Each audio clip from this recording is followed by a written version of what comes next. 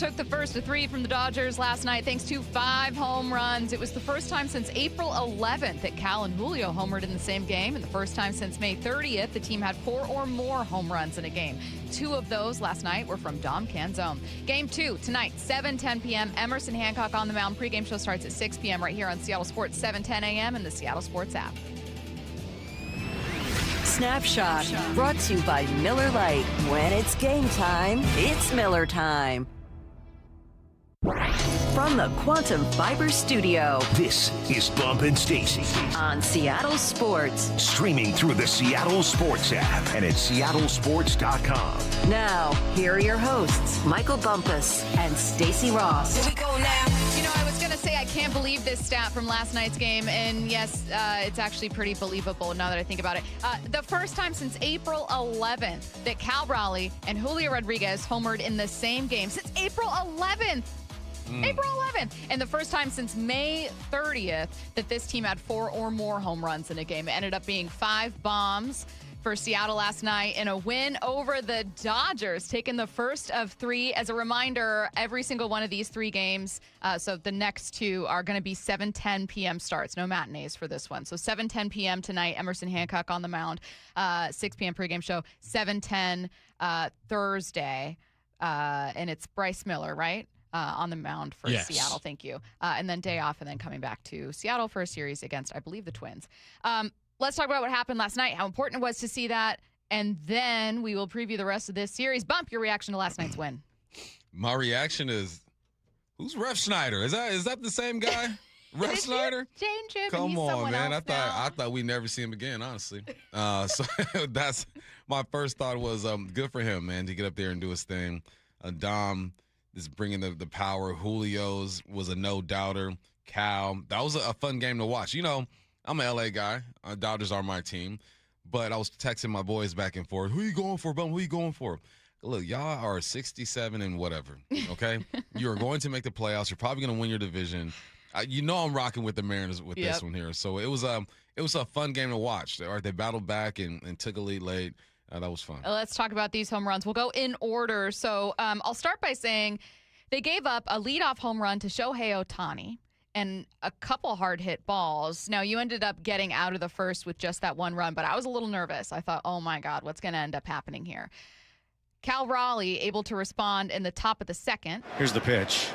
Swung on and blasted. Left field. This is going to go. How far? Gone. Cal Raleigh, a no-doubter to left field into the Dodgers bullpen, and the Mariners have tied it. It's 1-1 thanks to Cal Raleigh. A rocket. We have Shohei Ohtani at home. No, I'm just kidding. But it was really important to see that from Cal Raleigh. 106 off the bat. Badly needed that first pitch. Gets right after. It looked like just a vintage Cal Raleigh windmill swing. It was good to see, Bump.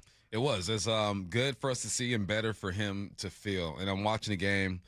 I forgot who it was. Was it Goldie? I think it was a different broadcast I was listening to. And they were like, he needs that. If the Mariners want to turn this thing around, 2-9 is going to have more days like he did yesterday. And the past, was that 2 bombs in the last, 3 or 4 games or something like that? So he might be on to something. But nonetheless, it's hard to go to L.A. and play against that team and win in L.A. So I was just proud of the boys. Well, and important to note before we get into the rest of these home runs and the rest of the production the offense had, one of the biggest problems for this offense all year long has been their lineup against lefty starters.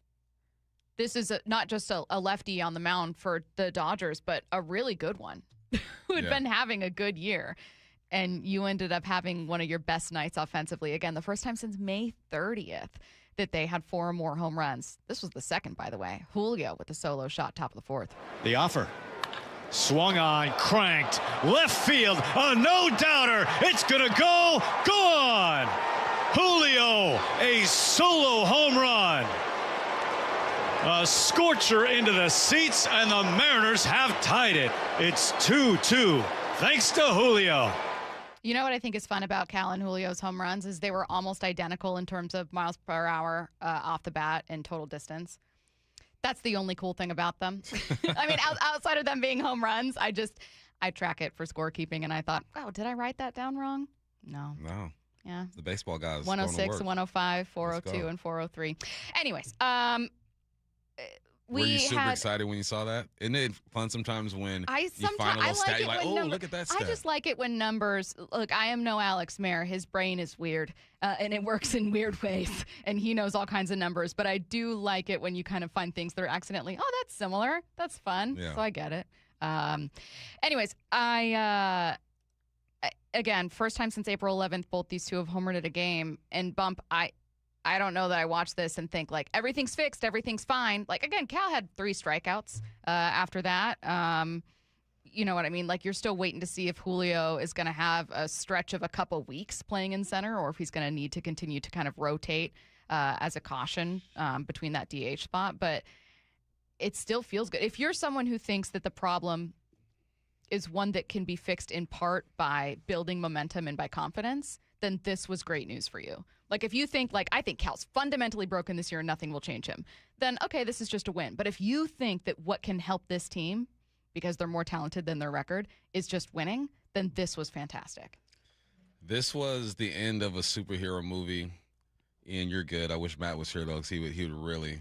Wow. Ian, he just told you to your face. Ian, I wish Matt was here and not you. Ian, you will never be Matt. Ian, wow. Matt would feel me on this something Star Trek, something. That's why you didn't get one of the cool pens today. Wow. So at the end of the movie, when you think the superhero's dead and he twitches at the end, like, oh, he's alive, he's alive. That was the team yesterday. Like, they're dead. Then they twitch. I'm like, oh, snaps. Okay, we got this. We can do this. God. This shows signs of life. That's what I wanted to see, and that's what they did. It was nice to see Dan show some emotion at the end of the game, too, kind of screaming and letting it out. So, you know, like you said, it's not all fixed. I'm not sitting here saying championship, none of that. I am. I'm saying they twitched. Well, they're still alive. Again, like, you have to, first of all, I'm a firm believer that you have to let people who want to be happy about wins be happy about wins. I'm also a believer that part of what's wrong with this team is a mental thing. And now there are very real problems. Like I've said before, I don't know that Cal's 100% healthy. I don't know that Dan is the best in-game manager. I don't know that Luis Castillo is going to suddenly look like last year's Luis Castillo. Like, there are real problems that I don't think you're going to fix. But I do think that there's kind of mental blocks for each individual player and for the team as a whole, where they're just kind of surprised by where they are. And I think that winning, you know this more than I do, I think winning fixes things. And mentalities can shift, and confidence makes you better at your job. Winning gets the chemicals going in your body, right? Winning makes you believe, especially winning against a team like the Dodgers. This is I've said this before, this is the toughest part of our job, is to come on here and talk about this team every day and appreciate what they did yesterday, but still be like, but it ain't over, you know, or have them lose a game and have to come in here and say, hey, but it ain't over. You know, that's what's tough about it, is that, we'll talk about baseball in general, is that almost every day you're going to be able to form some type of opinion about your team, especially if you're a team like the Mariners that are up and down, up and down. The Dodgers, someone wrote in the text lines, the Dodgers don't even care. No, they probably don't care. The Dodgers ain't tripping. You know why? Because they put themselves in a position to where they can afford to lose a few games. But it's not like they rolled over and didn't try. No, but it's a different journey for this team and for us. So, yeah, it was, all in all, that was probably the most fun I had watching a Mariners game in a long time. Yeah, if you're someone, this person, like you said, Dodgers don't care. It's a hitter-friendly park. Just, okay, then, all right, that's you. That's you. I'm choosing to be encouraged that a team did something they haven't done since May 30th. That's me. Let's go to more of those home runs. One of them, I owe a public apology to Rob Refsnyder. The 3-2 swung on, cranked, left field, down the line, stay fair, off the foul pole, gone. Sail away, Rob Refsnyder. Welcome back. A 2-run home run, and the Mariners have the lead. It's 4-2. I don't have to reveal this, but Rob, I'm very sorry that I did text our group thread when the lineup came out and said, this'll fix everything. I'm sorry. Curtis, I will throw under the bus, was with you. Yeah, the same thing. There was some slander shared in a group chat. Stacey, it sounds like you were right. It did fix everything. Exactly. Now, I won't say everything that we said in a chat when we were angry, But I do owe Rob an apology, and this is the Ref Snyder that Boston saw for a couple seasons. And not us. Nah, I'm treating Rob like the Mariners. I don't owe nothing yet. Do it again. What? No, do it again. But I owe Rob an apology for truly believing heading into this game that nothing would happen. And his first out, I was like, of course. What's so funny over there? I love your pencils. I can hear you laughing through a soundproof control room window. I just love how nonchalant Bump is about it. You can't really see mine because I'm left-handed, so my monitor blocks it. So I put it in my right hand. I've got a bunny rabbit. Ian, do today. you want to use one for the day? Bump's got a little this one can a be yours. chick. You can come get it during the break. Yeah. Little chick. Yeah. Stacy brought these in. Love chicks. Yeah, I brought them in. So what I'm going to do is, if you're watching the stream on seattlesports.com or the Seattle Sports YouTube page, I got 4 of them for us, obviously for our show. But what I'm going to do, and I can't wait to do this if you watch the other shows, I'm going to take all the pens out from the little cups that are in here, for like hosts and stuff to use, and I'm going to replace them with a bunch of these sparkly little kid Bob's going to be pens. so mad. Bob's going to be heated. I'm so excited. It's only going to be funny if you watch the stream. If you watch the stream, you're going to see Dave Wyman taking notes on a roster with this sparkly bunny pen. It's the funniest prank I've ever pulled, and it cost me $4. I love it so much. Okay, I want to get to Dom Canzone for the last couple minutes here before we get to headline rewrites. I've specifically carved out a moment to talk just about Dom, his second home run. Here comes the pitch. Swung on, hit high, deep, center field. Has he done it again? Warning track wall, sail away, Dom Canzone. He has done it again. His second home run of the night, and the Mariners have the lead 7-5. Dom blasts another one dead center field. An unbelievable night here at Dodger Stadium. There are 2 ways to get a 10 out of 10 on a bat flip. One is to have a perfect traditional hyped up bat flip where you're looking at the dugout, you flip it into the air, dugout's going crazy, you're connecting with your boys around the bases, etc. The other 10 out of 10 bat flip is the bat flip that Dom Canzone did last night. It's the nonchalant bat flip. It's like can't believe I just did that. He low-key Wow. transferred that energy from his bomb the other night. Yeah. Like, he kind of did the same thing, but he tweaked it just a little bit. He did the important corrections, I Yeah, think. he tweaked it a bit. And I heard Brock and Salk talking about this. Gary Hill has a line now, sail away, when bombs are hit. Sail away. That's going to be his thing, and I like it. Riz has a grand salami, bye-bye baseball. Mm-hmm. Gary has sail away. I like that. What would yours be? That thing gone. That thing gone. Out of here. What's yours? Fly out to the center. What's yours? Fly out to Mine center. would be like, and that's an infield pop-up. And I'd be like, and it's out of here. I don't know what I would do. I'd have to think about that. We'll all think about our calls for a home run leaving the park. But yeah, Gary nailing it. I have to say this about Dom Canzone. I think that he has been behind such an emotional shift for this team, giving you the pivotal go-ahead runs in that win over the Rangers. I know that you didn't get the series. You didn't split the series. You didn't take the series. You weren't swept, though, and you badly needed that. I mean, imagine the vibes if they lose that third game. Mm-hmm. I know they lost the fourth, and to a lot of people that doesn't matter, and I get it, but I think you needed that in the worst way. And he also delivered for you here, and I just think that he deserves his flowers on what he's been able to do for you this year and on this road trip. He's leading your club in home runs right now. I remember when Dom was getting sent to Everett every other week one year, and for him to have the role that he or be in the position he's in right now with this team, it's fun to watch, man. And the swag, he's got that like a bad little kid kind of swag, What? The energy he gives him. Kid? Bad kid. Bad kids just walk around the playground like they own things. You know what I mean? Like, give me that ball. I call them entitled children. Well, I wouldn't say that. Some kids are just bad. Okay. It's bad. Bad kids. Yeah. And they run around like they own the playground. And that's the feeling I get when Dom hits a bomb. He's like a bad little kid who owns the playground. This is what Dan Wilson had to say about Dom. Yeah. He has just swung the bat. Right hand, left hand, it doesn't matter.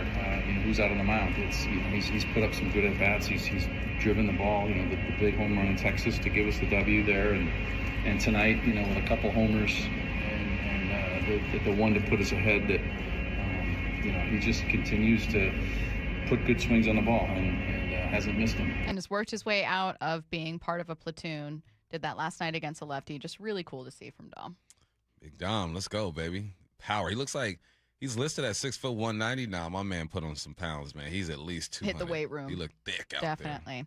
We're kicking off the 2026 Seahawks season with the preseason home opener on August 15th, and we want to send one of you and 3 friends, that is 4 people, to watch in person. All you need to do is open the Seattle Sports app to find out how. If you don't already have the app, just text the word app, APP, to 866-979-3776, and we'll send you a link to download. Enter daily to increase your chances to win. This contest runs through Monday, August 3rd. By the way, the app is free, so you can text us and we'll send you the link, or you can go to the App Store and download it, but it is a free app.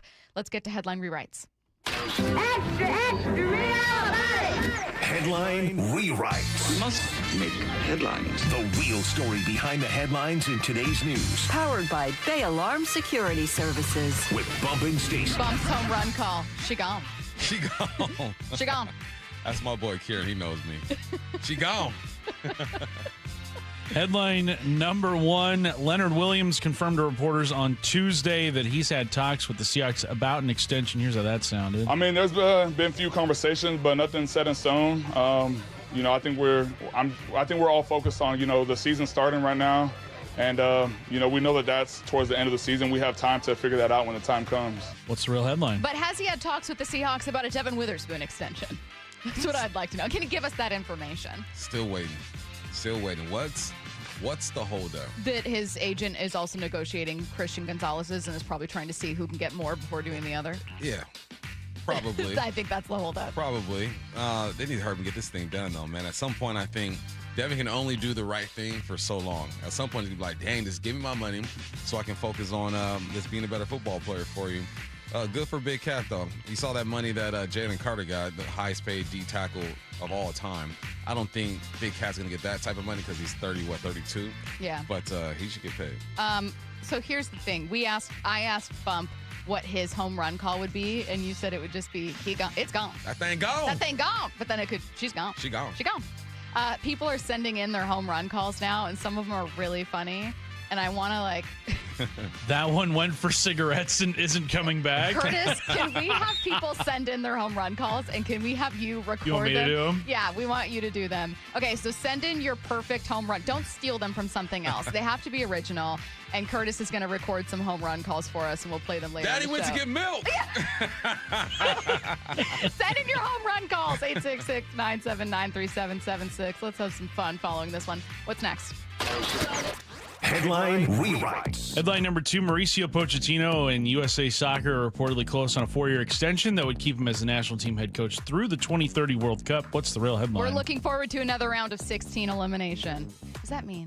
Nah, that's who we are. It's just how it is. Accurate. Thank That's you. who we are, It is what it is. Now, how do you feel about the move to keep him? I like it. I think his style of play works for tournament play. His style of play during the season, it's rough on the team because they're always attacking and running and running and running. And then it just gives him time to, he was only the coach for 2 years, I think. So it gives him more time to kind of shape it the way that he wants it to be and just scout, man. It's about getting the right players, put them in the right position. That was the most fun I've had watching a USA soccer team. And it's because of him and the style that he brings to the team. So I'm with it. I don't think we're going to win a World Cup. I don't think we're going to be contenders, but, I just want to see the game advance. I want to reframe my question, too. I think because they didn't make it to the quarterfinal, a lot of what I heard was it's just the same thing as it always is, no matter who's the head coach. Although this run did feel different. So what was different this time around, even though they ended up in the same spot? They were on the attack. Typically, the U.S. teams are on the defense. You know how our first game we played, who we played? Paraguay? Paraguay. And that was the style of play for the U.S., how they played, is defense, pack it all in, and just try to survive. Whereas this time, we were actually trying to apply the pressure and score. So that was cool. People are sending in more home run calls, and they're amazing. 866-979-3776. Just a last-second thing we're doing for fun. No reason. We're planning on it. Giving Curtis more work. But this one's fun. We're just talking about our we were crediting Gary for knocking it out of the park, no pun intended, with some home run calls. And so now we're thinking of some of our own. What's last? Headline rewrites.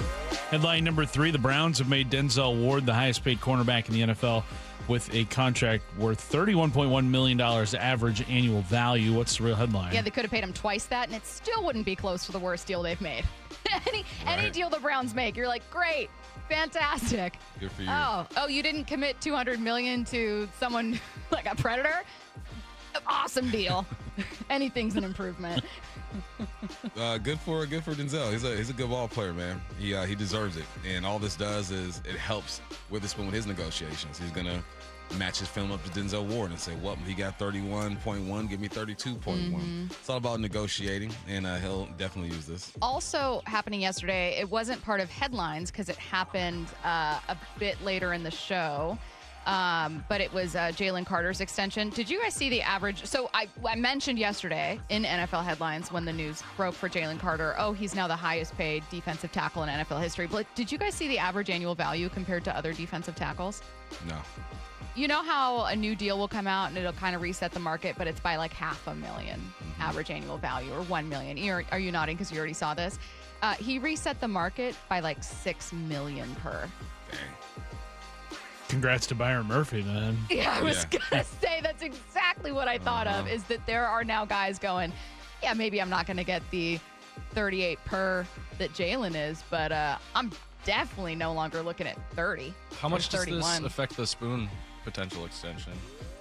Jalen Carter? No, sorry, the Denzel Ward one. Oh. Not really? Yeah, it's a negotiating tool. Yeah, for sure. He's going to look at it and say, you gave him 31, give me 32. Yeah. Well, that was already, you mean for Spoon? Yeah. Already the number they're looking at, because Trent McDuffie was 30, God, off the top of my head, like 31.2, 32.5 around there. No, he's less than Denzel, isn't he? That's Well, what now Denzel- he is, but yeah. prior to this, they were probably looking at around that. Yeah. So yeah. But good point to bring up Byron Murphy eyeing that Jalen Carter deal too. Obviously not something they're ironing out right now, but each extension around the league is something else you're looking at for one of your stars. If I'm Byron Murphy, I'm sending Jalen a text. Get that money, boy. What's your Appreciate you. expectation for Byron Murphy this year? Can he be an All-Pro? Yeah, he should have been a Pro Bowler last year. He can be an All-Pro this year. He says during the offseason he worked on pass rushing. He wants to get after the quarterback. He says, I'm a master against the run. Now I want to be a master against the pass. But if he can get 7 of them things, 8 of them things, he'll be in the mix. What's his best trait? Taking on the double team. And if you look at him, man, he is just, he's only like 5'10", maybe even 5'9", but he is stocky as heck, low center of gravity. He's like Puna Ford on PEDs, you know what I mean? Like Puna had that center of gravity. No, Puna was, Conference Defensive Player of the Year. Yeah, no, he's undersized. Well, not undersized. He was shorter with really long arms. Yeah, though. it's all about that leverage, and that's what Byron has. One NFL analyst thinks the Seahawks are going to be a fringe playoff team. Hear his reasoning next. Seattle Sports, home of Wyman and Bob, 2 to 7. Seahawks out here, Hard Knocks, film crew is out here. You kind of have to look for them. They did take up the whole gravel parking lot out there with all their trailers. Oh, do they? Yeah, but I think Mike McDonald, this is right up his alley, right? Like how to ignore it and don't worry about all of that stuff. He's all about that. It's going to be interesting to watch what footage they use, and they're out there recording everything. They got it dialed in. They've done this before. On Seattle Sports. Watch live or later on the Seattle Sports YouTube channel. Are you squeezing every last bit out of your summer? Looking for a fun add to your itinerary? I have the perfect trip and it's already planned for you at Silver Reef Casino Resort. Make a weekend out of it. Here's what you need to do. You head up Friday, treat yourself to a delicious dinner at the steakhouse. On your way to dinner, become a free member at Reef Rewards, allowing you discounts on gas, dining, hotel, and the spa. Saturday, man, that's for golf. You go to Loomis Trails. Make sure you get there early, go to the range, and walk around the historic clubhouse. It is beautiful. After your round, enjoy a Saturday night dinner at Cantina or Red River Cafe before live entertainment. Sunday is for the spa. Relax and recharge and get a massage and work out those knots and kinks. Just unwind. Before you go home, plan your next trip at Silver Reef. Maybe go to Crazy Train, Howie Mandel, or Guns for Roses. All you got to do is take the I-5 exit 260, silverreefcasino.com. You know, I used to think all money managers were the same until I spoke with Fisher Investments. Really? How different are they? Fisher's investment counselors are dedicated to service, not sales, keeping clients up to date on their portfolio. Well, they probably just invest in a bunch of mutual funds like I do. Nope. They build a tailored portfolio based on their clients' personal goals, helping them stay on track for a comfortable retirement. Well, they must make commissions selling products. Actually, Fisher doesn't sell any commission-based products. They're a fiduciary, and they believe that's a conflict. Then they have some kind of complex fee structure. Nope. Fisher has a simple, transparent fee that's a percentage of their client's portfolio. So they do better when their clients do better. It sounds like Fisher really is different. Couldn't have said it better myself. Fisher Investments. Clearly different wealth management. Learn more at fisherinvestments.com/different. Investing in securities involves the risk of loss. Guys, I'll never forget the first time I saw somebody get results at our clinic. He was an 81-year-old man who hadn't been intimate with his wife in over 8 years. Viagra had stopped working for him, and he was desperate for help. After several treatments, he walked into my office and told me he couldn't believe the results. Needless to say, this was a very happy man. This man made me a believer in what we do. He had taken pills for years, but he had never fixed the problem. When he came to us, we fixed the problem. Our treatment does what no pill can do. So give West Coast Men's Health a call today. Speak with our clinic manager. Ask him any question you like, how it works, the science behind it, and even the cost. Change your life today, like the thousands of men who already have. In addition to treating ED and Peyronie's disease, we now offer testosterone replacement therapy. With clinics in Redmond and Tacoma, call 206-519-6541. 206-519-6541. Online at westcoastmenshealth.com. Seattle Sports is giving you a shot at 4 tickets to see the Seahawks in their preseason home opener, Saturday, August 15th. To enter, open the Seattle Sports app or go to seattlesports.com/win for details. You can enter once per day, so the more you enter, the better your chances. Enter daily from July 28th through August 3rd. Full details and rules at seattlesports.com/win. That's seattlesports.com/win. The champs are back. Really excited to get going. Nobody covers Seahawks training camp like the home of your Super Bowl champions, Seattle Sports. Endless hours of research, seeking referrals, dozens of calls. Hiring the right attorney can be a challenging process during an already difficult time. J.P. Pendergast with Pendergast Law explains. In Washington State, Tom, there are thousands of attorneys to choose from. Referrals and online research can be helpful, but discovering the right attorney requires a conversation. It can be hard to identify integrity and authenticity without that interaction. So, what do you recommend? We encourage anyone looking for personal injury representation to call for a free consultation with our team before making a decision simply based on referrals or online research. Accident victims need an attorney that listens, demonstrates honesty, and is genuinely understanding of their unique circumstances. The care, attention, and preparation that our firm provides throughout the case mirrors the effort involved when taking on the insurance companies. Save time and avoid mistakes after an injury. Contact the caring and compassionate team at Pendergast Law. If you or a loved one has been injured in a car accident, call Pendergast Law.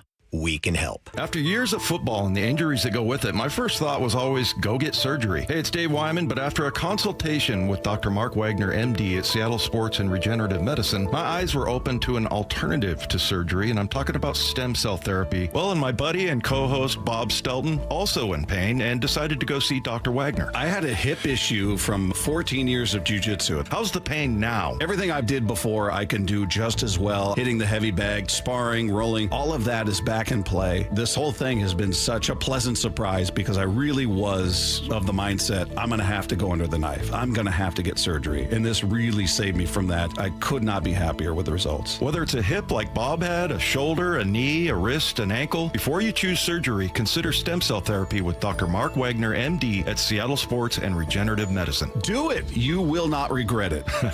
Hey, get the facts, hear from all the patients I've talked to, and schedule your consultation at drmarkwagnermd.com. From the Quantum Fiber Studio, you're listening to Bump Stacy. Weekdays 10 to 2 on Seattle Sports and 97.3 FM HD2. You know, I keep thinking eventually I'm going to run out of segments where I complain about people not respecting the Seahawks. But Bump, it keeps happening. And the latest, we thought yesterday was going to be the only new one. The latest is Warren Sharp, who was a guest on The Herd. And look, I do not take offense to anyone who says, you know, I really actually favor the Rams to get to the Super Bowl. Okay, I'm not offended by that. They're an incredible roster. This one I think is borderline offensive for the Seahawks. Warren Sharp explains why he thinks the Seahawks are a fringe playoff team this year. I think this is a fringe team on that playoff discussion. I think that they are a team that very well could be very successful, but that still means they're only winning 9-ish or so games. And whether or not they get into the playoffs or not, and nobody wants to play a team with a defense as competent as Mike McDonald's defense in the postseason. Wow. But the question mark becomes, don't forget, Sam Darnold led the NFL in turnovers last year. He had 20 turnovers. Nobody had more turnovers than Sam Darnold. He was a problem last season until they corrected it into the playoffs. I know. That's not Colin Cowherd snorting and laughing. It's Jason McIntyre. I'm going to combine it with a couple more because I want to ask you about them. So this is the difference. So his big gripe is they lost Ken Walker, and they were a team that ran it more than almost anyone else. And they lost Clint Kubiak, and he did so much for this offense last year. I don't think people realize the buttons that Kubiak was able to press last season that changed dramatically from 2024 to 2025, dramatically reduced the rate of 11 personnel, 3 wide receivers on the field, dropped it down, used a lot more 12, and was the number 1 most efficient offense out of 12 personnel. They dramatically changed their usage of play action. They were like 28th in the NFL in 2024, increased all the way to a top 5 rate, and were the number 1 most efficient offense when using play action last season. As a result of some of those tweaks, this was the most efficient offense on first down of any team in the NFL last year. And in addition to that, they built the biggest leads quickly in games. They led by the most points at the end of the first quarter. And it's so easy with the defense that elite to then just be able to rely on a strong run game with Kenneth Walker and sustain leads while your defense is, just rushing the opposing quarterback. What do you think of that? Both the clips? Mm-hmm. I have one more. Might as well. Listen to the last one? Yeah, okay. let's do it. He's no longer there. He's down in Las Vegas coaching the Raiders. That's going to be a big-time problem for this offense. And then I do have worries about their running back competency this year. We know Charbonnet's not going to start the season, but Jadarian Price doesn't have a lot of experience catching the ball out of the backfield as a pass protector. Who do they have really that they have a lot of confidence in there? The snorting and laughing is what's so funny? I don't know. I truly don't know. I scoff. I'm league leader in scoffing at people. It's disrespectful is what it is. It's disrespectful. Okay. Now tell me what you think about all of that. A fringe playoff team is ridiculous to me. Fringe playoff. You mean barely getting in or just missing it? Like you're playing a wild card. Yeah, I don't see that happening. And I don't see it happening because you have a lot of the same pieces coming back. Yeah, Boye, K9, Reek, Kobe. Every team lost somebody, right? I don't know what the Patriots, Diggs is gone. I'm sure there's some other pieces that I don't really know about because I don't follow the Patriots that way. Every team loses pieces. To go from a 14-win team to a 9 fringe team is kind of ridiculous to me. I do understand his concerns about Sam Darnold turning the football over. He did turn the football over a lot. But you know what he didn't do in the playoffs? Turn the football over. He didn't do it. Not one time in the playoffs. Time. I do understand the concern about the run game. I get it because K9 is not there. 1,000%. That's our biggest concern, I think. What is that run game going to look like? We thought Kenny was going to get a shot. He's not with the team. Charbonnet's hurt. I mean, yeah, I get that. But the drop from a Super Bowl team to a fringe team, I feel, is disrespectful. Yep. There are concerns. Offensive coordinator, what's he going to look like? Can Sam cut down on the turnovers, which he did to end the season? Also, isn't Sam the most winningest quarterback in the last 2 seasons? Does that not mean anything? It's crazy how quarterback wins matter sometimes. But right now, we're just going to ignore that Sam has won the most games the past 2 years and tied with Tom Brady for the most wins in 2 seasons. Like you can't only point out the bad in Sam and ignore the good. So the good is he wins ball games and he didn't turn the football over in the playoffs, which was a concern. I get it. If anything, I would respect him more. It's crazy that one more win would make me feel different. He said a 10-win team. I'm like, okay, possibly I can see that. Fringe playoff? The schedule was tough. Fringe playoff. Fringe playoff, though, disrespectful. That's 9 wins. Yeah. One more win changes everything. Typically, you win 10 games in the playoffs. We didn't that one year. Sure. But, it feels disrespectful. From the 360, well, where was the hype for the offense during the season last year? Now he wants to use how good we were how against us. I'm so glad you asked that 360 because I, too, found myself wondering, well, wonder what Warren Sharp said about the Seahawks last year. And folks, absolutely included that cut here. This is Warren Sharp ahead of the 2025 season. I don't think he's a great quarterback. I don't think they have a great running game right now. And so for you to have to win games, but based on average quarterback play, average run game, and hope that your defense is better, and you're going up against like the likes of Kyle Shanahan and Sean McVay with their quarterbacks, I think that's just going to be challenging for the Seattle Seahawks. So I might actually have the Seahawks and the Cardinals more neck and neck than most people. Not how the season ended, but also more importantly, I thought that those questions were fair. Again, just like his questions for the team now are fair. But you were deriding this team as having one of the worst running back rooms in the league last season. And now you're saying that them missing out on Ken Walker is going to really hurt them. Ken Walker gave them 1,000 yards. He gave the Seahawks over 300 yards across 3 games in the postseason with Super Bowl MVP. All of that matters. But overall, Bump, and I think you would agree with me on this, Ken Walker's 2025 season wasn't like a career season. It's not like he gave you 1,600 yards after never having done that before. He gave you kind of the production that he did prior to last year, too. So Warren Sharp and any other analyst knew who Ken Walker was entering the season, and you weren't high on him. You didn't have him in top 10 ranking. You didn't think this running back room was one of the best. And as much as you're praising Clint Kubiak now, leaving for the Raiders, I didn't hear Kubiak mentioned once. I didn't hear you mention Clint Kubiak one time in that entire breakdown.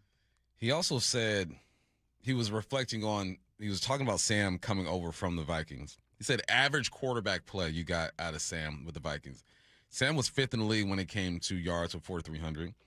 35 touchdowns he threw. Did have 12 interceptions, but 35 touchdowns put him at number 4, number 5. That's not average quarterback play.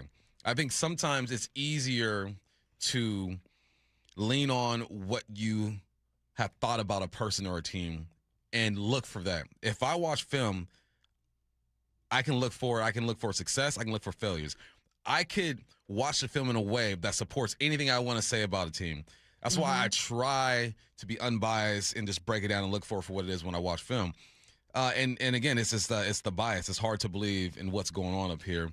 The concerns are real. 1,000%. I'm not foolish. No. Run game, we'll see. Coordinator, we'll see. Sam Darnold, can he do it again? I think so. I think 2 seasons should be, back-to-back seasons should be enough to have people buy in a bit more. But the concerns are real. But you can't forget, you still got Leo. You still got Murph. You still got Ernest. You still got Julian. You got the best receiver in the league over there. You got tight end. The tight end play, I think, is going to be dope. We were watching the offense yesterday. Tight end play is going to be creative. But it's hard to be a national guy. You have to be careful what you can say. Yeah, you can't say too much. Bump was excited about it. But it's also, I understand, it's hard for a national guy to dive into a team the way that we dive into. Like we're at practice, we see it. So you go for surface level stuff because he's covering 32 teams. But I disagree 100%. Give more love to the strengths rather than focusing on the concerns. Exactly. Or you can have the concerns, but I like the way that Mike said it this morning. Having questions about a team is different than having critiques about a team. I don't look at the Seahawks running back room and say, that's a horrible running back room. I look at the running back room and say, I've got some real questions about that running back room. Yeah. But I'm leaving open the possibility that because they have a great coaching staff and an improved offensive line that's healthy right now and a great defense and a quarterback that's proven that he's a great teammate, an offensive coordinator who's new at play calling but was a run game coordinator before. Like, I'm just leaving open the possibility that they could surprise a lot of us. Yeah. That's a question. That's a concern even. It's not a critique because I do not know enough about football to have watched tape on every single one of those running backs and gone, I just don't see it. I don't see it. They're horrible. And I would wager that neither does Warren. Not that he doesn't know football, but that, like, again, you discredited Sam Darnold for having had that success under a great play caller like Kevin O'Connell. And then when he did it again under a different play caller, you're giving the play caller success again. And Kevin O'Connell and Clint Kubiak are great play callers, but at a certain point, you also have to give credit to the quarterback that's played with both of them. One more point before we go. I know we got to get out of here. Yeah. 22 new coordinators in the NFL this year. 22 new coordinators in the NFL. It happens every year, all right? Sam Darnold is going to help Fleury. God, I could keep talking about this endlessly. Maybe we'll get back to it because I have even more. Okay, still to come, we are talking trade deadline, a big Mariners win, and looking forward to the rest of the Dodgers series with Yahoo Sports' Jordan Shusterman joining us at 11. Get Off My Lawn coming your way next. Just 5 days out from the trade deadline. We honestly don't know yet what direction this is going to go. This might be that time to once again go for it. I agree. Now's the time for the Mariners to go out and be aggressive. Deadline countdown. Just 5 days. An additional bat would go a long way. Yeah, I can see this going down. Stay plugged in as the Mariners approach the trade deadline with Seattle Sports, the home of the Mariners. How would you like to invest in the Seattle real estate market, one of the hottest and most stable regions in the country, and achieve a great rate of return on your investment without the effort of sourcing a deal, the expense and time of building permits, or all the hassles that come with being a landlord? Hi, I'm Scott Rireka, CEO of Legacy Group Capital in Bellevue. Legacy Group Capital develops local real estate, lends money, and shares the profits with our investors. Diversify with Legacy Group Capital. Invest into our Northwest Fund, which is currently delivering 9% on a fixed rate term. It's our flagship fund for 19 years with zero investor losses. And yes, we do accept IRAs. Find out why 1,300 local investors have invested over $350 million. Invest in the stability and ease of Legacy Group Capital's Northwest Fund. Legacy Group Capital at legacyg.com. This is not investment advice. Investments available to accredited investors only. Details at legacyg.com. Ready to relax, unwind, and feel your best? The Spa Warehouse Summer Savings Expo is on now. Enjoy big savings on in-stock hot tubs and swim spas. Hot tubs start as low as $3,999 with savings up to $3,000 on select models. Score incredible deals on in-stock swim spas. Save up to $7,700. Plus, interest-free financing through 2028 on approved credit. The expo ends this Friday. Don't delay. Your best life starts at the Spa Warehouse. You bought an RV, and you got an automatic discount from Progressive by bundling it with your home or auto insurance. That's great, but a serious word of warning every RVer should heed. You don't need to talk about things like dry weight or dump stations. And you don't need one of those expensive water filter straws either. Because the most extreme thing most RVers encounter is a campsite without hookups. So just enjoy yourself. And Progressive's automatic discount when you bundle your RV, boat, or motorcycle with your home or auto insurance. Progressive Casualty Insurance Company and affiliates. Not available in all states or situations. If the world were like a Sleep Number mattress, everything would adapt for your comfort. Your coffee would never get cold. Your flight would always be on time. And your mattress would always respond to you and your unique sleep needs. Sleep Number mattresses are designed to respond to your body and shift with your changing life, helping you fall asleep faster and stay asleep longer. To experience a whole new world of comfort, visit a Sleep Number store or go to sleepnumber.com. Sleep Number. To a good life sleep. When your equipment is down, every minute counts. Levitt Machinery has the parts, technicians, and expertise to get you back up and running fast. Because if it's forked, we fix it. LevittMachinery.com. Need a lift? Stack it, reach it, lift it, Levitt. My goal is what's best for the customer. You know, I truly believe that I won't ever deviate from that. Lee Johnson Auto Family, the LJ way. Your old water heater's starting to peter. DayandNight.net. Day and Night has $150 off installation of any new water heater, including tankless, backed by a free lifetime warranty. Hi, I'm Bruce. When your old water heater leaks or fails, the damage could be catastrophic. Whether you need an emergency replacement or you're planning ahead before it leaks, give us a call and we'll help you get into hot water again. Get $150 off installation of any new water heater. DayandNight.net.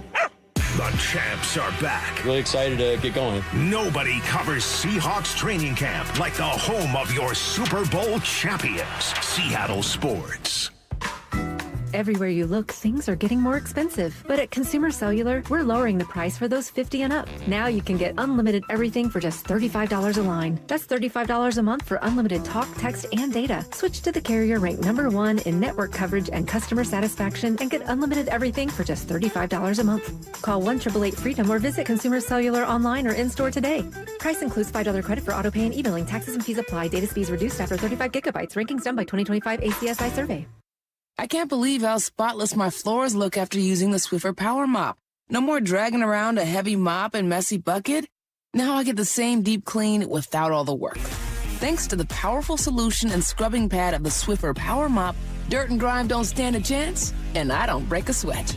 Mic drop. I mean, mop drop. Swiffer Power Mop.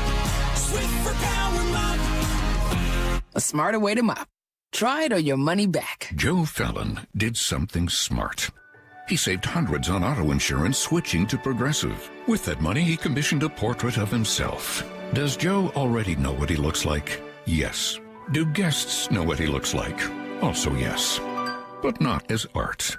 It's Joe's savings, and if he wants to spend it on a velvet painting of himself with a white tiger at his feet, we say, roar, Joe, roar. Switch and see if you could save with Progressive and treat yourself. Progressive Casualty Insurance Company and Affiliates. When you see this in your kitchen, the stainless steel fridge is covered in fingerprints. you hear this. Leslie, people are going to think you were raised in a barn or by wolves, or raised in a barn by wolves. Fortunately, Wyman Stainless Steel 3-in-1 cleans, shines, and protects to give you the best shine. A spray and a wipe will have your fridge shining like a mirror. Wow, my fridge looks brand new. Your fridge looks amazing, Leslie.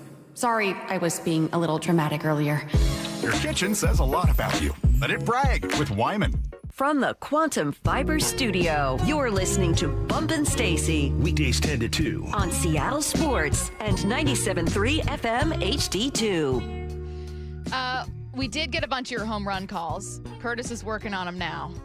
Coming up in an hour, we're going to play our absolute favorites. You guys knocked it out of the park. These are so funny. Y'all killing it. They're really, really funny. I can hear them through the wall in the other studio. I listened to one of them and was crying because I was laughing so hard. Because the best part is the dialogue, the fake dialogue he has before the home run call. It's Wednesday and it's 10:45, and that means, Bump, you've got 3 things grinding your gears you need to tell us about this week. So what's making you so upset right now? I'm a man. I'm 40. First one, this is a new edition. Literally on my way here, I wrote this down. Okay. I said, this is ridiculous. There's some work being done on East Lake over here. So it feels like a year there's been work being done. Easy. And every now and then there's a need for, a traffic cop. There's a need for it. Every now and then there's a need for it.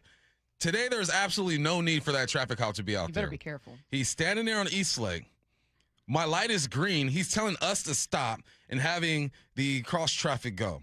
And I'm on the corner and I'm looking. I go, why do they get the right of way right now? It's not backed up. There's no machines going down. Like, do you just want to flex right now? You're a control freak right now is what I'm guessing. You are a control freak. My light is green. You're telling me to stop. You're having those people go through. Then my light turns red. They're still going through. And now you let us go.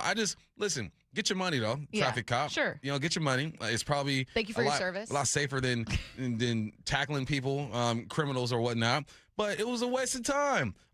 Just let the light do its job. Why is the light there? And there's no machines going on. Yeah, we have a traffic cop jacking up the flow. Almost made me late for the interview. I thought I was going to be a little late anyway, but I hustled. I got here. I'm like, cool. And then the traffic cop stopped us, and it makes no sense. There was no machines. There was no traffic. The light still worked.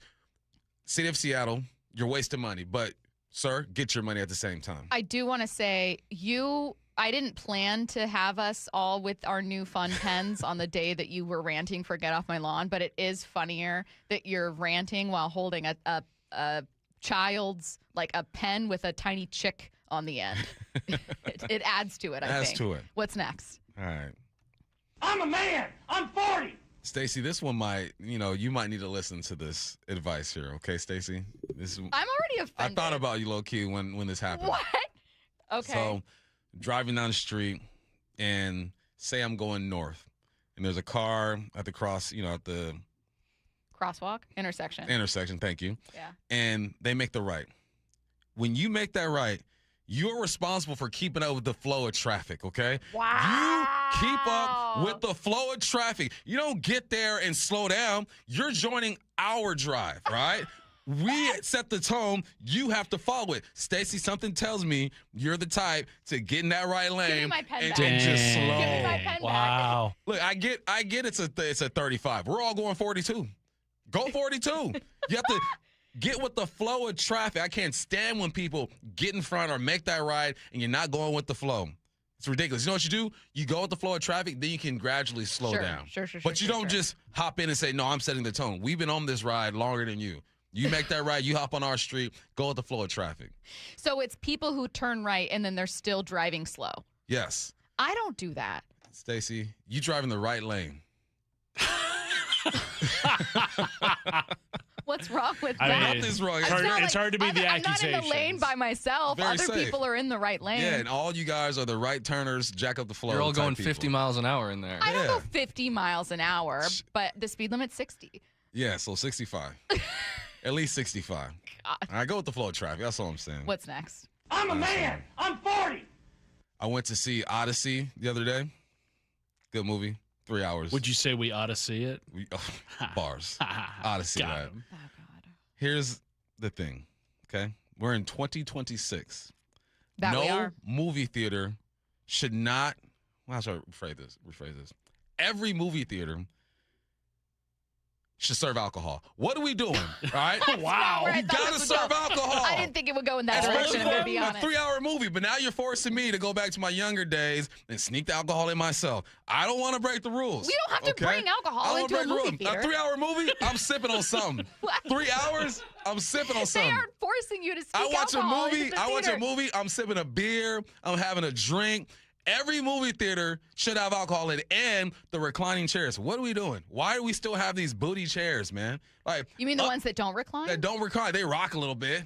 Why do I want to rock in the chair? I want to recline. I want to sip my drink. I want to recline. I want to watch Odyssey. And I want to chill. It sounds like you just went to the cheapest theater It possible. sounds like that's a you problem because there are movie theaters that both recline and sell alcohol. There are. Every movie theater should be that way. Okay. It should be a standard. It should be a code, a USA code 3.-H, whatever. Every movie theater has reclining chairs and have alcohol beverages. Only for movies over 3 hours. No, every movie theater. Even if I go watch Moana. Little Janet That's in sitting next to theaters, me. yeah. You getting turned up for Moana? I'm going to sip a beer. I'm just saying, man. We're in 2026, man. No reclining chairs, man. Alcohol. Come on, man. Okay, we'll say 360 says Bump is 100% right on alcohol in movie theaters. No, I find that those movie theaters are the most fun ones. I'm giving you a hard time because I thought that you were going to say we should bring back intermission or you can't have movies that are 3 hours long or like we need a time limit on movies. And so I was not expecting you to say you shouldn't have to force me to sneak my alcohol into the theater. How dare you? I went to the movies, my friend. We had to wrap it up in a towel. You know, when you're sneaking out the house, going to take an alcohol to your friend's house. You probably didn't do that.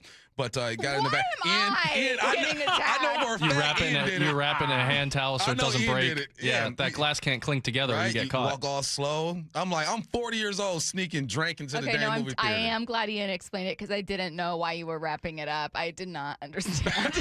If you start running from the cops, all that glass breaks together. Running from the cops. Well, you're underage. I don't know. Give us that Burnett's bottle. Ian took it to another level, man. Hey, exactly. hey, don't run from the cops. Just stop, okay? Don't run from the Just cops, stop. Ian. Today's pitching matchup brought to you by Eastside Exterminators. Emerson Hancock takes on Dodgers lefty Eric Lauer. 7:10 first pitch for the next two games also. So 7:10, 6 p.m. pregame show on Seattle Sports, 7:10 a.m. in the Seattle Sports app. Back to the Mariners with Yahoo Sports' Jordan Shusterman next. The champs are back. So great. Weather's awesome. Guys are in good spirits. The home of the Seahawks, Seattle Sports, has your sideline pass every day with Bump and Stacy live from the VMAC from 10 to 2. We're going to be able to take in practice all week long. Then Wyman and Bob from 2 o'clock all the way up to Mariners pregame at 6. Byron Murphy is with us. How are you, man? Putting in the work every day, you know. The very latest news, insight, and exclusive analysis at seattlesports.com. Do you need a new roof? Visit 3treeroofing.com to schedule your free estimate and secure $500 off your project this summer. Our technicians build a custom plan to ensure a high-quality roof installation every time. 3 Tree Roofing, your Puget Sound roofing experts. What is that sound? Ugh, that sounds like a plumbing sound. Luckily, there's a company that fixes all the plumbing sounds across Puget Sound. That's All Sound Plumbing. Puget Sound's plumbing experts. Have a sound? Visit allsoundplumbing.com. Look, I need to be real with you for a second. At Seattle Children's Hospital, 1 in 3 patient families cannot afford the food their kids need to heal. Think about that. A child recovering from surgery, learning to walk again, and the family is struggling to put food, nutritious food, on the table. That's why Safeway and Seahawks, Jackson Smith and Jigba are launching the Food First Project, a multi-year initiative to fight pediatric food insecurity right here in our community. This is not someday maybe talk. This is grocery cards, produce vouchers, and food as medicine programs going directly to families the moment the need is identified. No barriers, no red tape, just help right now. They're funding vitamin D screenings, nutrition support for student athletes, rehabilitation feeding tools, and meals for hundreds of families staying inpatient at the hospital. I love what Safeway and Seattle Children's are doing, making a real difference where it matters most. JSN showing up. Now it's our turn, 12s. Put food first. Learn more at Safeway.com. Michael is in his 70s, and he was dealing with an injury. I had tears in my rotator cuff. Just the discomfort of going about everyday life. Day-to-day things were not comfortable or almost impossible, but just being inactive was troubling. He was in a great deal of pain. I started trying to learn how to brush my teeth with my left hand, and you can't do it. It was ridiculous. Searching for answers, Michael found Dr. Mark Wagner, MD, at Seattle Sports and Regenerative Medicine, where he underwent stem cell therapy. You know, I played basketball Monday, Wednesday, and Friday, and so I'm getting my shot back. It's not back to where it was, but hey, before I couldn't even do anything. So 100% improvement of what it was. Wow, that's great to hear. Would you recommend stem cell therapy to others? I can share without a doubt that it helped me, and I'm grateful for that. Whether it's a shoulder, hip, or knee, before you choose surgery, consider stem cell therapy with Dr. Mark Wagner, MD, at Seattle Sports and Regenerative Medicine. Schedule your consultation at drmarkwagnermd.com. Olympic Hot Tub has more ways than ever to achieve total wellness at home. Immerse yourself in a saltwater hot spring spa and let jets melt stress away. Enjoy a refreshing swim in an endless pool swim spa. Retreat to healing warmth and detox in a Tilo sauna. Then awaken mind and body with a cold plunge. You'll be saying, ah, in no time. Your path to wellness starts today at Olympic Hot Tub. Current specials with exciting savings at olympichottub.com. Better you, better life.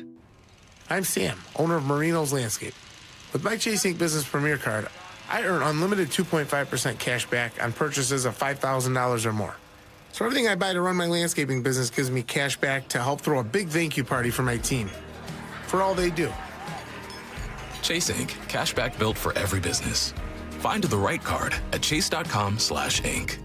Real business owner compensated for their participation. Cards issued by J.P. Morgan Chase Bank and a member FDIC. Subject to credit approval. Terms apply. Progressive knows you've got plenty of things to worry about. What time does the kids' practice end? How long has that check engine light been on? Are takeout containers microwave safe? So the last thing you should have to worry about is what to do if something unexpected happens on the road. That's why if you're ever in a major accident, Progressive's accident response can detect it and send help. It's just one less thing to worry about. How long does chicken last in the fridge? Progressive Casualty Insurance Company and Affiliates. Limited availability in California. Driver is responsible for emergency and towing charges not covered by the policy. Why choose a Sleep Number smart bed? Can I make my side softer? Can I make my side firmer? Can we sleep cooler? Sleep Number does that. Cools up to 8 times faster and lets you choose your ideal comfort on either side. Your Sleep Number setting. And now, during our Black Friday sale, save 50% on the Sleep Number limited edition smart bed. Plus special financing. Limited time. To find a store near you, visit sleepnumber.com.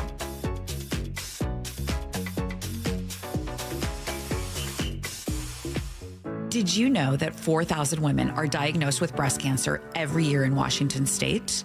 I'm Dr. Suzette Miranda with Northwest Hope and Healing. We provide financial support for breast and gynecologic cancer patients in our community. Join us at Life in Color, a summer brunch, auction, and fashion show on August 23rd at the Somme Hotel in Woodinville for an unforgettable afternoon of inspiration. Get your tickets now for Life in Color on August 23rd at nwhopeandhealing.org. That's nwhopeandhealing.org. Let's go! This is Seattle Sports. Streaming through the Seattle Sports app. KIRO AM Seattle. KIRO FM HD2 Tacoma. Home of the Seahawks, Mariners, and everything Seattle sports. Seattle Sports Snapshot. Some concerning injury news for the 49ers coming out of training camp via NBC Sports Bay Area's Matt Mayoko. Wide receiver Ricky Pearsall has knee swelling that the 49ers say is related to the PCL injury he had last season. being evaluated. The team will see what options they have. He is not practicing today, though. The Mariners took the first of 3 from the Dodgers last night thanks to 5 home runs. It was the first time since April 11th that Cal and Julio homered in the same game. First time since May 30th the team had 4 or more homers in a game. 2 of those last night were from Dom Canzone. Game 2 tonight at 7:10 p.m. Snapshot, brought to you by Miller Lite. When it's game time, it's Miller time. From the Quantum Fiber Studio, This is Bump and Stacy. on Seattle Sports. Streaming through the Seattle Sports app and at seattlesports.com. Now, here are your hosts, Michael Bumpus and Stacy Ross. Here we go now. Yahoo Sports, Jordan Shusterman joining us now. And Jordan, I think that I fully expected the Mariners to sweep the Dodgers after dropping 3 of 4 against the Rangers. So I was not surprised by last night. No, of course I was. It was really cool to see, though. I don't want to ask for like an immediate reaction to one game. That feels silly for a baseball season. But I'll ask this instead. How important is it for the Mariners to get a win like that on the road, just based on where they are right now? I mean, look, if you're going to overreact to a single game, this would be. Let it be this one. This is one heck of a candidate, right? I mean, I think calling it the win of the season is both feels, like recency bias and also like completely obvious when you consider how many things went well for them. I think that it is also telling how many things had to go correct for them to barely beat the Dodgers. But that said, I think that still says a lot more about the Dodgers than it does the Mariners. So, yeah, I mean, just to have that many contributions. I was wondering, actually, because when Julio homered, I think Goldie said on the call, like, when's the last time Cal and Julio homered in the same game? And I was wondering. So, yeah, man, way back to mid-April. So, I mean, that's what it felt like, right? But beyond just those two, to have those 2 big swings from Canzone and to have Munoz, I know he ends up with an earned run on his ledger, but Munoz has been unbelievable for the last month. And even once they got that tying run to third with nobody out, with how well he's been pitching, I really did think he had a chance to get out of it, and he did, and it's a huge win for Seattle. I saw something yesterday I've never seen before, and that was Dan actually show some emotion after the game. Like, he let out a scream, a holler, a yell. I think that's big, man, and I think it felt like he felt his moves were validated. I just got so much from that one little clip. What do you think that means for Dan, kind of getting out of character and showing some emotion? I think you're spot on, honestly. We actually talked about it on the podcast we recorded this morning, but talking to my co-host Jake about it, we were both watching that game really closely, and right, to your point, I mean, Dan Wilson, we don't know exactly if he's that different behind the scenes with the players and how they talk about him, but yeah, normally during the game, you're really not getting much of a sense, and sometimes that's a positive trait in a manager, but I think for this Mariners team, who's kind of just been such a slog to watch for a lot of the season, just to see anybody exhibit some amount of fire. We saw it even in the one Texas win, from Canzone, and then seeing it again from him last night. I think that they're looking for that and trying to find where it's going to come from. Obviously, you have to be performing well enough to kind of give yourself a chance to have those moments. But I would hope that you have a pretty serious reaction to a win like that. And I think that was a good example. This is going to be, or was rather, Luis Castillo's final start before the trade deadline. Tonight will be Emerson Hancock's final start before the trade deadline. There are rumors that the Mariners are interested in dealing one of their starters, namely one of those 2. Typically, they've been very hesitant to deal from starting pitching because they see it as just central to their identity, to what they do well. They're in a pitcher-friendly park. It's just been kind of like the recipe that they want to use to get to a World Series. But obviously, they find themselves in a rut with offense. What do you think about the idea of the Mariners trading a starter? Is it something that, as a GM, you'd hold off on doing, or is it something you think they have no choice but to do? I don't know if they have no choice. I mean, they do have a good enough system that if they want to only trade prospects, they could probably get some of what they're looking for at the deadline. But I think we've finally gotten there, right? I mean, they've held off for this long, and now is kind of exactly the time when you would want to cash in that chip. I mean, Castillo's trade value is complicated for a lot of reasons, both because of his performance and because of his contract. But let's also recognize that really the only reason they are in this position is the surplus that we're talking about. The surplus that we're talking about is because Emerson Hancock has turned into a really good starting pitcher.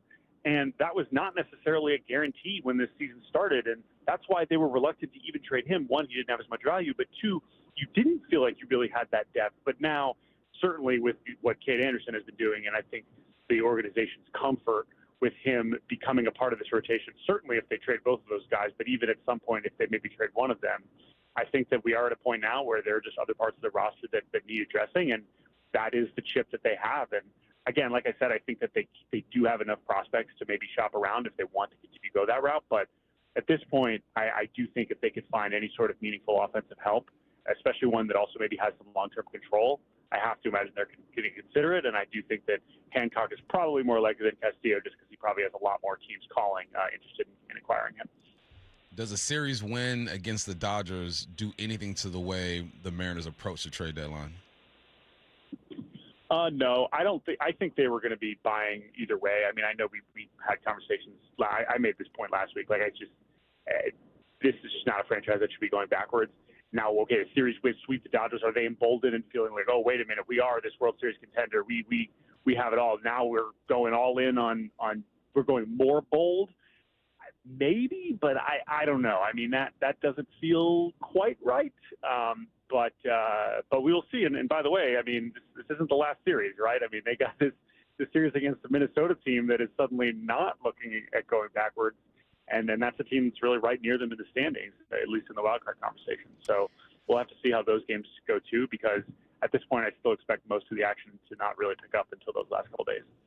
Are you still pretty optimistic that specifically Cal and Naylor can squeeze a little bit more out of their season? Because, Jordan, I ask because I think that there's kind of two thoughts in Seattle. There's a group of people who very understandably go, I just think that this is what they are this year, and it's not going to change, and one win doesn't do anything. And then I think there's a school of thought where it's, yeah, they're not going to be as great this year. The numbers aren't going to look as good, but that there's more mental blocks, that confidence with wins can unlock something. How do you kind of see it?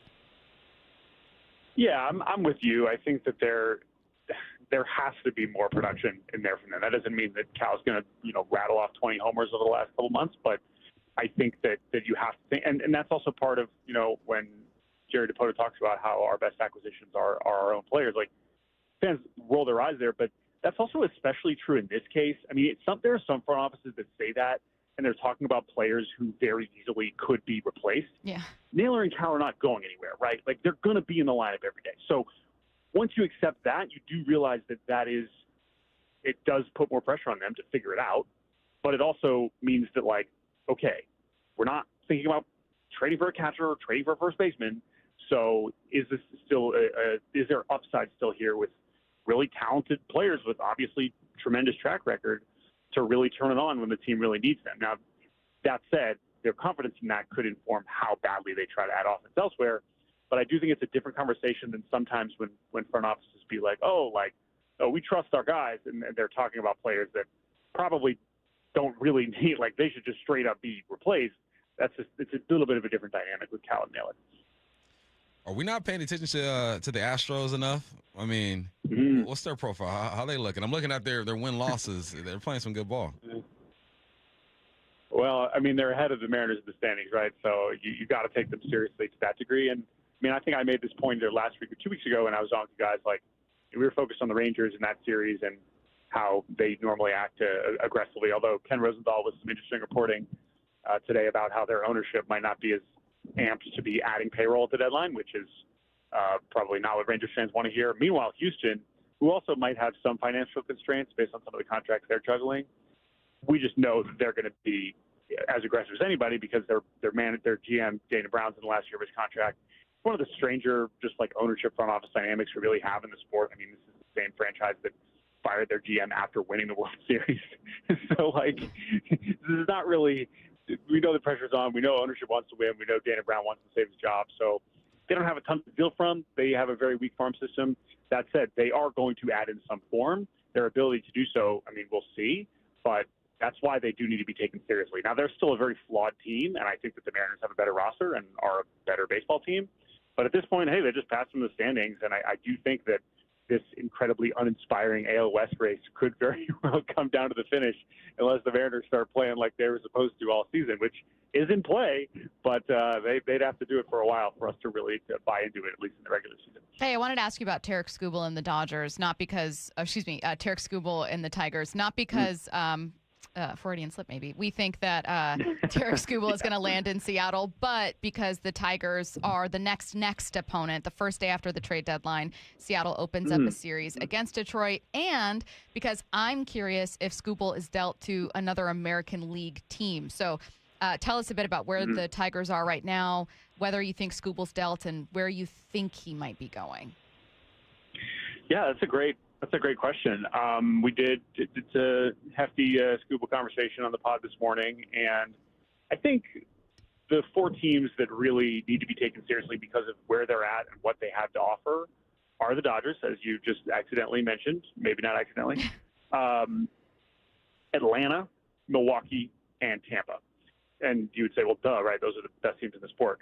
But, the Yankees and Phillies, maybe they reported to call around. Cubs could use Skubal as much as anybody, but they just don't have the pieces to get it done, I don't think. Whereas those 4 teams that I just mentioned, Atlanta, Milwaukee, Tampa, and the Dodgers, if they really step it up over these next few days, and if the Tigers lose a few more games and the Tigers really decide, okay, we're going to trade him, they got the pieces to make it happen. They have the young pitching to make it happen.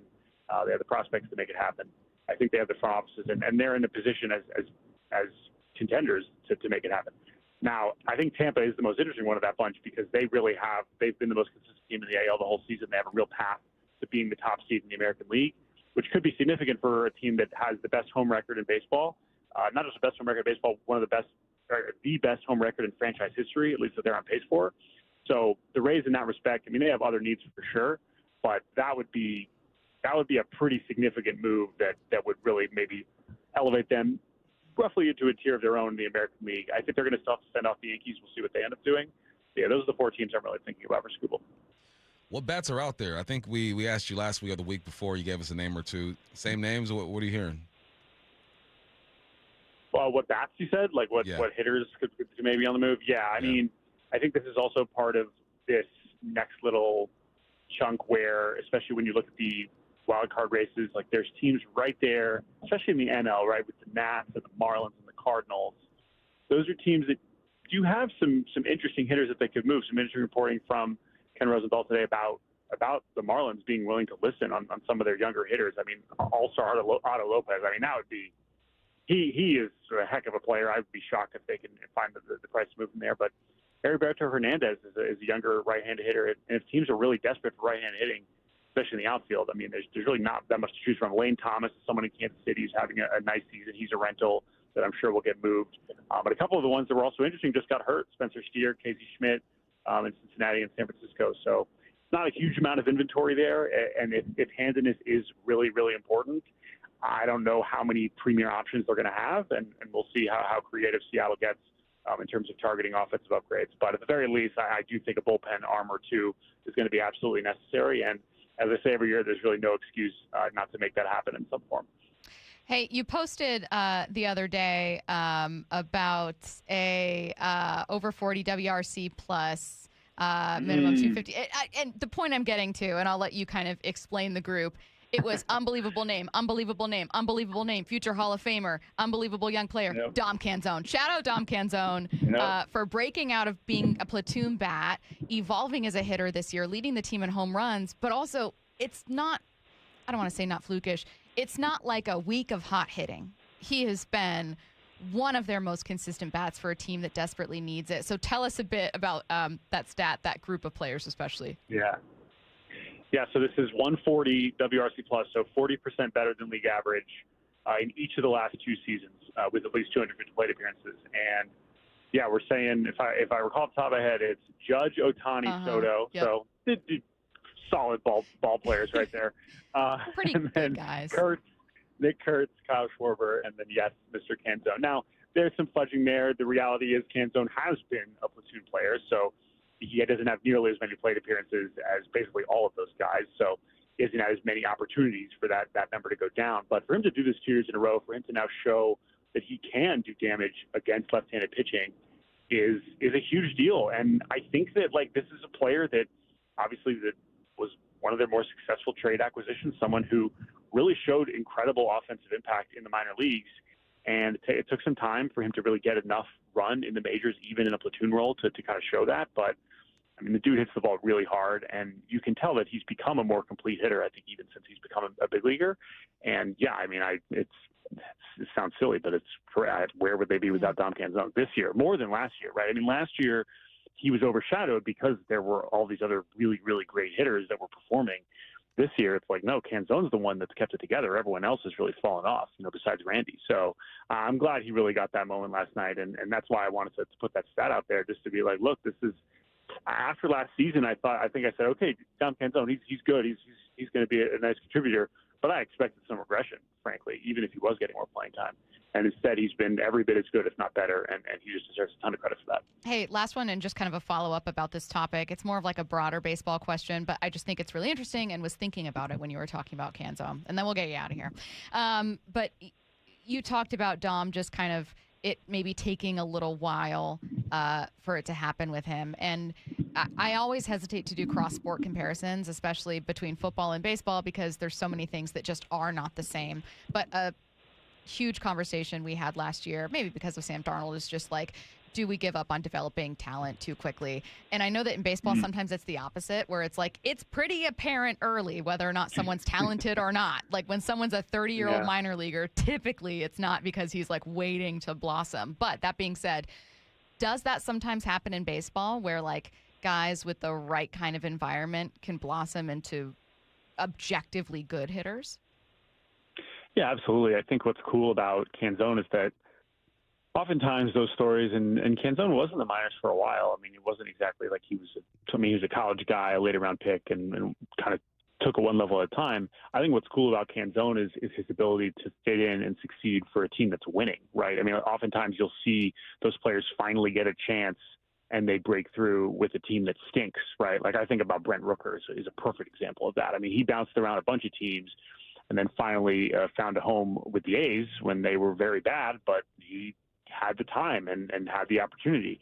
Now he has definitely a little bit more pedigree as a prospect than someone like Canzone, but I do think that that's what's most impressive is that he's been able to do it in huge games, doing it for a team that is obviously trying to compete. And then I think the next step would be if he can really show that come postseason time, if the Mariners are able to rally and get there, because unless I'm completely forgetting, he was essentially a non-factor last October. Yeah. So that would be kind of the next step, but that doesn't mean that his contributions at this point in the regular season are not hugely important, especially right now when every game is just such a huge deal for Seattle. Check out more Jordan's work at yahoosports.com and obviously listen to Baseball Barbie Cast. He is Jordan Shusterman. Thanks, Jordan. Thanks, Jordan. Thanks, guys. Talk soon. Let's get to 4 down territory. This is 4 down territory, going inside the game. What former Seahawks and Coug wide receiver Michael First Bumpus. down, what position group got you hyped yesterday? Those TEs, man. Those tight ends. Saw Royal make a play. Saubert made a play. AJ out there doing his thing. I like the way that Fleury is using them. I can't reveal too much because apparently the NFL listens to our show. And they're going to take these notes and use them against the Seahawks. But, NFL, massive fan of our show. Massive. Like, just the Shield itself. Yeah, the Shield. And we cater to it. And we will cater our content to the Shield. Just know that the tight ends are moving. They're being moved around. They're not just being in traditional positions. And I like it. I saw every tight end, the top 3 tight ends, they all made plays. And it was fun to watch. So if you are concerned about the tight ends, and I think that the text lines have asked questions about how they're going to be used with with Fleury coming over here from the Niners. Saubert was with the Niners, though, right? So Saubert probably knows Fleury, too. Another connection there. Anyway, but yeah, tight ends, going to be solid. You guys, I can't wait to see it. I was just staring at you going, wait, really? Yeah. And Saubert did play for the Niners. Second down. Best play from practice. Best play from you practice. Have a couple choices. It was during the 7-on-7. We were right there. Yeah. It was during the 7-on-7. And Bud Clark caught a tip ball interception and took it all the way to the house. It's a 7-on-7 drill. They're down near the far, 20-yard line. So he went about 70, 80 yards. And then ran punted it all into the way crowd. to the house. Yep. Punted into the crowd. I'm sure that's some type of fine. I'm sure Mike McDonald's going to do something about that. Not happy. But no, even guys who weren't even in on the play on defense ran down to the end zone with Bud Clark. And I like it, man. You got to have fun doing this. It reminded me of Jerry Rice. Jerry Rice used to finish every catch to the end zone and for conditioning purposes or whatnot. But no, that was a fun play because you saw the excitement from the defense. During this time of training camp, it's all about the offense. Everyone looks great on offense. You can't tackle. You can't make a play on the football. So the fact that he finally got his hands on one, took it to the house, everyone ran down there with him. That was fun to watch. I just saw your 4th down. I know where it's going. I'm so annoyed. 3rd down. What individual impressed you most? You know what? People were asking about this young man all week. Jalen Monroe looked good. I mean, again, this part of training camp is catered to the offense. This is the most success these quarterbacks are going to have. Every receiver is catching the football. Cody White had himself a touchdown, but Jalen Milroe threw some good passes. He looked controlled. There was a lot of red zone stuff yesterday, but he looked like his feet were good. His eyes were great. He was throwing with confidence. So for all you guys asking about Jalen Milroe and Drew Lock, yesterday I would say Milroe had a better day than Drew Lock. Drew Lock didn't have a bad day, but Milroe did his thing. I was happy for him because no one wants to be a backup forever in this league. You get to a point where you put in 8, 9, 10 years, you don't mind being a backup. But he's been a backup his whole career so far. Long career, only a year. But he looked good. So all you asking about Milroe, he looked solid yesterday. Someone said I wouldn't be surprised if the Hard Knocks folks are monitoring local sports shows for takes. I hope so. Going. I know. I also wouldn't be surprised if they were tracking this quarterback battle just out of curiosity because those guys seem to have a really good relationship with each other, which I think just makes for good TV. But also, I mean, Milroe coming out of the SEC, Drew Lock having been, a notable backup around the league. And obviously Sam Darnold, whose experience being a backup, I would imagine that kind of creates a bond with all of them. It's an interesting room to film, but also anytime you've got a young guy who's really athletic that's pushing for time. I'm glad you mentioned that that Drew, that Milroe had a better day that day, but I think Drew Lock gets overlooked sometimes in terms of being just a really reliable backup still with a really good arm. He's talented. Yeah. He can spin it. He can spin it. And so it's a really interesting battle. 4th down. I was trying to buy time until I have to get to this nonsense. What did Wyman and Bob confirm? I love when I'm right, when I'm this undeniably right and you're wrong. Well, I think we need to prove it before you really makes me feel good. Definitively right. It's always definitive. So yesterday we were talking about the squirrel, and we were talking about the squirrel that got out at Comerica Park. Exactly. On the field. And the grounds crew was trying to chase it around. Yeah. And Stacy's like, Dave Wyman could do it. I didn't say it like that. David could do it. You even call him David. I David could do it. I didn't call him David. I know you did. I'm just adding extra. That's what we do. And I just thought that he would catch it. I was like, his knees? Heck no, he not catching that squirrel. Yes, he can. David is the best linebacker I've ever seen in the world. I was like, Stacy, come on, man. I said, and so did Curtis. I'm leaving Curtis out of this. I said that Dave Wyman has a violence within him, and that I think something would take over in his body. And I said, if you told Wyman that this squirrel ate his flowers, I think he would kill the squirrel. Okay. And Dave Wyman said, Bump, I ain't catching that dang squirrel. I said, I know, Dave. I'm old, too. My knees hurt. And Bob was even like, I ain't even catching that thing. And Bob just drinks water and eats oatmeal all day. He's like, he takes care of his body. He does. Biologically, he's got to be 35. Right. And, I just wanted to let you know that. Well, no, what you wanted to do he's not catching that. Is tell me and tell listeners who are getting on you for being mean to Dave. Being real. You wanted to go out and be like, hey, I'm being honest. It's old man stuff. Our knees hurt. Okay. That's fine, though. Look, okay. I think you could do it too. I think that a group of you, Wyman, and Bob could catch that squirrel faster than a group of 12, 22-year-old grounds crew workers. They can go. Those grounds, I mean, they didn't have the want to. They didn't have the want to. You got to get 45 seconds to a minute out of me, and I'm tired. I just think that there was a fear in their eyes. So their knees might be better, but they don't have that dog in them. That's what I saw. Okay. That's what I saw out there. I'll give you that. Well, I'll tell you this, and I told you this yesterday. If a fan gets onto the field and starts running, light them up. You and Wyman are leveling that guy. For sure. Dan Orlovsky is the king of strange takes. His latest, though, might take the cake. That's next. Just 5 days out from the trade deadline. We honestly don't know yet what direction this is going to go. This might be that time to once again go for it. I agree. Now's the time for the Mariners to go out and be aggressive. Deadline countdown. Just 5 days. An additional bat would go a long way. Yeah, I can see this going down. Stay plugged in as the Mariners approach the trade deadline with Seattle Sports, the home of the Mariners. Worried about tariffs, imports, hidden fees on your trees? Relax. At Big Trees, the only thing growing faster than our trees is your relief, because trees don't come with tariffs. What you will find is a massive nursery open to the public with hundreds of locally grown trees ready for planting. Come visit our nursery today or online at bigtreesupply.com. That's bigtreesupply.com.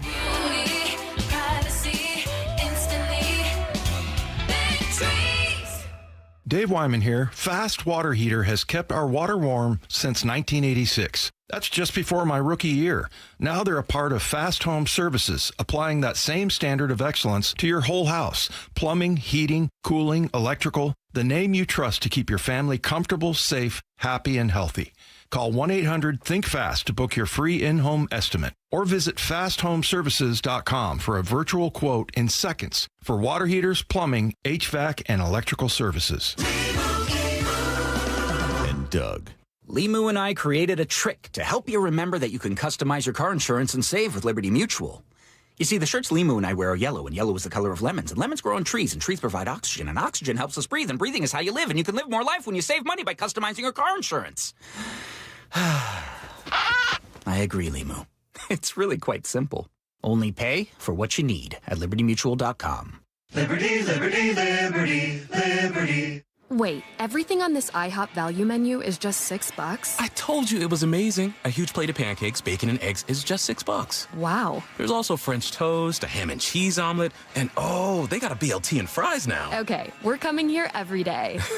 You don't have to tell me twice. Feast for just $6 with the IHOP value menu. $7 in some locations, available every day for a limited time at participating restaurants in the U.S. Hours may vary. No substitutions. Not valid with other discounts or promotions. Prices may vary. How would you like to invest in the Seattle real estate market, one of the hottest and most stable regions in the country, and achieve a great rate of return on your investment without the effort of sourcing a deal, the expense and time of building permits, or all the hassles that come with being a landlord? Hi, I'm Scott Rireka, CEO of Legacy Group Capital in Bellevue. Legacy Group Capital develops local real estate, lends money, and shares the profits with our investors. Diversify with Legacy Group Capital. Invest into our Northwest Fund, which is currently delivering 9% on a fixed rate term. It's our flagship fund for 19 years with zero investor losses. And yes, we do accept IRAs. Find out why 1,300 local investors have invested over $350 million. Invest in the stability and ease of Legacy Group Capital's Northwest Fund. Legacy Group Capital at legacyg.com. This is not investment advice. Investments available to accredited investors only. Details at legacyg.com. Now is your time to get into a new D.R. Horton home by taking advantage of its National Red Tag Sales Event going on right now through Sunday, August 2nd. Stop by any of its participating communities and find select Red Tag homes at incredible pricing. So whether you're buying your first home or looking for an upgrade, you don't want to miss the Red Tag Sales Event going on right now. Discover the D.R. Horton difference at drhorton.com. D.R. Horton, America's builder, an equal housing opportunity builder. The champs are back. Really excited to get going. Nobody covers Seahawks training camp like the home of your Super Bowl champions, Seattle Sports. Patrick was way behind on his IRS taxes. I was in way over my head. The total amount ended up being somewhere just over $30,000. $30,000. Then the IRS came to collect. Started getting letter after letter. A lien had been filed against me. They were going to basically hang me completely out to dry. He had to do something. That's when I reached out to Optima Tax Relief. Patrick's life quickly got a lot easier. It was very easy. Pretty much hands off, They picked up the ball and ran with it. And how'd it go? I couldn't believe it. I had to ask 2 or 3 times. I saved an incredible amount of money. How does Patrick feel about Optima? Couldn't be happier. They definitely helped me. Optima Tax Relief, the best place to call. call. They're the best in the business. Do what Patrick did and call Optima Tax Relief for a free consultation. Call 800-343-6460. 800-343-6460. 800-343-6460. Optima Tax Relief. Testimonial from an actual client. Some restrictions apply. For complete details, please visit OptimaTaxRelief.com. Tired of hearing scary radio ads about the IRS? Tax Relief Advocates is different. TRA is here to tell you that if you owe money to the IRS, whether it's $5,000 or $500,000, we have a solution. TRA can eliminate or reduce what you owe to the IRS with zero risk to you. We have over 1,000 5-star reviews on Google and an A+ with a BBB. End your tax nightmare today by visiting TRA.com or call 800-583-6681. That's 800-583-6681. And Doug. Hot dog! Get your hot dog! Customize and save with Liberty Mutual. Hey, what are you doing? I like your method. Direct, to the point. A little loud, but... Listen, people don't buy car insurance the same way they do hot dogs. Not yet, but both are customizable. Popcorn! Get your popcorn! Hey, this is a hot dog area. And customize and save area. Get a quote at libertymutual.com or with your local agent. Liberty, liberty, liberty, liberty. This is The Timeline With Bump and Stacy. brought to you by 1-800-DUI-AWAY. Dan Orlovsky is the king of strange takes. The reason I'm starting with this one is because you guys get on my back all the time saying I have bad takes or I'm a contrarian, but I think this one's worse than anything I've ever said.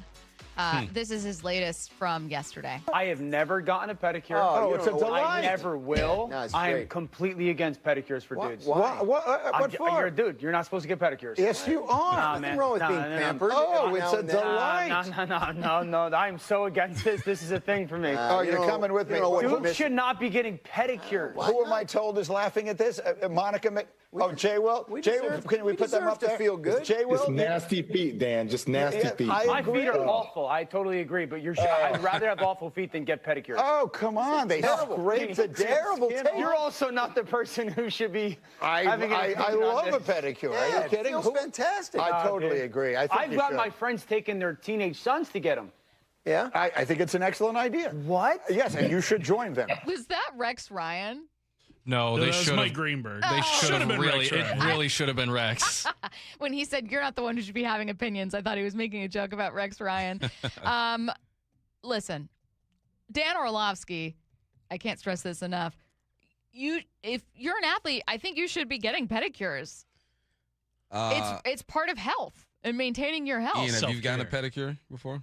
Not in a long time. I used to tag along with my mom when I was little. They're amazing. Curtis? I personally have not, but I wouldn't say no to it. I've gotten one.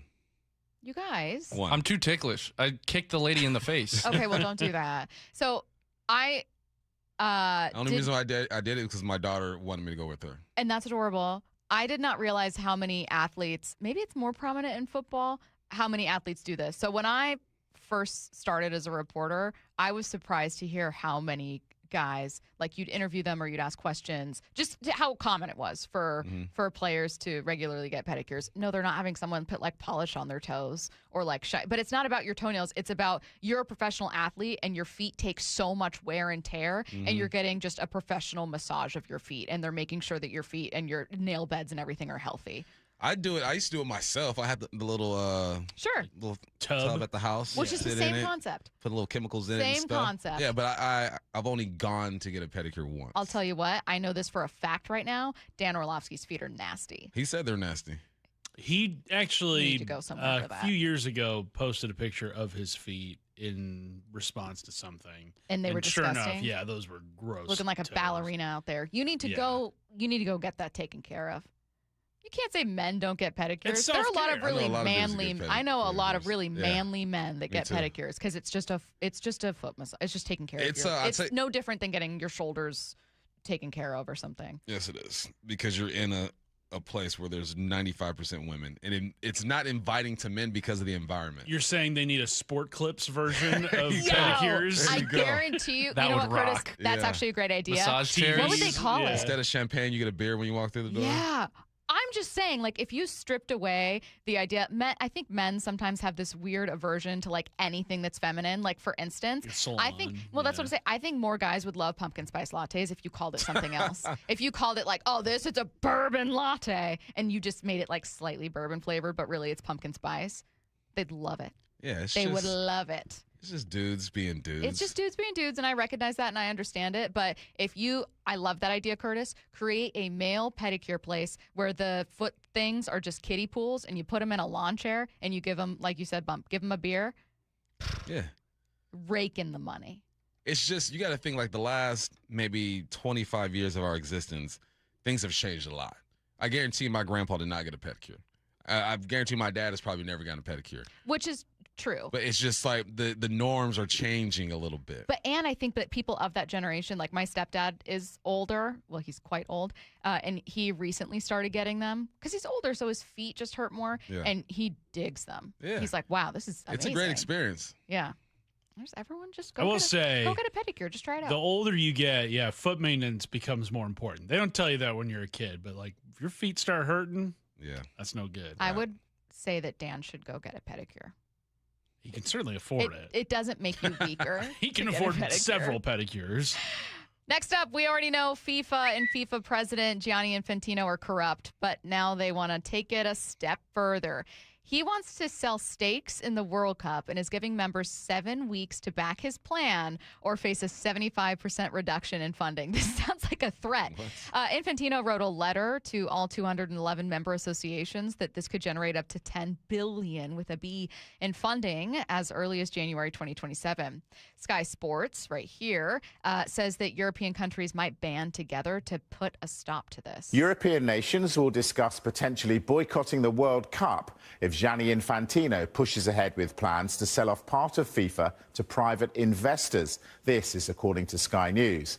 Now, FIFA is seeking to raise around £3 billion from private investment in its competitions, which of course includes the World Cup. And they want to do this via a minority stake in a new entity called the FIFA Forward Enterprise. UEFA claims FIFA has crossed a line and European nation members are expected to hold an emergency meeting this week.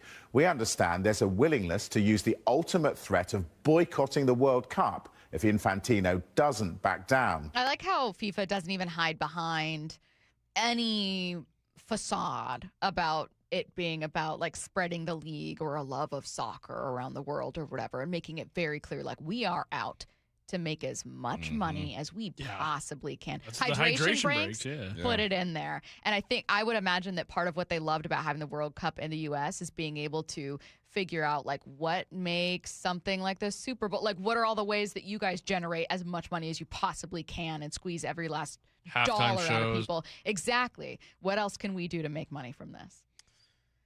FIFA just being FIFA.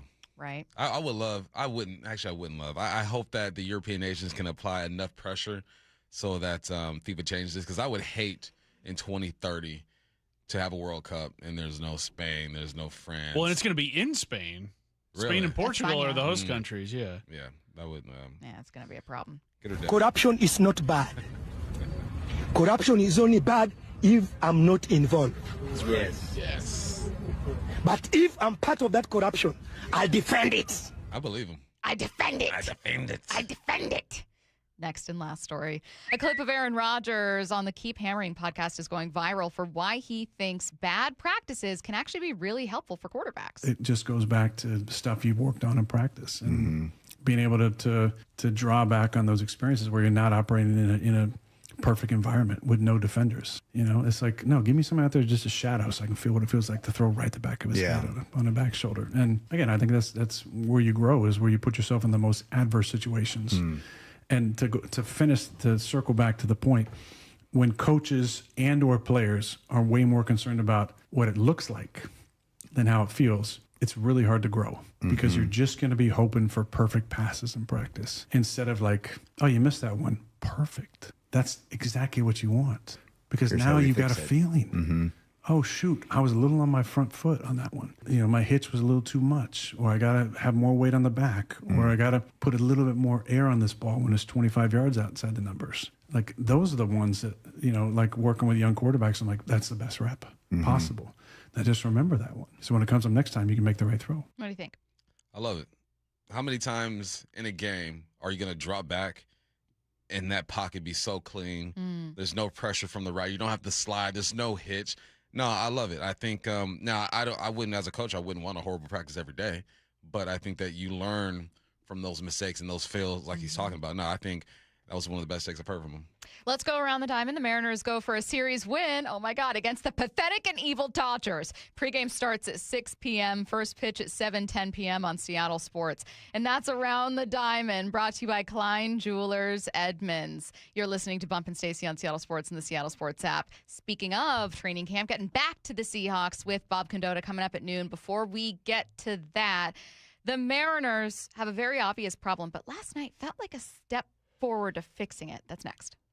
Seattle Sports, home of Wyman and Bob, 2 to 7. Seahawks out here, Hard Knocks film crew is out here. You kind of have to look for them. They did take up the whole gravel parking lot out there with all their trailers. Oh, do they? Yeah, but I think Mike McDonald, this is right up his alley, right? Like how to ignore it and don't worry about all of that stuff. He's all about that. It's going to be interesting to watch what footage they use, and they're out there recording everything. They got it dialed in. They've done this before. On Seattle Sports. Watch live or later on the Seattle Sports YouTube channel.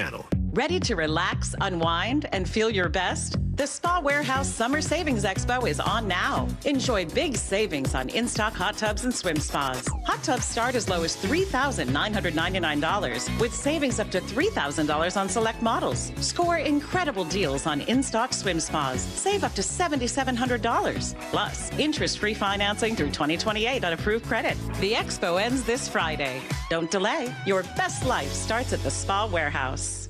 Guys, did you know your testosterone level impacts your energy, libido, sleep, weight, hair loss, mood, and even ED? And right now, Revive Men's Health Seattle will check your testosterone for free. They've helped thousands of men since 2011 feel and perform better. They're so confident they can help you, they even guarantee it. Schedule your free testosterone test, exam, and consultation today. Call 206-529-1111. That's 206-529-1111. Or visit ReviveMen'sHealth.com. Hey, Brock Ewart here for my friends over there at People Come First Construction Group. You know I love my acronyms, PCF. They designed and built our outdoor living space for Molly and I, and we just loved it. And right now, PCF is making it easier than ever to get started on your new dream deck with 50% off your custom professional design and architectural drawing package. That means you can save over $9,000 on your project. And with 12 months of no interest, no payment financing, you can design your deck now and pay later. You know, most people who start with a design package end up with the exact outdoor space they've always wanted and dreamed of. This offer is your first step. Do what we did and contact PCF Construction Group today. Get your project ideas, browse amazing photos, and find all the offer details at PCFgroup.com. That's PCFgroup.com. Making your outdoor space your favorite place. When people come first. This summer, there are 250 reasons to join T-Mobile. Girls trip? Booked. And switching to T-Mobile helped make it happen. With experience beyond, switch and get $100 back. Plus, $650 in value in built-in plan benefits. That's $750 in your first year, guaranteed. And honestly, that $100 back, I'm putting it towards the zip line. Now that's how you do summer. Exactly. Best switch I ever made. This is just one reason to join T-Mobile this summer. There are 250 reasons. Find yours. Savings based on the value of benefits included with Experience Beyond, like entertainment and 1 year of AAA Classic and Dash Pass on us. Benefits may require activation. See plan for details. Get $100 via virtual prepaid MasterCard with eligible ported, no cash access, and expires in 6 months. Issued by Sunrise Banks, N.A. member FDIC. Allow 8 weeks. At Seattle Children's Hospital, 1 in 3 patient families can't afford the food their kids need to heal. A child recovering from surgery and the family struggling to put nutritious food on the table. That's why Seattle Children's, Safeway, and Seahawk, Jackson Smith and Jigba launched the Food First Project to fight pediatric food insecurity by providing grocery cards, produce vouchers, and food as medicine programs for families. No barriers, just help. 12s, we need you. Learn more at Safeway.com. Again, that's Safeway.com. The champs are back. Really excited to get going. Nobody covers Seahawks training camp like the home of your Super Bowl champions, Seattle Sports. Hey, it's Bob Stelton here, and I can see clearly now. It's amazing. Let me tell you about one of the best decisions I've ever made in my life. That's when I went to K2 Vision for Refractive Lens Exchange, or RLE. Dr. Kopstein started K2 Vision with Dr. King from King LASIK, the most experienced LASIK surgeon in the Northwest. King LASIK plus K2 Vision equals freedom vision for every stage of life. No glasses, contacts, readers, or cataracts. So if you're somebody that struggles with distance vision and now you always need a pair of reading glasses, K2 Vision RLE could be your perfect permanent solution to spending your good active years not needing reading glasses. And here's the capper. You're never going to develop a cataract. I'm somebody that needed readers in every room of the house. I needed to see the scoreboard out at ball games. I just couldn't see clearly. That has all changed thanks to RLE. Whether it's LASIK, EVO ICL, or RLE, trust the most experienced team of doctors to point you in the right direction. Schedule your free Zoom consultation today at K2VisionRLE.com. That's K2VisionRLE.com. So, how's your research going? Surprising. After I figured out the top-rated TVs in our price range, I went shopping for deals. And who's the best? It wasn't the internet, and it wasn't the warehouse club. But? It was video only. They had better deals on the Samsung, LG, and the Sony TVs that got the highest scores. Better than online and at the club? I know! Video only beat them all. And now we can afford an even better model for the same price. My research really paid off. If we buy it video only. Exactly. Otherwise, we'll be sorry. At Video Only, you won't find huge stores with refrigerators or microwaves, but you will find the best deals on top-rated TVs, soundbars, and monitors. Shop around. Just make sure you visit Video Only, because if you don't, you'll be sorry. In South Center, Bellevue, Linwood, Federal Way, and Tacoma, Video Only. From the Quantum Fiber Studio. This is Bump Stacy. Weekdays 10 to 2. On Seattle Sports and 97.3 FM HD2. We had Gary Hill on the show yesterday, Mariners broadcaster, and we were asking him, hey, what's the biggest problem with the Mariners? And Gary pointed to one thing right away. I will bottom line the problem for the offense as I see it, and it is simply they don't slug enough. They're near the bottom in baseball in slug. And when an offense is bad, the conversation tends to go, oh, manufacture runs and bunt guys over and steal and those sorts of things. Obviously. And small ball. And those are good things. You score in other ways than slug. Like there are games where you get 10 hits and 9 of them are singles and you win a game. That happens. And that's not a bad thing. So that's not what I'm saying. But in modern baseball, to score consistently and score enough to be a playoff team, to win a division, to make a postseason run, you have to slug. He's right. You're not going to find many teams that aren't hitting home runs and have great offenses and are, stringing wins together. It just kind of goes hand in hand. Now, I know that the Mariners are one of the teams, the Yankees, another team like that people think are maybe overly reliant on home runs. But either way, you're not going to win without them. They got 5 last night. The first time since May 30th, they had 4 in a game and then added another with a second from Dom Canzone. They needed it in the worst way. This was Dom's second. Here comes the pitch. Swung on, hit high, deep center field. Has he done it again? Warning track wall, sail away, Dom Canzone. He has done it again. His second home run of the night, and the Mariners have the lead 7-5. Dom blasts another one dead center field. An unbelievable night here at Dodger Stadium. There are 2 reasons I'm playing that cut. The first bump is because it was great to see not just Dom get 2 home runs, but Julio and Cal get a home run, and Res Snyder to get a home run. But that as a club, it felt so important to see that. Did that feel to you? We're going to start with the baseball part of it. Did that feel to you a sign of something encouraging or just a one-off? How did you see it? It was a twitch. The superhero's You on saw the it, ground. the villain on the ground. And the movie's about to end, and then the hero twitches, and you know that a part 2 is going to go down. Mm-hmm. That's what this felt like. Maybe part 2 is today. tonight, 7:10. Hey. Let's see how it goes down. Why not 5 more home runs? I'll tell you what, if the Mariners hit 5 home runs or more in a game, every game for the rest of the season, I think they're in the playoffs. You know who doesn't rely on home runs? The Brewers. Last in the league, home runs, 98. Also one of the best pitchers, if not best in the league. I mean, that helps. But yeah, that'll do a lot of it. But no, it gives me okay, they're still fighting. They're alive. Yes, you know, totally. We'll see what happens, but it's just a little twitch. Another reason that we loved all of those home runs last night is there is nothing better than a home run call. And in fact, earlier in the show, to open the show, when I played that Dom Canzone cut, Gary Hill on the call, you said, I love that call from Gary. Sail away. Sail away. I like it. Sail away. And so then I asked you, what would your home run call be? That thing go. That thing go. She gone. She gone. And then all of a sudden we started getting listeners texting in what their home run call would be. And I thought, well, we got a voice on the show. One Curtis Rogers. Hey. So he lent his talents. And we thought we'd take a listen to a couple of our favorites. Let's check this one out.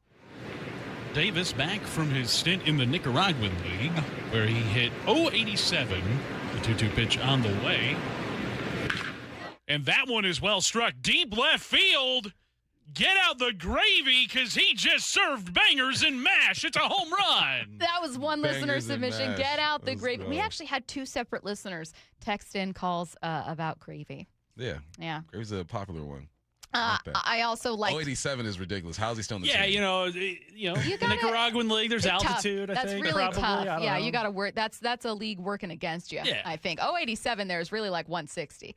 So that's different. There's an exchange rate you got to think about. This is another home run call. I couldn't tell. Is this last night's game for the Mariners? Yeah. So the doctor said, I thought you said appendectomy. Oh, the 2-2 pitch on the way to Williams. That one is well struck. Deep center field. That ball has commitment issues. It is gone. Love that one too. Oh, that was actually one that the listener sent us. So that's a good call too. I love, because that's so accurate. The broadcasters be talking about some random stuff. Like, chatter? Stubbed my toe yesterday. Julio with a single to right field. Like, it's the randomest stuff.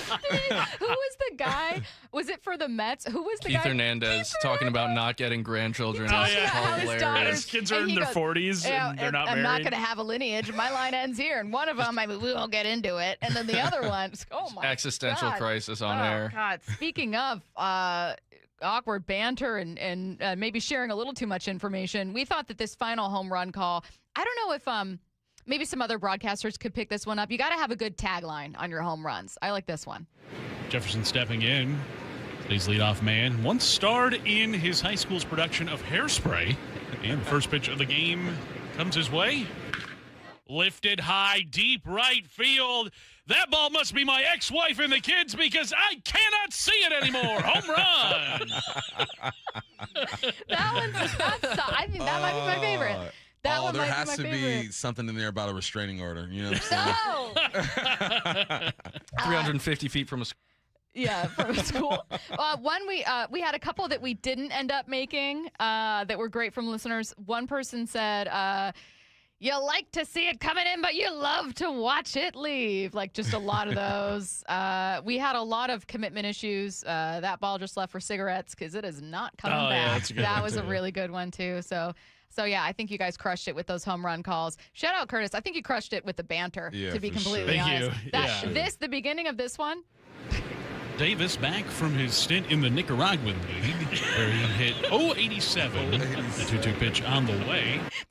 And he's back, though. Yeah.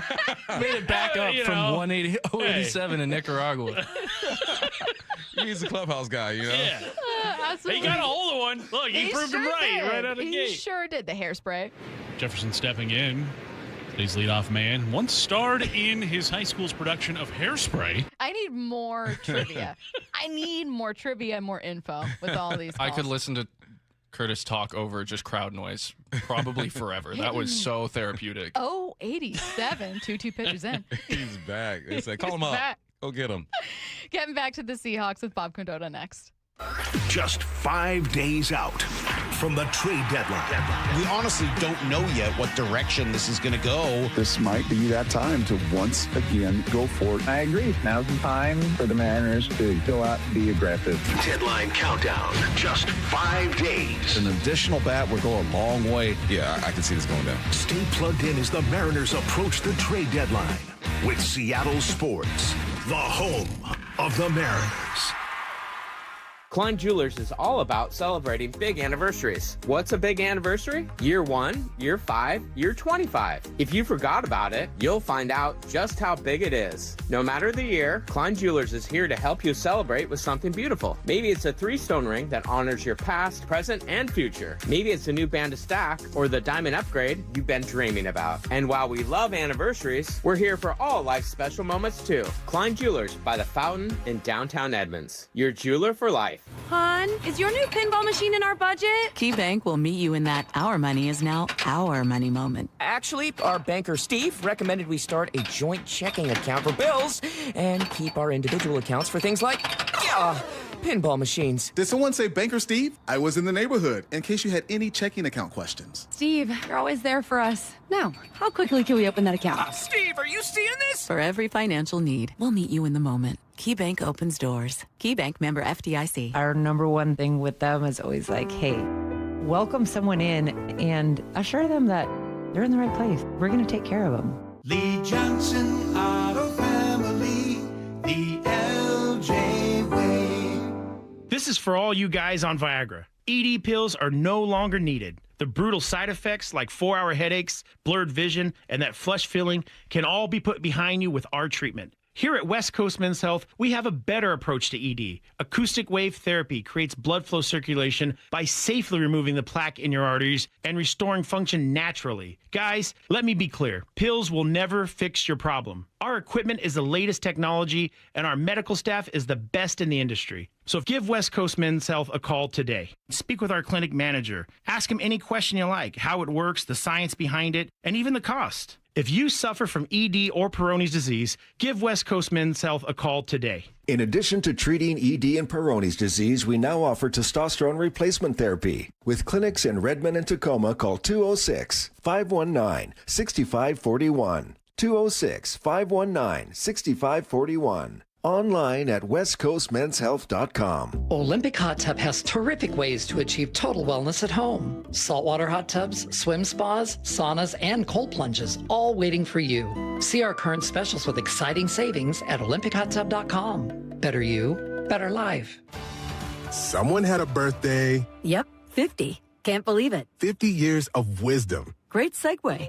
We have a health reminder from the CDC. Pneumococcal vaccination is recommended for adults 50 or older. Says here, we're over 6 times more likely to be hospitalized with pneumococcal pneumonia than adults under 50. I don't love those odds. Same. Look what I found. Pfizer's Prevnar 20 is proven to help protect adults against pneumococcal pneumonia and invasive pneumococcal disease in just 1 dose. And millions have already gotten it. Continued approval may depend on a supportive study. Don't get Prevnar 20 if you have a severe allergy to its ingredients. A weakened immune system may lower your response. Common side effects include injection site pain and swelling, fatigue, headache, muscle, and joint pain. For full prescribing information, please call 1-855-213-2138. Visit Prevnar20.com or talk to your doctor or pharmacist. I'm on Prevnar20.com now, scheduling my appointment. Good idea. And happy 50th. There's a sink at the brink and a drain that's a pain. DayandNight.net.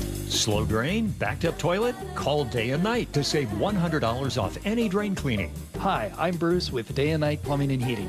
From a slow drain to a major backup, no drain is too big or too small. Whether we're your first choice or smart second opinion, I guarantee our experts will solve any drain problem, day or night. Now get $100 off any drain cleaning. DayandNight.net. This summer, the Honey Pepper Pimento Chicken Sandwich and Pineapple Dragon Fruit and Sprite are back at Chick-fil-A. Let me tell you about the Pineapple Dragon Fruit and Sprite. It's bright, it's bubbly, it's back. The Honey Pepper Pimento Chicken Sandwich, it's so rich, and you can choose between the original or the spicy filet. Ooh, boy. And then you got those pickled jalapenos tucked right under the filet, and then just to top it all off, you've got a little honey drizzle right on top. Okay, now I'm a pimento fan. And I'm feeling the dragon fruit. Which fan favorite will you choose? Real customers paid for their testimonials. If the world were like a Sleep Number mattress, everything would adapt for your comfort. Your coffee would never get cold. Your flight would always be on time. And your mattress would always respond to you and your unique sleep needs. Sleep Number mattresses are designed to respond to your body and shift with your changing life, helping you fall asleep faster and stay asleep longer. To experience a whole new world of comfort, visit a Sleep Number store or go to sleepnumber.com. Sleep Number. To a good night's sleep. This is Seattle Sports. Streaming through the Seattle Sports app. KIRO AM Seattle. KIRO FM HD2 Tacoma. Home of the Seahawks, Mariners, and everything Seattle sports.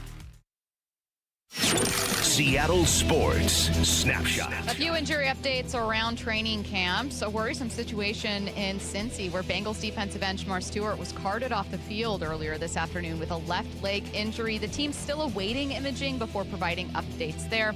From NBC Sports Bay Area's Matt Mayoko, wide receiver Ricky Pearsall for the 49ers is dealing with knee swelling. The team has some real concern. It's a knee injury that plagued him all of last season, same knee. There's no update there for right now. He did not practice today, though. On the non-injury front, Falcons star running back Bijan Robinson has not practiced yet because he appears to be holding out for a new deal, as is Lions running back Jahmyr Gibbs. Snapshot, brought to you by Miller Lite. When it's game time, it's Miller time. From the Quantum Fiber Studio, this is Bump and Stacy on Seattle Sports. Streaming through the Seattle Sports app and at seattlesports.com. Now, here are your hosts, Michael Bumpus and Stacy Ross. Here we go now. Checking in on Seahawks training camp with Seattle Times Seahawks reporter Bob Condotta. Bob, how's it going? Oh, Bob, can you hear us? Bob. Okay. Can you hear us okay? Let's hang up and reconnect with Bob. I'm guessing it. Oh, no, it's a player's day off. Where's Bob? Someone get eyes on Bob Condotta. I need to ask him about Jalen Milroe. Bob acting different. I seen him without glasses the other day. I go, what? No glasses, did. Yeah. I've never seen Bob without glasses. That's why I had to stop and have a conversation with him. Well, now I want to start by asking him if he got like LASIK or something. He said he had a procedure done. Yeah, some type of procedure, I think. Oh, so you did ask him. Yeah. So that's not going to be your first question for Bob once we get him connected. Genuinely was like, I've never seen you without glasses. I'm going to be real. What if we just heard Bob being, like, kidnapped? Bob seems like he'll put up a fight. Bob ain't small. Bob will put up a fight. I think he could fight. Bob is like the sneaky guy who just will go crazy on you. Like, he's a nice dude, but I feel like if he gets to a place. Okay, you have to choose me, Curtis, Bob, or Ian to be in your corner for a bar fight. I'd probably go Curtis. Wow. Yeah. Curtis got that, got that dash. Well, Bob, I hope you heard that. Bump's not choosing either of us to be on his side for a bar fight. Glad to have you check in from Seahawks training camp. I know it's a player off day, but we have a couple questions for the first few days. And I'm going to start with one of the most common names that we get, and that's about Jalen Milroe. I think there's just still a lot of fan curiosity about what he could end up being and doing for Seattle. And it sounds like he had a pretty good day yesterday. How'd he look? He did. Passing day.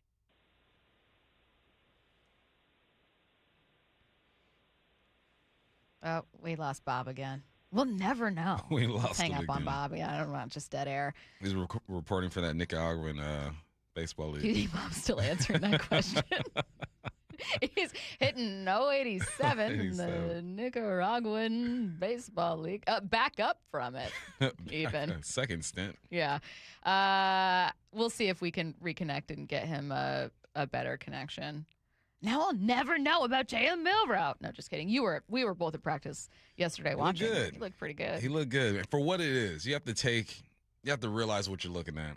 Training camp this portion of training camp, it's all about the offense. Defense, you align a sign, you break on the football, but you allow the receiver to catch it for the most part. You're not really running through the player to get ball. It's easy on the eyes if you love offense. All right, let's test this. Bob, I need you to say 5 words before I even ask you a question. Okay, yeah, I think this should work now. Yes. Where I am. We did it. Okay. Okay, I'm gonna Sorry about start. that. Yeah, No, that's just a technical issue that no one's at fault for. Okay, now I'm gonna start by just asking you about Jalen Milroe's day. What'd you see? Yeah, he definitely played well yesterday. Again, I think as I was saying, he's still playing with the 3 offense, going against the 3 defense, so that contact is probably always important. But he, for sure, he had a couple plays. There were a couple plays where he kind of scrambled to his left, was able to finally open a receiver, make an accurate pass downfield. As I think I heard Bump saying, these first few days, the defenders are not really supposed to make a play on the ball. Sometimes there's interceptions when they're right there anyway, and the ball gets tipped or something like that. So again, there's some context that does need to be considered here because there's an awful lot of completed passes early on when the defenders there's no contact and stuff like that. But he definitely seems like he's looking a little better. Cooper Kupp was asked about him afterward and said he feels like Milroe's playing faster, isn't thinking as much, which is sort of what you always hope is the case as guys' careers progress. But my assumption is you'll see him an awful lot in the 3 preseason games. The Seahawks have the joint practice set up. I think that's mostly where the starters will get their work. In Tennessee, I think the 3 preseason games, especially maybe even just the last 2, would be almost solely Jalen Milroe. Maybe you get Drew Lock out there for a little bit. Maybe you play Sam Darnold for one series in one of those. But otherwise, I think you'll see Jalen Milroe a lot in those games. And, I think that'll be a real test for where he really has, if he really has progressed this year. And especially, again, with a new offense as well, or not a new offense, but a new coordinator in Brian Fleury, and what'll be some tweaks there. And I'm sure he spent a lot of time in the offseason kind of looking at, Milroe and what he thinks could fit. So maybe there'll be some tweaks to what they do with Milroe that might help him as well. Hey, Bob, I didn't see it, but I think I read it somewhere that Anthony Bradford had himself a nice couple of days. Have you had eyes on the offensive line, and what do you think about him so far?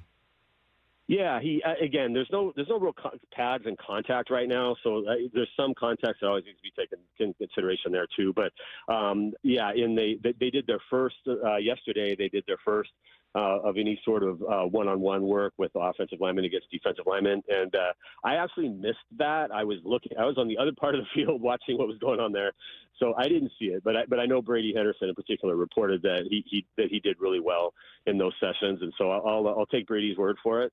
But I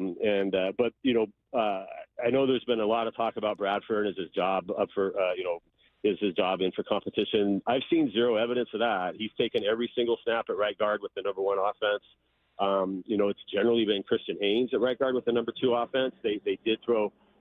They kind of have done some mixing and matching where they've had Haynes on the left side with the number 2s a couple of times and had Bo Stevens on the right side, or vice versa. But there seems to still be a really clear pecking order there of Brad. There seems to me zero doubt that Bradford's the starter. It doesn't look like it's under competition to me. Things can maybe change, but that's been how it's been throughout the whole offseason program and through the first 4 days of training camp. You can't read much into what you see in training camp. Perfectly understandable. There also is, though, sometimes just an eye test where a guy just looks really athletic, maybe bigger, taller, stronger, faster, whatever. TBD if it ends up mattering. But of the rookies where we're kind of, having our eyes on whether it's Jadarian or Bud Clark or anything like that, is there a rookie that has kind of been passing the eye test so far for you? Well, I think Jadarian Price has, and again, he's a first-round pick, so you hope he does. But I thought he's looked really good. I mean, he looks explosive, on the runs when they have him. They've certainly worked him a lot in the passing game. I think everybody kind of knew that was an area he might need to work at and get a little bit more comfortable with because he didn't do it a lot at Notre Dame, and he seemed to show. He's had a couple of drops here and there, but they've thrown him a lot of passes. So, you're going to drop a couple probably. But in general, he's looked good doing that. They've talked about how he has made the right decisions when they have put him in pass blocking situations, when it's more just, you got to show where you know where to go kind of thing. You're not really doing it physically necessarily, but, by all accounts, he's been picking that up and understanding the offense and where he's supposed to go there. Bud Clark had a real nice play yesterday. It was kind of a fluky play, a tip pass, but he did make the catch and make the interception there. Julian Neal unfortunately got hurt on Monday, so he wasn't out there yesterday. Mike McDonald was kind of vague about it when we did ask him after practice Monday, so I don't know if that's anything that might hold him out for a while or what. I'm sure we'll find out more maybe on that tomorrow. And then the one kind of lower drafted rookie who's made an impression is Michael Dansby, the cornerback from Arizona, taken in the 7th round, and he had an interception on Monday on the final play, and then yesterday he was the guy who tipped the pass that Bud Clark picked off. And he's also you see him a lot on the special team stuff. I mean, it seems like they are working him a lot out there, and you kind of notice him a little bit. So of the maybe kind of off the radar guys, he's probably the one who stood out a little bit. I hardly saw or heard Brian Fleury out there. It reminded me of, honestly, Kubiak from last year. What have you observed when it comes to him, his coaching style, and how he communicates with the players?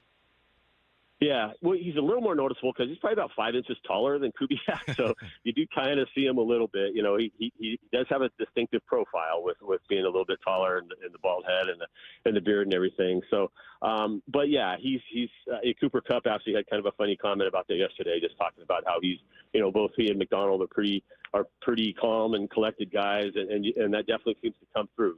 He does seem like you don't hear him a whole lot. I think that could be a good thing, personally. I think you kind of 70,000 people screaming. You're down on the sidelines. You're calling a play. You probably need to, kind of have a little bit of a calm temperament to make that kind of stuff work.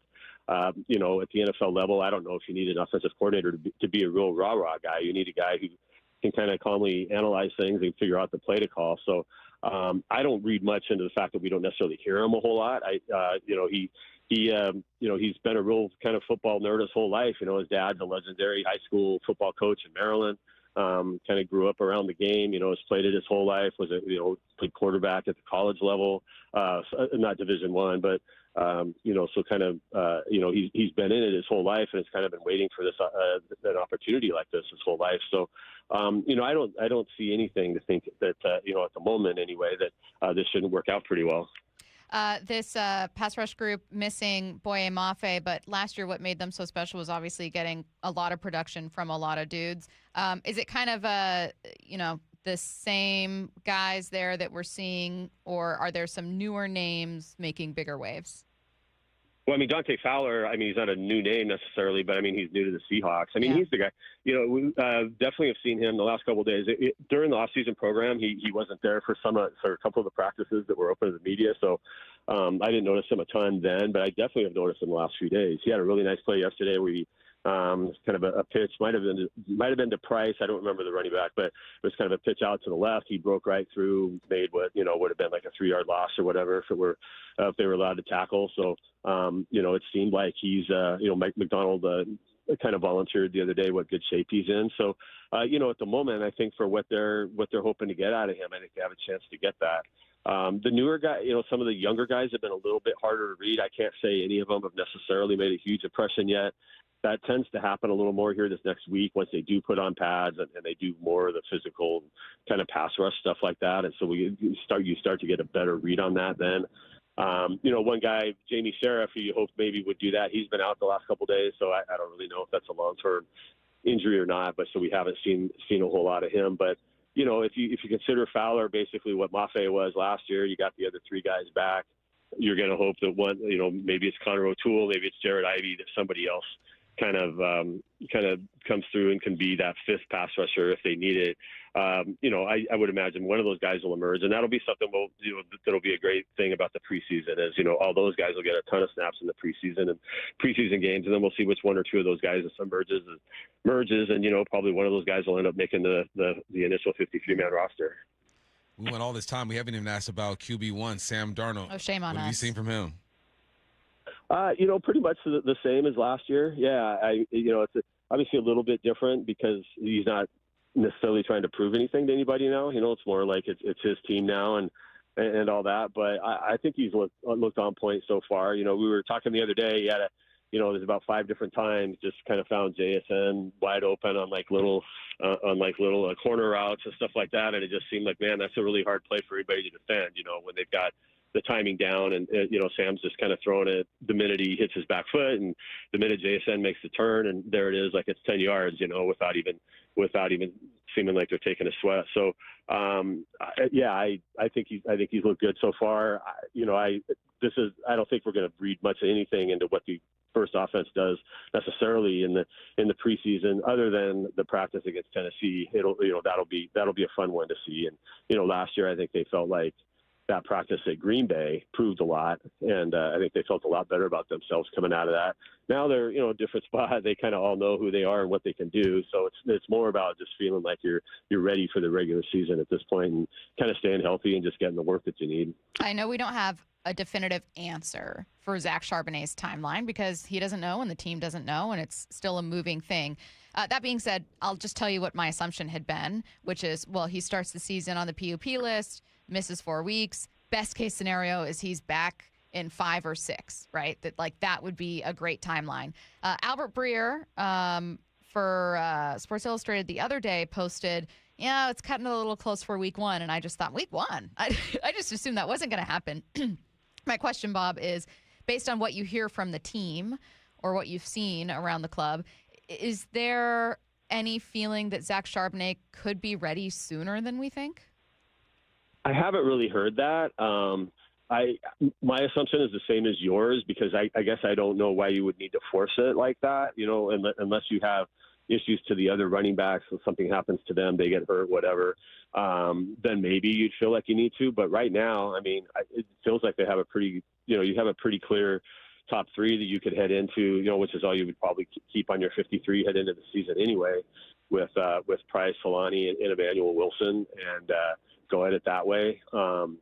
They've moved Velus Jones over to, kind of made that move official now. He'd probably be your 4th running back right now, and he's a guy who'd probably be on your 53 to start the year, I would think, just kind of because of special teams and everything, and that he does have that hybrid position versatility maybe. So I don't feel like they need to rush Charbonnet. So I've thought the exact same thing you have, is that he would start the year on PUP, miss the four games, and just go that way and kind of get through that, and then try to save him for the second half of the season. And that was sort of what Mike McDonald hinted at when he talked about Charbonnet in the spring. That kind of getting him back for, it could be a nice addition that you get for the second half of the season and everything. So I would be surprised if they really tried to force it for week 1. We haven't seen him do anything out there yet. That'll be the next time that there's anything, right? If they pull him off the PUP during camp, then we know they're making a legit run at having him be ready for week 1. So that would be the one definitive thing that would happen.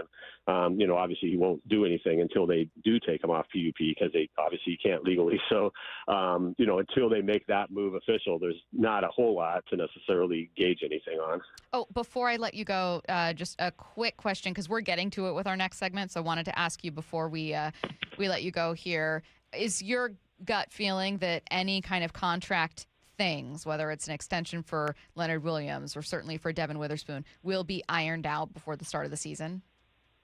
I don't know about Leonard Williams. We asked him about that yesterday, and he said they kind of had a couple conversations, nothing set in stone. He seemed to indicate he's, that if everybody decides to wait till after the season, he might be okay with that. And, he might be fine with that too. Like if he had another year like he had last year, he could hit the market, and, he's at the age where he's probably maybe got one really big payday left.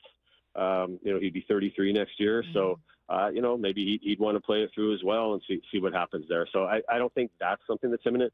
I have thought something with Witherspoon would, and maybe the Denzel Ward thing yesterday helped spur that. Maybe that, helps re-solidify what the top of the market is, and then you go at it that way. It's just a weird thing to read because of the fact that Witherspoon and Christian Gonzalez have the same agent. Mm-hmm. My understanding is that's definitely been a factor, because they can't, the same agency would, each of their agents would probably love to make each of them the highest paid corner in the NFL, but it's the same agency. You can't do that, right? They can't, unless you sign the exact same contract with both teams with each guy.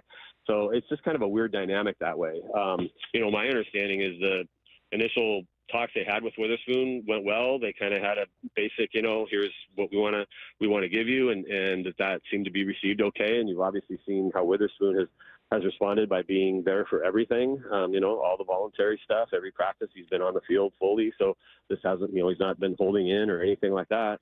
But I do think, once you start getting pads on, the risk of injury gets a little bit higher and all that kind of stuff. I would think both teams, both both the Patriots and Seahawks probably want to get these done with these guys pretty soon. So I would think there's something's probably got to happen here quickly, in the next few days, or at some point it's not going to happen. He is Seattle Times Seahawks reporter Bob Condotta, kind enough to join us. Bob, we'll see you at camp tomorrow. Thanks, Bob. Okay, thanks a lot, you guys. Bye. Thanks. We're kicking off the 2026 Seahawks season with the preseason home opener on August 15th, and we want to send one of you and 3 friends to watch in person. All you need to do is open the Seattle Sports app to find out how. If you don't already have the app, just text the word app to what number, Bump? 866-979-3776. That's right. And we'll send you a link to download. You can also download it at the App Store. It's free. And you can use it for other things besides just entering into this contest. You could call and harass Stacy. You can't call me on the app. Or text her. You can text her in the app. You can contact the station. You can listen to us live. You can listen to all of our podcasts. You can read articles. I'm talking about the number. Text the number. Text the number at 10 p.m. She'll hit you back. No, I won't. 866-979-3776. Enter daily to increase your chances to win. This contest runs through Monday, August 3rd. Let's get to headline rewrites. Extra, extra, real Headline rewrites. We must make headlines. The real story behind the headlines in today's news. Powered by Bay Alarm Security Services. With Bumping Stacy. Text me back at 10 p.m., so I know you ain't texting them back. Yeah, I'm the worst at, because what I do, I don't know about you guys, but I open up a text that someone sends, and then if you don't respond right away, you just forget it. That's old news. No, I respond. Oh. That's just me, though. Well. Headline number 1, Leonard Williams confirmed to reporters on Tuesday Curtis? He's had talks with the Seahawks about an extension. Brock was talking to me back here. What's the real headline? But has he had talks with the Seahawks about Devin Witherspoon's extension? Because that's what we want to know. It seems like all these guys are patient. Leo's patient. Spoon is patient. Sam, for that matter. Sam ain't tripping. They're like, man, it feels like they're thinking to themselves, we're going to get it worked out anyway. Let's just focus on our jobs and make sure we're prepared and ready to go, which is refreshing because we've seen hold-ins, we've seen holdouts, we've seen it all from Bobby. So it's refreshing. Dwayne Brown. Yeah, it's refreshing to have a group that is focused on the task at hand. I will say, though, Bob is right. Once some pads come on, the risk of injury goes up. So make sure you get your money right. And I don't blame a player at all for being like, I don't want to cost myself millions of dollars by getting hurt, because the team isn't going to honor it. If I miss a whole season because I tore my ACL, the team isn't going to be like, see, we were going to give you this anyway, so we'll just give you the same thing we were going to do. They're going to say, this is basically a year off the deal. Then we got to worry about recovery. And those injuries happen. I mean, in the snapshot, and we'll get to some more stuff around training camp coming up in NFL headlines, Shamar Stewart was just carted off the field for Cincy at practice earlier today. The team's still awaiting imaging, so we don't know what it is, but he was wearing like a leg brace and using crutches. That is a major piece of their defense, and who knows what's happening there. So injury risk is real at training camp.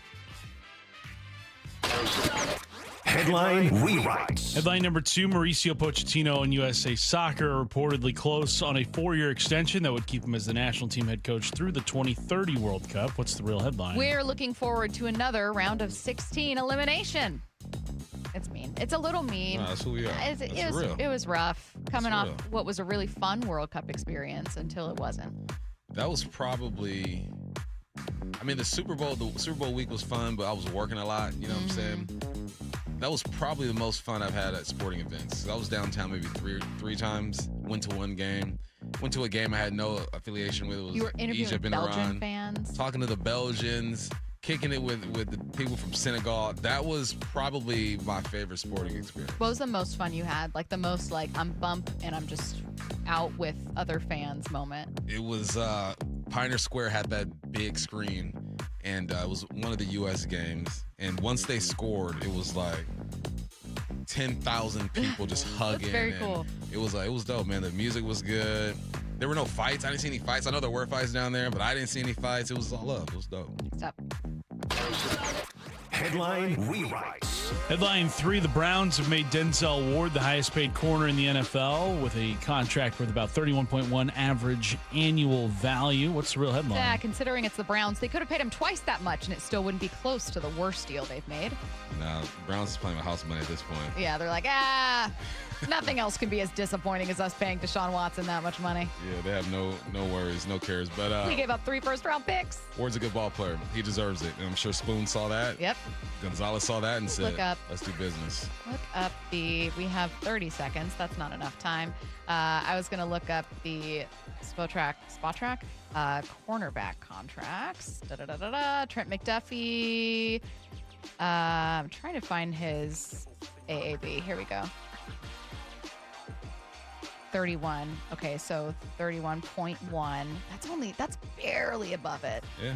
That's all you need. It's Maybe all but he's still the top dog. I know. That's all that matters. I thought, I wondered, are we going to be looking at 32, 32.5? How much higher is this going to go? But that, just barely edged it out. All ego. That's all it is. All ego. Taking a look around the NFL next.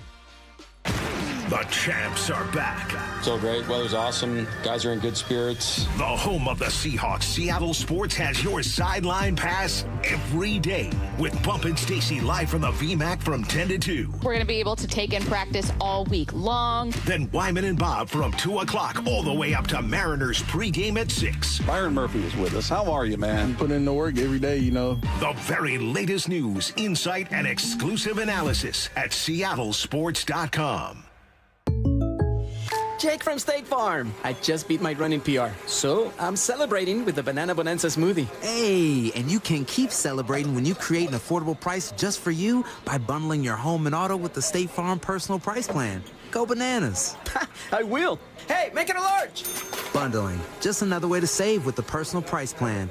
Like a good neighbor, State Farm is there. Prices are based on rating plans that vary by state. Coverage options are selected by the customer. Availability, amount of discounts and savings, and eligibility vary by state. Wesley Financial Group is not a law firm, and Chuck McDowell definitely not an attorney. This is Chuck. If someone talked you into buying something really silly and you want to get out of that silly little thing, my advice, get the facts. Call me and I'll send you our timeshare exit kit absolutely free. Inside, you'll learn how timeshare works and all your options for cancellation. Call Wesley now for your free exit information kit. 800-791-0000. That's 800-791-0000. Summer is for sunshine. It's a beautiful day out for baseball here at T-Mobile Park. Summer is for moonshots. He just absolutely obliterates this multi-homer game, Cole Young. Summer is for Mariners baseball. Emerson is racing over, slides off.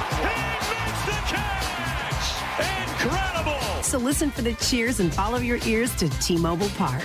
Because where else can you travel to on a ferry boat and then eat crab nachos out of a ferry boat? How sweet it is! It is the sweetest, Rick. Mariners baseball. Tridents up. The Mariners are back in town this Friday, and the fun gets started with 50 Seasons Fireworks Night, presented by T-Mobile. Then don't miss Aloha Shirt Day Saturday, presented by Fred Meyer, and Super Mario Day Sunday, featuring a Julio Rodriguez bobblehead giveaway. Thanks to Nintendo. Get your tickets at mariners.com. Olympic Hot Tub has terrific ways to achieve total wellness at home. Saltwater hot tubs, swim spas, saunas, and cold plunges, all waiting for you. See our current specials with exciting savings at olympichottub.com. Better you, better life. Tim Hunter, a lifelong local radio host, underwent Swedish CyberKnife treatment for prostate cancer. What's it like to go through the CyberKnife treatment? You do a 5-day-in-a-row stint. You go to the Swedish hospital. They say set aside 45 minutes for each treatment. It's really only about 35 minutes of that little robotic arm dancing around you. There's no pain involved. It was just too easy. Treat prostate cancer with Swedish CyberKnife. Swedish.org/CyberKnife Prostate. CyberKnife is a registered trademark of Accuray Incorporated and is used with permission. Thinking about a new roof or exterior upgrade, but worried about the cost? This is Justin Shirley, CEO of State Roofing and Exteriors. We've created our summertime savings event to make it simple and affordable. Save up to $3,000 off your exterior project or get 0 down, 0 payments, and 0 interest up to 24 months. And every qualifying GAF roof is backed by our lifetime Golden Pledge warranty. One call gets you started. Call 866-ROOF-ROOF or visit stateroofing.com today. Held to a higher standard since 1968. Whatever the heat index, stay cool this summer. Ask your Bryant dealer to maintain your current system or install an energy-efficient Evolution system. Learn more and schedule an appointment with a factory-authorized dealer today at BryantNorthwest.com. Whatever it takes. The champs are back. Really excited to get going. Nobody covers Seahawks training camp like the home of your Super Bowl champions, Seattle Sports. I know that hiring can be challenging. You need someone to match your role perfectly. Well, now you can meet them fast on ZipRecruiter. Build your team, build it sooner. Meet your match on ZipRecruiter. Just head to ZipRecruiter.com/free right now to try it for free. That's ZipRecruiter.com/free. Meet your match on ZipRecruiter. Try it free. You know what you can trust? The protection you get when you bundle home and auto insurance with Progressive. You know what you can't trust? Everything else, apparently. Like when you saw that article that said that thing you eat every day is a superfood and great for your gut health. But then 30 seconds later, a different article warns you to avoid it and it's taking years off your life. Well, which is it? Kind of a big difference there. Anyway, bundle home and auto insurance with Progressive for reliable coverage in a reliably unreliable world. Progressive Casualty Insurance Company affiliates and third-party insurers. Not available in all states or situations. If the world were like a Sleep Number mattress, everything would adapt for your comfort. Your coffee would never get cold. Your flight would always be on time. And your mattress would always respond to you and your unique sleep needs. Sleep Number mattresses are designed to respond to your body and shift with your changing life, helping you fall asleep faster and stay asleep longer. To experience a whole new world of comfort, visit a Sleep Number store or go to sleepnumber.com. Sleep Number, to a good night's sleep. Jane Dawson did something smart. She saved hundreds on auto insurance switching to Progressive. With the money she saved, she got herself a pricey bird feeder with an ultra-high-def camera. Should Jane have just bought a regular bird feeder? Yes. Is it hard for her to admire nature when the camera doubles as the bird's potty? Also, yes. But it's Jane's savings, and if she wants to spend her time watching the digestive habits of the white-breasted nuthatch, we say you go, girl. Switch and see if you could save with Progressive and treat yourself. Progressive Casualty Insurance Company and Affiliates. From the Quantum Fiber Studio. This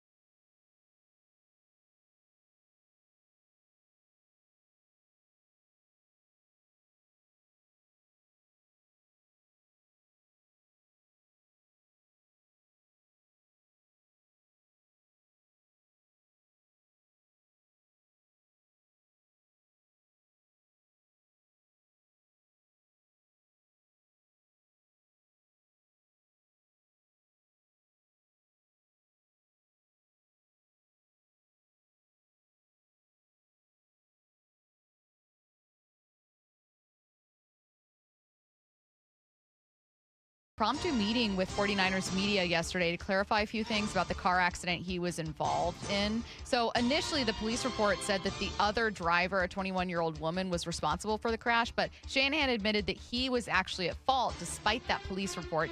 More from ESPN's Nick Wagner. We looked into further why that report was incorrect. The Palo Alto Police Department tells me this afternoon that it was a clerical error on their end. They are in the process of correcting it, where they just simply assigned the blame to the wrong person when clicking a button. Shanahan then went into the details of the accident, said he was driving about 20 miles per hour. He reached down between the seats because his phone fell down there. When he looked back up, he took his eyes off the road for a couple of seconds. It was too late to swerve. He hit a 21-year-old female driver head on, suffering all the injuries that he had, and not least of which, of course, is that concussion, which is still lingering and keeping him away from full-time duties right now. Nearly lost like an eye, a really serious accident. And I was just thinking during Nick Wagner's report, too, of like, that's head on at 20 miles per hour.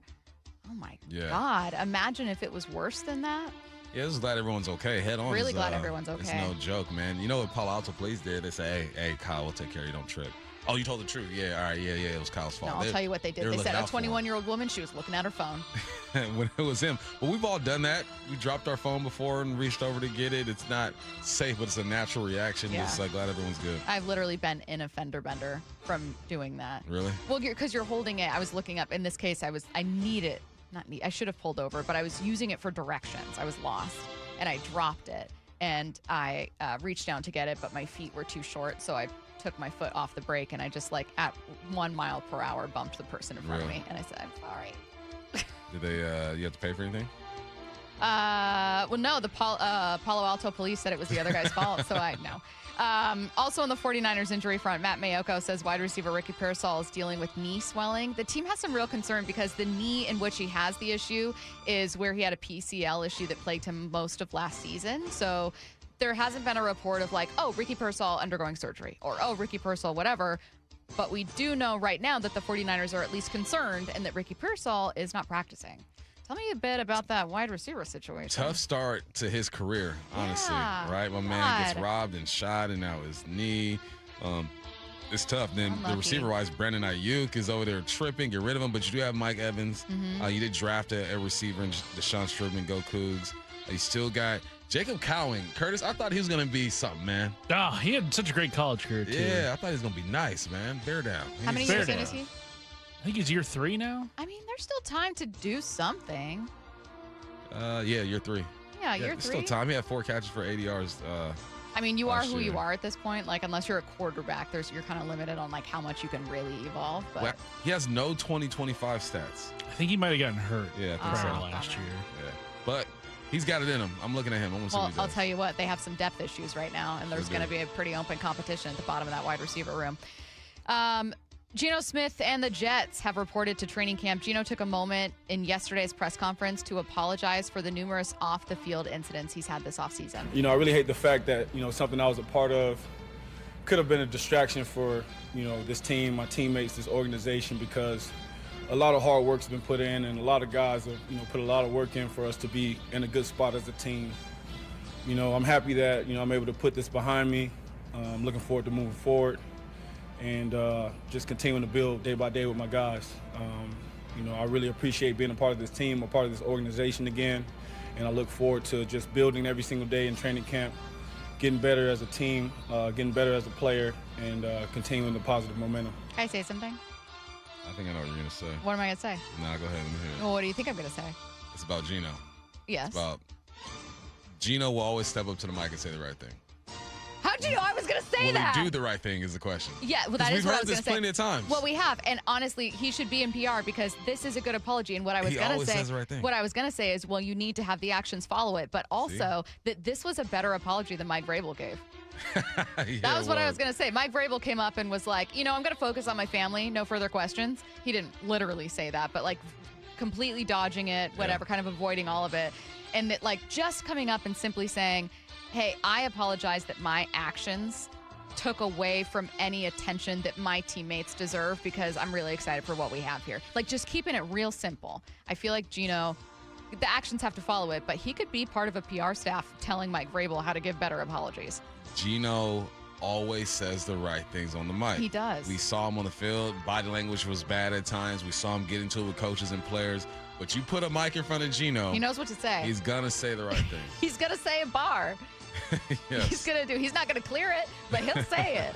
The Cowboys have reported for training camp. So, Jerry Jones had to step in front of a mic. Speaking of stepping in front of a mic, Jerry was asked by media whether Dallas continued to pursue Max Crosby after the Ravens walked back their agreement with the Raiders. Why did you walk away from Max Crosby when it fell apart with the Ravens and not revisit that then? We didn't. No, no, because there's nothing more to elaborate about, but we did not walk away. That's about all there is to say because, we understood his injury well, and so we thought he could help us then, and we're surprised the way that was resolved, but to basically take what happened with him after he came home from back to the Raiders to inject anything about what we're thinking or doing in because he went back to the Raiders would be a mistake. He's a Raider. I'm really curious about that. So he's saying we didn't stop pursuing him after that deal fell through. But now I want to know, well, then why didn't the deal get done? Did the Raiders just tell you, no, absolutely not? Did you then lower your price that you would have offered because he was sent back by the Ravens? Like, I'd be curious to know, like, well, why for a defense that could have used help did you not keep? Did the deal not get done? Like, how did it end? You don't remember. They don't remember. What happened again? And I couldn't tell you what happened. I couldn't tell you where Max is right now. Here's what I do know about Jerry Jones. If he doesn't feel like he's winning a situation, a trade, or anything, he's not going to be interested anymore. Yeah. He works solely on pride. Well, not solely, but mainly on pride. Motivating factor.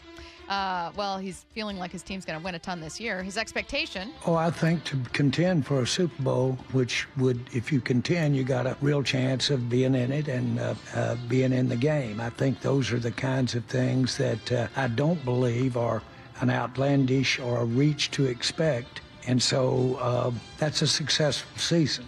I expect us to be significantly improved defensively, significantly improved.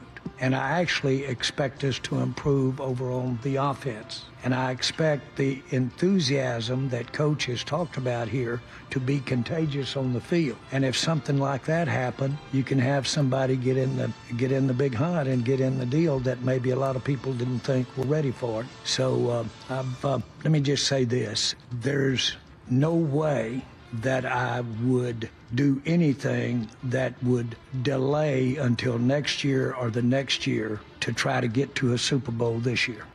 Do you think that the Cowboys have a chance to be contenders this year? I tried to look up their strength of schedule before asking you this question. They're 13th easiest. On paper, the Cowboys do every year on paper. It's all the other things that jack them up. I'm looking at their schedule right now. Obviously, they play the NFC West. The East, I think the NFC East is going to be good. They got to play Baltimore. They play Houston as well. Houston's getting a lot of preseason love. I know that defense is on point. They are. But they're getting a lot of love. Because my question is CJ Stroud, though.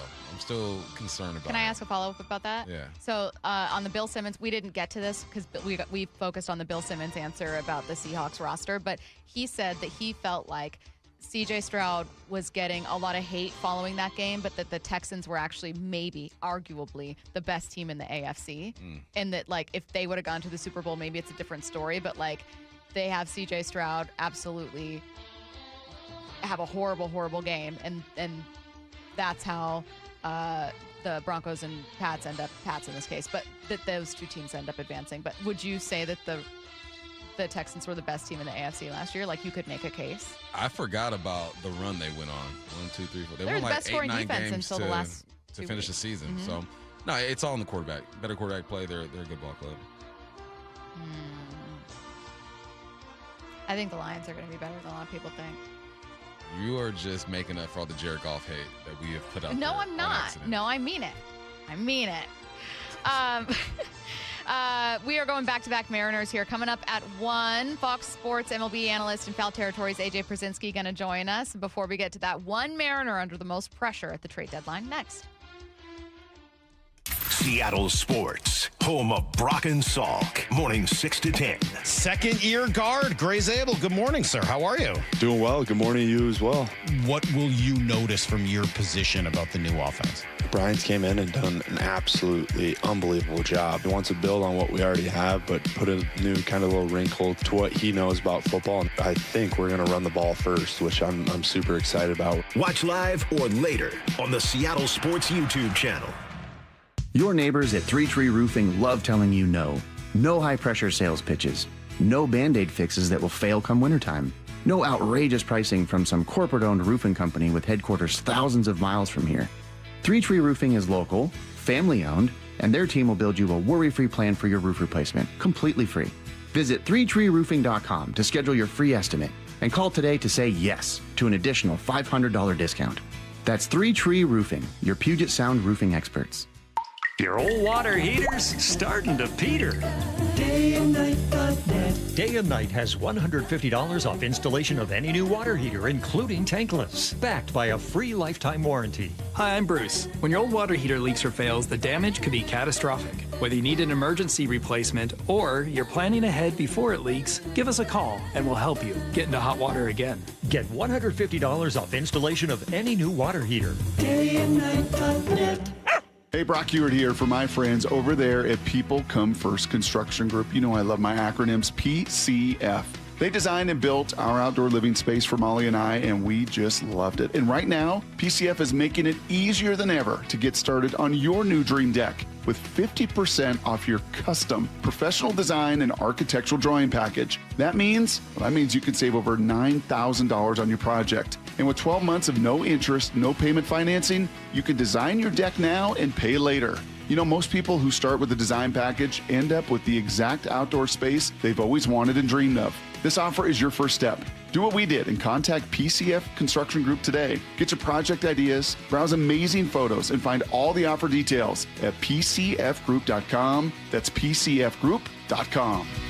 Making your outdoor space your favorite place. With People Come First.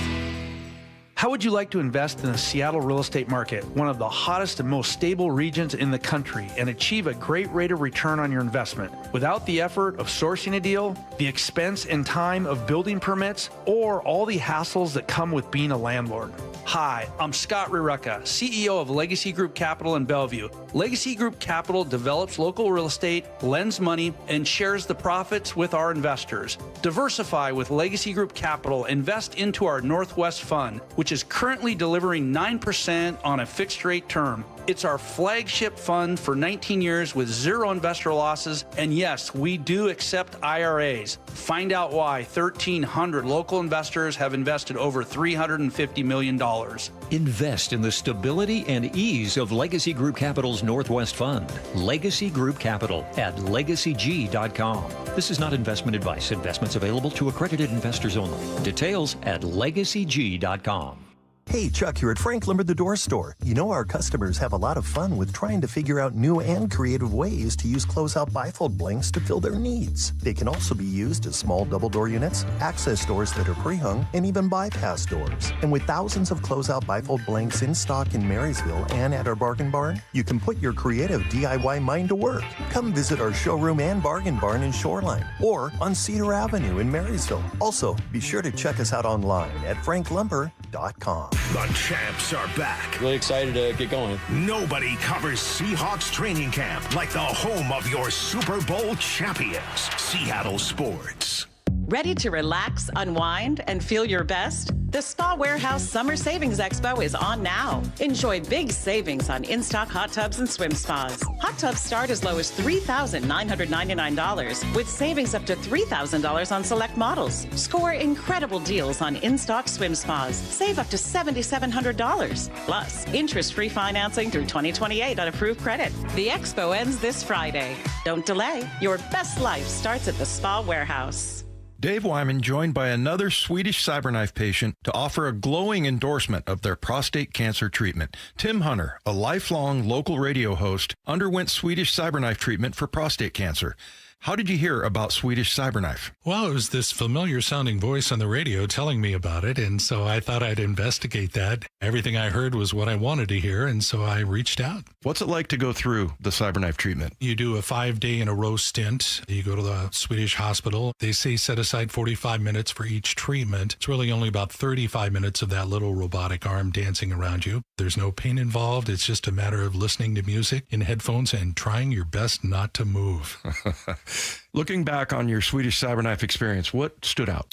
It was too easy. It was just too easy. I went through it and I just went, that's it? Treat prostate cancer with Swedish cyberknife. Swedish.org/cyberknifeprostate. Cyberknife is a registered trademark of Accuray Incorporated and is used with permission. Hey, you mind keeping it down up there, please? KeyBank will meet you in that I need new neighbors moment. Rick, it's your mortgage loan officer, Beth. I was in the neighborhood and wanted to let you know your home loan application's been approved. Beth, you're always there for me, and not a moment too soon. Are your neighbors bowling with grand pianos again? And apparently raising livestock? Ugh. For every financial need, we'll meet you in the moment. KeyBank opens doors. Equal housing lender. NMLS number 399797. From the Quantum Fiber Studio, you're listening to Bump Stacy. Weekdays 10 to 2. On Seattle Sports and 97.3 FM HD2. Answer this question. Which Mariner is under the most pressure at the trade deadline? You can text in your answer, 866-979-3776. Bump, which Mariner's under the most pressure? The way that's set up is like this Mariner's in jeopardy of being traded. No. Which Mariner is under the most pressure at the deadline? You can interpret this as creatively Is it a player? Is it a coach? Is it a front office member? Is it me? They're all Is it Mariners. you? They're all Mariners. Is it us? Alex Mayer. I'm just playing. Wow. I'm just playing, Alex. No, I love you. No, oh, man, it's Dan. I think Dan is. Dan? Yeah, because That's a good answer. I Good think answer. that management is going to do something. They're going to say, look, Dan, I've given you one of the best catchers in the game. Mhm. I've given you one of the best centers in the game. You got Randy who's playing. Your whole outfield right now is balling. We got young talent in the middle. The pitching staff is one of the best in the game. Do something with it, Dan. Find a way to get these guys going. I think it's Dan. Curtis, who do you think it is? Which Mariner is under the most pressure? Dan Wilson's a great answer. It probably would have been mine. That is a really good answer. Maybe like Randy. Okay. I mean, he's been everything You're actually in danger of being moved. Exactly. So, if the Mariners want to keep you around, maybe continue to hit and continue to be on the up and up everywhere else too. Ian? In that same vein, Hancock is pitching today against the Dodgers. Tonight, I would say. Tonight. It's all right. Tonight. Wow. It's a 7:10 start.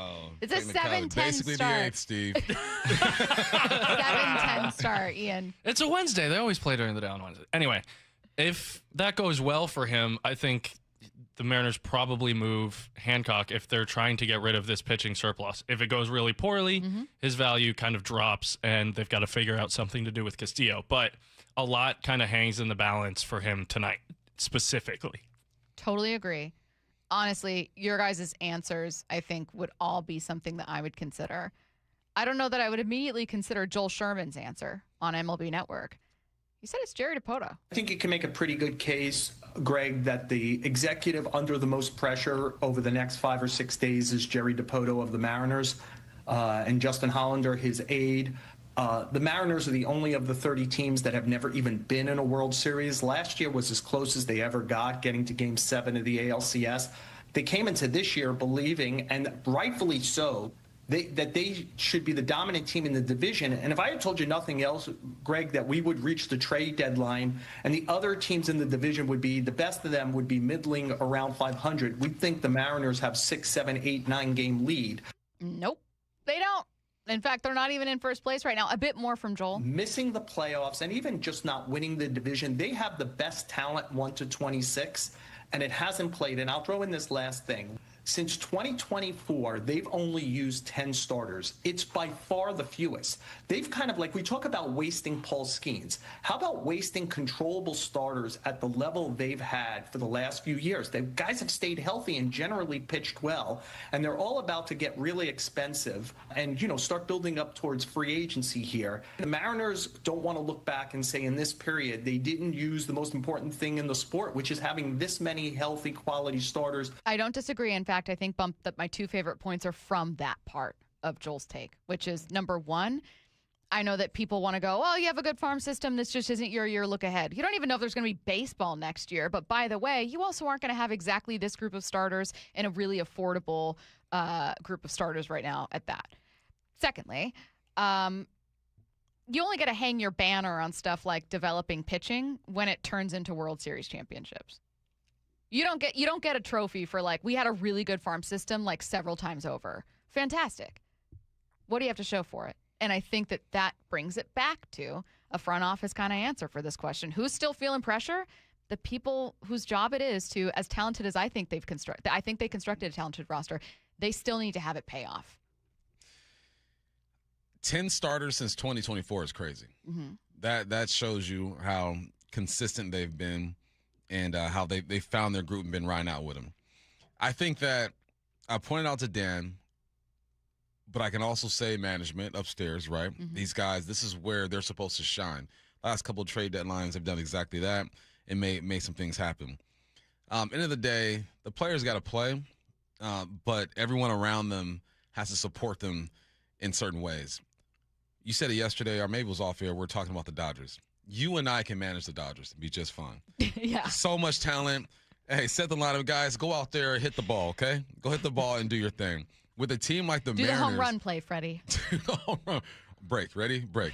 But with a team like the Mariners, there's so much more support that this team needs, right? Because you don't have the super talent that the Dodgers have. How does the manager support?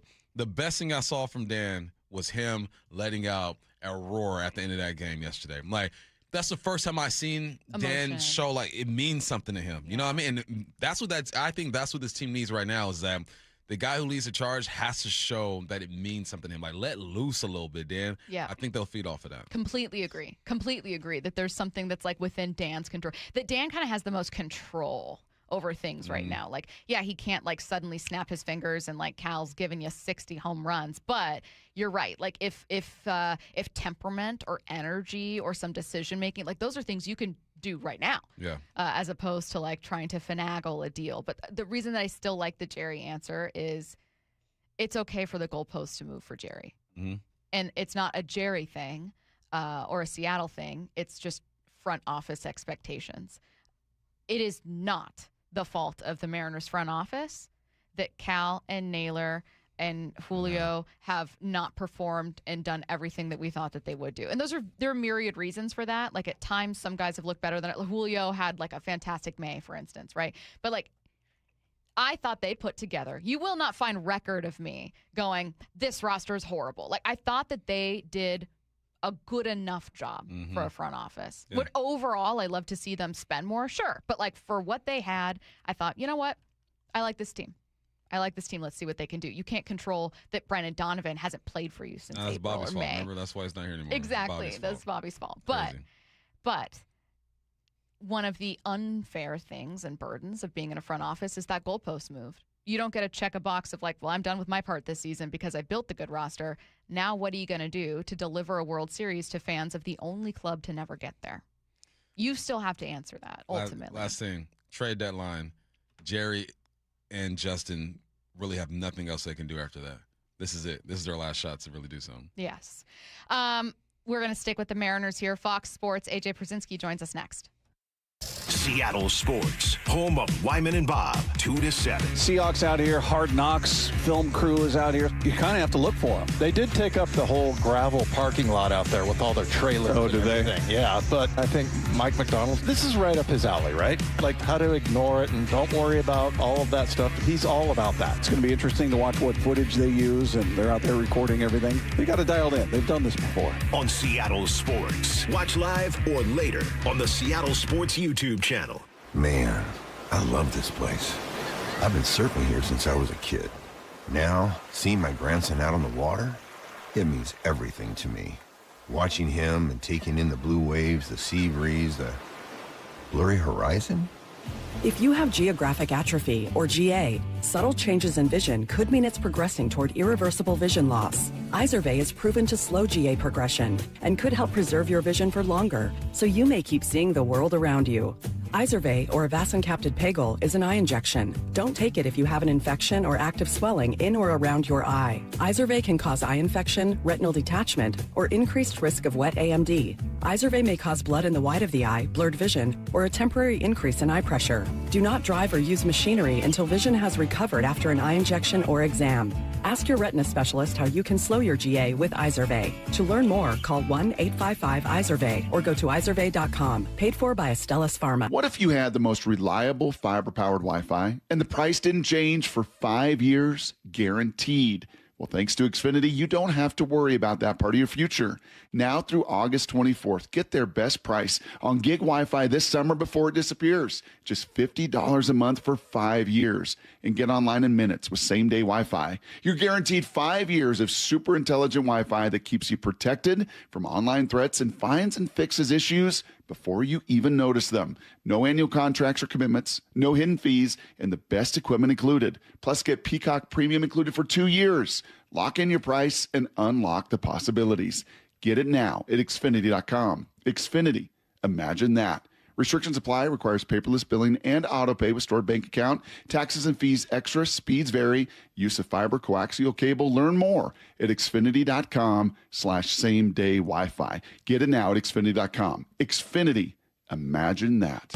Need a lift? In your business, equipment downtime is not an option. With parts in stock and factory-trained mobile technicians, Levitt Machinery is here to get your business back up and running. From forklifts to telehandlers, aerial lifts to track loaders, trust Levitt Machinery to lift you back up and get your equipment back to work. Because at Levitt Machinery, if it's forked, we fix it. LevittMachinery.com. Give us a call today. Stack it, reach it, lift it, Levitt.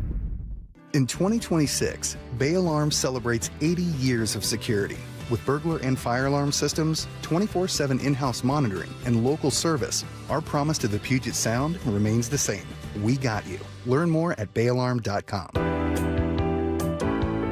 If the customer wants to be met in Seattle, then let's get that car from Kirkland to Seattle so that customer can come in there and transact. The Johnson Auto Family, the LJ way. Earn money while you listen, earn money while you drive, earn money while you sleep. Dave Wyman here, and I know we're all looking for ways to add extra income without adding extra hours to our workday. How about joining a credit union where your money earns money? That's Harborstone Credit Union, founded in 1955 for local, hard-working people. They have a money market special offering strong returns for your hard-earned money. All it takes is a couple clicks of the mouse at harborstone.com/money market to open one. As soon as it's opened, you start earning 3.75 annual percentage yield. The best part, you retain full access to your money the entire time. Harborstone Credit Union is the hard-working credit union built for people like you and me. Get the most out of your money with Harborstone Credit Union. Open a money market account online at harborstone.com/money market. That's harborstone.com/money market.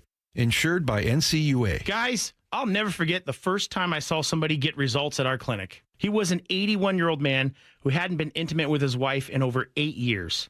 Viagra had stopped working for him, and he was desperate for help.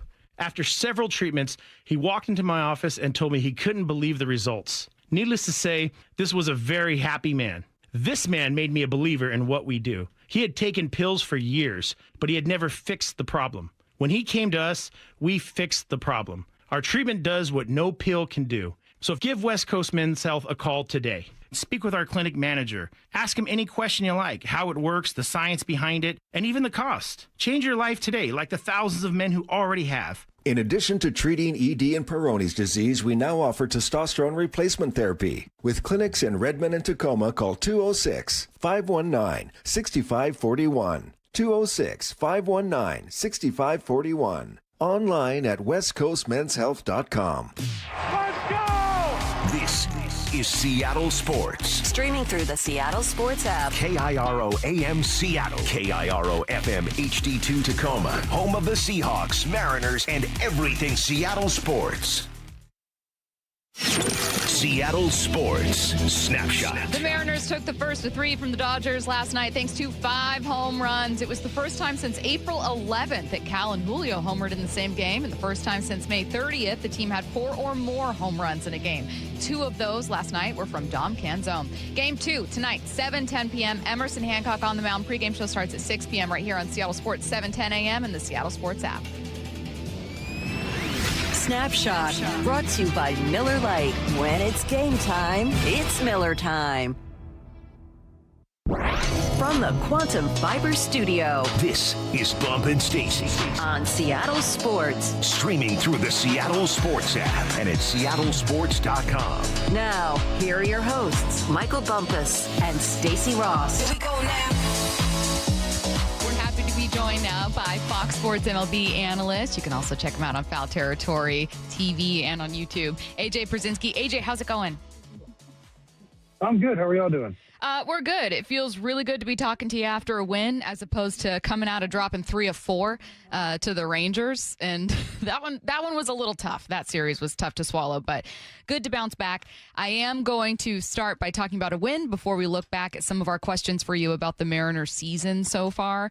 It was great to see the Mariners slug. It feels like that's really what's been missing from this lineup, and there's no one that you feel it from more than Cal Raleigh. He had a home run. The other 3 were strikeouts, but you know what? It was just good to see that home run from him. What do you think's been going on with him this year? Well, first of all, I was really, really interested in seeing how they bounced back. They had to go from Texas losing 3 or 4, and then they only had to fly to L.A. and play the Dodgers and face Robleski, who's been really good this year, and they won the game. I know they didn't score all the runs off Robleski, but they did score runs late. Canzone obviously had a great game. I think he had 2 home runs and drove in the big runs. Cal hit the home run. If you're asking what's going on with the team or you're asking what's going on with Cal, those are different answers. So which one would you like to hear first? Let's hear Cal first. Okay. Well, for Cal was never going to live up to what he did last year. I mean, he hit 60 home runs. No catcher had ever hit 60 home runs. He should have won the MVP for my money just because of the season he had. Listen, I'm not going to knock Aaron Judge. I'm not going to say Aaron Judge shouldn't have won because he had an unbelievable year also. But when Cal Raleigh has a historic year of the 60 home runs, plays in, I think, 159 games last year, just did everything for this team, taught every day, he should have won. Okay, he didn't win. So then you go into the offseason and you say, okay, long postseason run, just barely missed going to the World Series for the first time.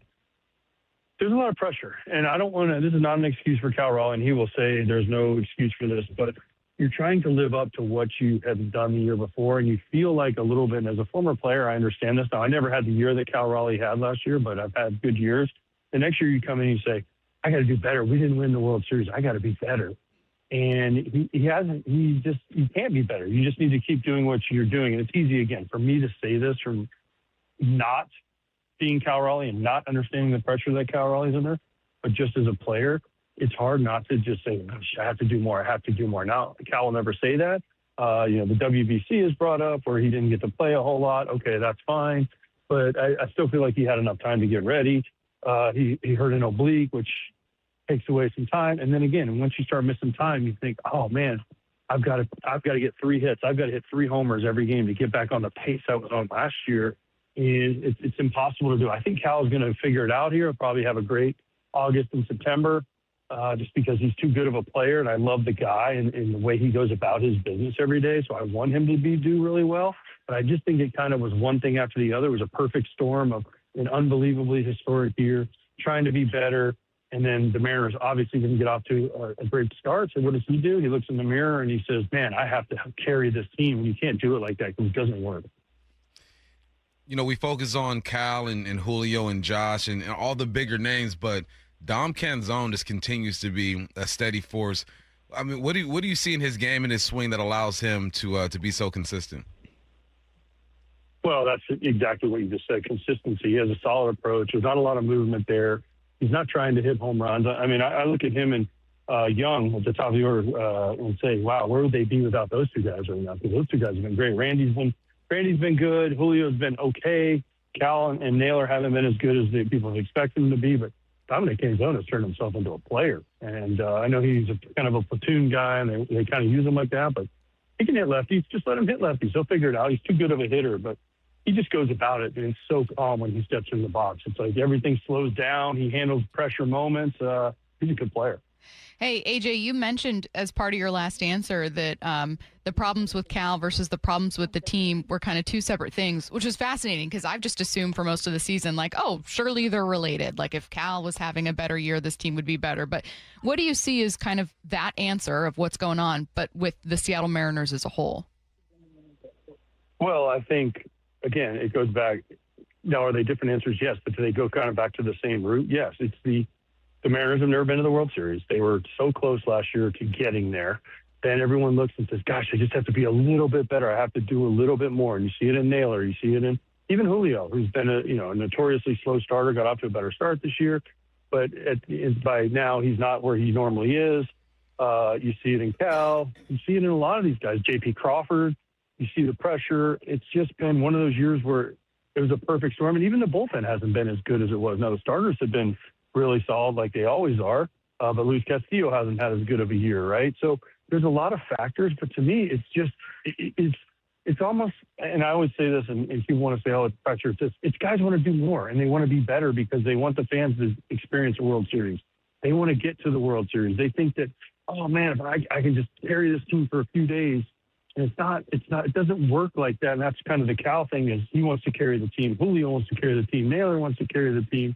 And then you get a little bit behind in your numbers and you think, oh, I gotta get 4 hits today. I gotta get 5 hits today. I've been there. Trust me. I've struggled. I've had rough goes of it. It is not easy to get it out of your head. But the biggest thing to me is you just got to look at it and say, all right, today's a new day, one at a time. Again, easier said than done. One game at a time. We got to win today. And again, I was proud and thought it was a great indication of where this team is that they won the game last night. And a game they could have really folded it, too. We've been searching for answers all year, right? 6-man rotation, piggyback, injuries, poor execution. I hated that, by the way. Which one? I hated that. I thought that was terrible. The piggyback, if you're going to do it, do 6-man, but don't do the piggyback. I thought the piggyback, and, of course, everyone's like, oh, yeah, the pitchers are fine with it. So if there's somebody that's going to be pissed off, and someone needs to go to the bullpen, it probably needed to be Castillo at the time, but they didn't want to do that to him. But it throws everybody off their rhythm, and I know it was only a couple times through the rotation, but it did cost them a game, if you guys remember, where they had to pitch Castillo because I think he followed Bryce Miller, and they brought Castillo in, and he lost the game late, and they didn't use Munoz or Spire or any of their high-leverage guys. So I didn't think that was a great idea. I didn't love the look of it. Now, Mariners fans destroyed me on Twitter and saying that, oh, you don't know what you're talking about. They did this before, and it worked. Well, not really. They didn't do it where it cost them games. They might have used a starter out of the bullpen, but then they also went to their high leverage guys. So I hated that idea. I didn't like it either. But I'm glad I'm not alone when it comes to that. But right, it's not for lack of trying. They tried everything with this team. Like what's trying to figure out the right formula, moving guys in the order. But at some point, I think Stacey and I are on the same page. We're like, all right, well, where does Dan factor into this, right? What does a manager do to try to get his team going? I got a football background, so our coach used to come in the locker room, just yell at us and get us going. We're all excited. We run out there, we hit somebody, right? This is baseball. You can't do that. So what role does Dan play? Walls. Can't run through a wall in baseball. Well, maybe if you're in the outfield. But what role does Dan play in trying to get this team going? Yeah, I love that. People always say, oh, a team is flat. Well, a team always looks flat when they don't hit. You know why? Because there's no energy in the stadium. There's no energy in the crowd. There's no energy in the dugout. If you start hitting, guess what? Guys will literally think they can run through a wall as a team. But when you're not hitting and you're not scoring runs, it ain't very fun. And it's not very fun to watch either. So everyone's like, oh, this team's dead. It's the manager's fault. I mean, they fired the third hitting coach the other day. Like, was it the third hitting coach's fault that these guys are having a bad year? Bobby Magallanes? Absolutely not. It wasn't his fault. But they had to get rid of somebody. And it was trying to serve as a wake-up call. And this and that, but it's not like guys are not trying. Guys are doing the same stuff. They're trying. Like I said, it's almost like they're trying too hard. The biggest role for a manager in today's game is to make everyone feel comfortable and feel like they are the greatest person on earth, because all they do is read negative stuff about how they can't do this, they can't do that. But every manager now has to blend the analytics, which I'm all for, having analytics, but you have to blend them in a way that your players understand what makes them good and how you can make them better. Meaning, it could be the worst matchup in the world. You could be over 100 off a certain pitcher. And Dan Wilson walks in and looks at, I'm just going to use Cal Raleigh because we already talked about him. Not a knock on Cal Raleigh, so nobody go crazy here. Hey, Cal, you're facing, I don't know, I'll use Tarek Skubal just because his name is all everyone's talking about on trade deadline.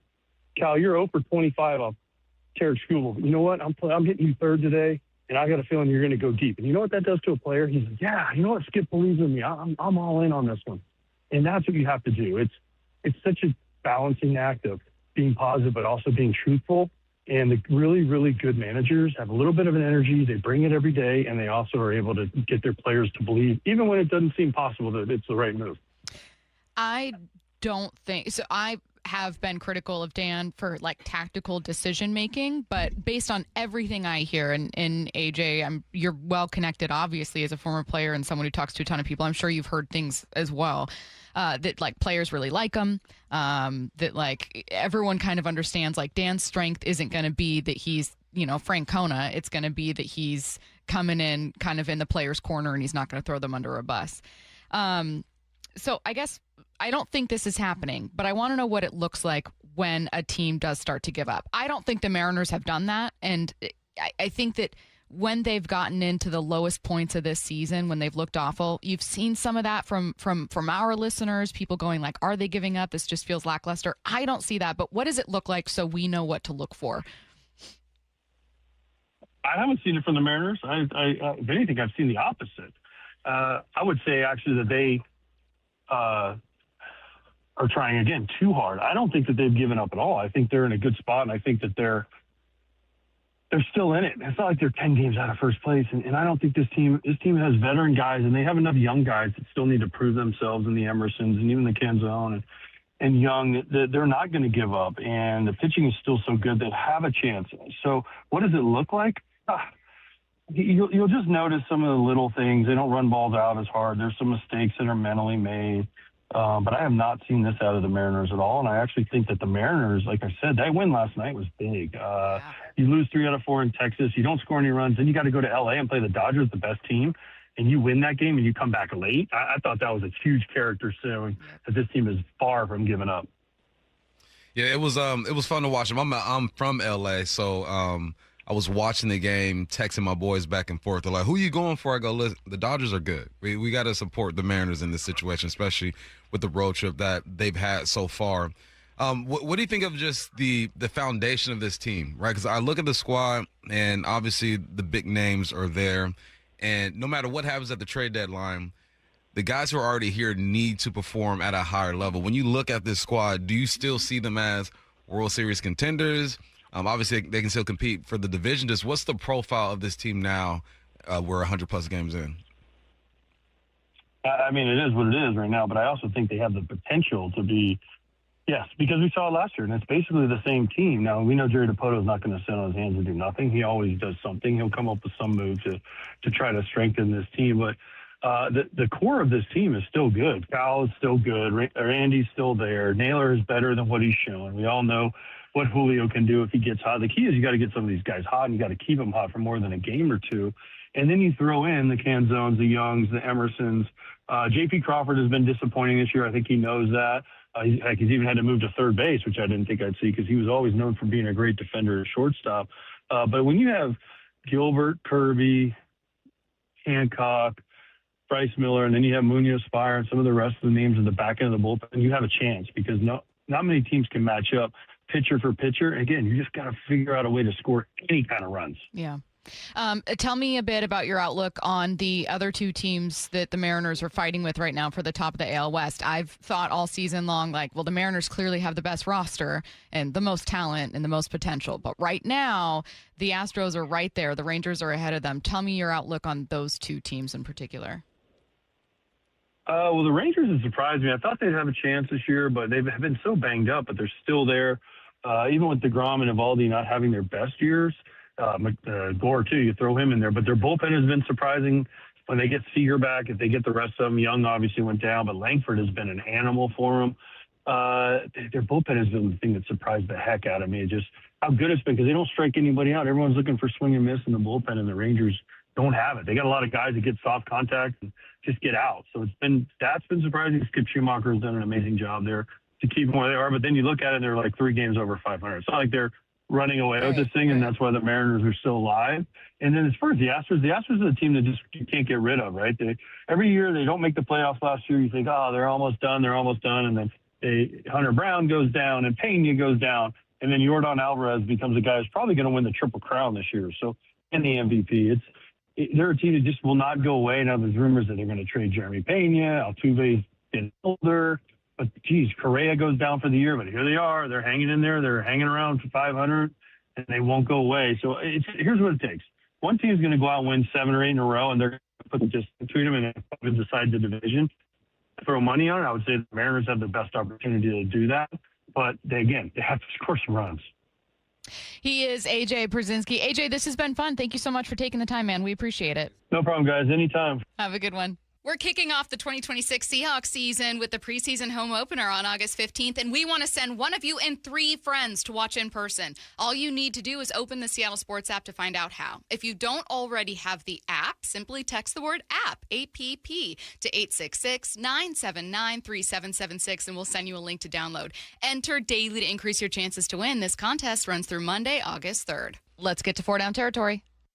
This is 4 Down territory, going inside the game with former Seahawks and Coug wide receiver Michael Bumpus. First down, what position group got you hyped yesterday? The TEs, tight ends, and I can't reveal too much because The feds are always listening. The NDA that you signed. Yeah, the NDA with the NFL, the Shield, the Seahawks. Yeah. I talked to Mike yesterday. He said, don't tell nobody. But look, the tight ends look good yesterday. You're going to see them all over the field, outside, inside, bunched, all that stuff, man. And they all made plays. Sauber made a play. Arroyo made a play. AJ made a play. People were wondering how tight end could take another step forward or step up. Fleury was a tight end guy. He knows the game. So I'm excited. You guys should be excited, too. The tight end group looked really good yesterday. Second down. You know what actually made me mad yesterday from practice that I didn't tell you? I told you at practice, but I didn't mention it earlier in the show. We were walking down the sideline, and there was a bunch of Seahawks fans on the berm behind us, and someone yelled, "Bump!" And I thought, surely they will also yell, "And Stacy!" And nothing. Absolutely nothing. Because they're intimidated by you. That's what it was. That's what it is. My size in person is actually quite intimidating. I get that a lot from people. They're like, I had no idea you were so I always think it's easier to interact with men in that situation than women. Because with women, it's like you want to be respectful. Hey, lady! Hey, girl! I just turned immediately to like, oh, clearly we are going to wave at someone that's a regular listener and text us all the time. Bump Stacy Show. I'm here too. I should have yelled. No, but someone did say hi to Bump, which was cool. And also the tight end play was very cool. TEs. Best play from practice. It was a pick by Bud Clark. It was tipped by Dansby. In the it was like a 7-on-7 drill, nothing too crazy. In the red zone, around with the 10 or 15-yard line. But Dansby tipped it. Bud Clark took that thing 70 yards to the house, and people who weren't even involved in that play were on the sideline, put their helmets on, and ran down there with them. I love that kind of. Then he punted the ball into the crowd. Yeah. That always scares me when a baseball's thrown to a crowd, the football, because I'm like, what if that person can't catch? Yeah, I'm the person on the other end going, someone needs to jump in the way and catch this. And with baseball, too, like, they toss it. It ain't no little soft as I've seen guys. He kicked that into the air. Well, I'm talking about baseballs. Oh, yeah. I see Julio throw the baseball into the crowd. I'm like, man, I hope that dude can catch. But, yeah, I'm back to Bud Clark, punted it up in the air. People on the burn liked it. It was fun. It just shows that those guys are still having fun out there. You think there are things more embarrassing than this, but like, can you think of something right now more embarrassing than if you were a guy at a game, glove on, and you don't make the catch, and like really embarrassing, kind of like you shy away from the ball, like you flinch. Yeah, that would be embarrassing. Flinching behind the plate when somebody sails a pitch and there's a screen there. Like, it's not embarrassing. It's natural. It's not going to hit you. I bet you flinch. Yeah, probably. But I've never had seats that good. As I'm saying, if you're sitting behind, you're in Diamond Club, drinks are flowing, you know, your reactions aren't the same. What would be worse? Flinching when I'm talking home run, so not like a foul ball that goes directly back and it catches you off guard. I mean, like, you're in the crowd, you see the ball clearing the stand, like you're gonna try to catch it, but then like you just you get a little nervous and you flinch or you drop it or you look ridiculous. Or if that football that was punted into the crowd, dropping that. For me, it'd be dropping the football. Well, what about for a regular person? Regular person? Probably the baseball. Yeah, I think so too. Yeah. I got my first foul ball. I told you guys that, right? But I was protecting this kid sitting next to me. The ball was up, so I grabbed the kid, and it was going to drop right where the kid was. So I grabbed the kid, and it dropped. I picked it up and gave it to him. Oh, I was a hero. Wow. I was a hero. Maybe that kid grew up and then yelled "bump" at you when we were walking down the sideline. It was 2 months ago. Okay. Third down. What individual impressed you the most? Jalen Monroe. Man, let's get right here, Stacey. Sorry. Let's lock it in. Sorry, lock in. Jalen Milroe. I liked him because he looked calm. His feet looked good. Decision-making was on point. It's glorified, though. There's no hitting. There's no pads. Offense is supposed to look good. So I would be concerned if he didn't look good, if he was throwing the ball in the dirt. He looked better than Drew Lock to me yesterday. Obviously, that's one day at camp. Drew Lock has had a pretty good camp so far. But it was nice to see some confidence out of Jalen Milroe because I remember the last time I saw him during OTAs and minicamp, it just didn't feel or look the same. Looks like he's been putting in some work, so I'm happy for him. Where do you think his role evolves? Like, do you guess that they probably do the same thing? Drew's the backup, Jalen here as like a practice squad guy he's your third quarterback. Now that you can have an emergency quarterback, it allows for a little more flexibility with your roster. Or do you think that they maybe try to move him if he ends up shining at camp? what's the future of Jalen short term, 2026 and beyond? It's hard to say because you're going to move him. You would have to go off a preseason film if you're going to move that dude. And preseason film is tricky. I remember I had maybe my best game of the preseason against the Raiders, right? Probably like 90-something yards. And I'm excited. I'm like, cool, I'm doing what I'm supposed to do. You know what the Hawks told my agent? I was against threes, though. All right, so what if I didn't do it against threes? Yeah. You know what I mean? So that's why it's so hard, because you're supposed to shine. The better players are supposed to shine, but they're always going to have a knock and say, well, it was against the threes. That guy, he works at Costco now. You know, it's tough, man. You would move him, and someone will want to grab him based off of pure potential, man. But I think he stays here, and next year something happens. Fourth down. Someone says the foul ball story changes more and more. What was the original time. one? Jason, what was the original? Remind me. I bet it started out, well, now it's become you saving someone. I did. I pulled the kid to the side. I think I was on the show. Do you remember the what last the time you original told story it. was? Remember? Did it bounce off the facade, or did it come right down to you? It came down and bounced off the chair. But now it's turned into Bump picking up the child, moving him to the side. I just pulled him to the side. I didn't pick him up. Saving What lives did out here. Wyman Jason, and stop Bob hating, Jason. confirm? What was the question? What did Wyman and Bob confirm? You only have 30 seconds. That they cannot catch a squirrel. And Stacy was, David Wyman can do anything he wants if he puts his mind to it. I'm like, Stacy, he's not catching no squirrel. I'm sorry that I have a lot of faith in our analysts, because all of our analysts on our station were former football players, and I think you guys are all amazing, incredible athletes. You gotta be real sometimes, though. You gotta be real. We ain't catching no squirrel. You're listening to Bump and Stacy. To Bump and Stacy on Seattle Sports and the Seattle Sports app. What I Need to Know is coming up at 1:45. Get your questions in. Any question, 866-979-3776. Before that, I've got a question for you guys. Fill in the blank. The biggest reason for the Seahawks' offensive success last season was what? That's next. Just 5 days out from the trade deadline. We honestly don't know yet what direction this is going to go. This might be that time to once again go for it. I agree. Now's the time for the Mariners to go out and be aggressive. Deadline countdown. Just 5 days. An additional bat would go a long way. Yeah, I can see this going down. Stay plugged in as the Mariners approach the trade deadline with Seattle Sports, the home of the Mariners. This hour is brought to you by Mazda of Everett. Hey, Brock Ewart here for my friends over there at People Come First Construction Group. You know I love my acronyms, PCF. They designed and built our outdoor living space for Molly and I, and we just loved it. And right now, PCF is making it easier than ever to get started on your new dream deck with 50% off your custom professional design and architectural drawing package. That means you can save over $9,000 on your project. And with 12 months of no interest, no payment financing, you can design your deck now and pay later. You know, most people who start with a design package end up with the exact outdoor space they've always wanted and dreamed of. This offer is your first step.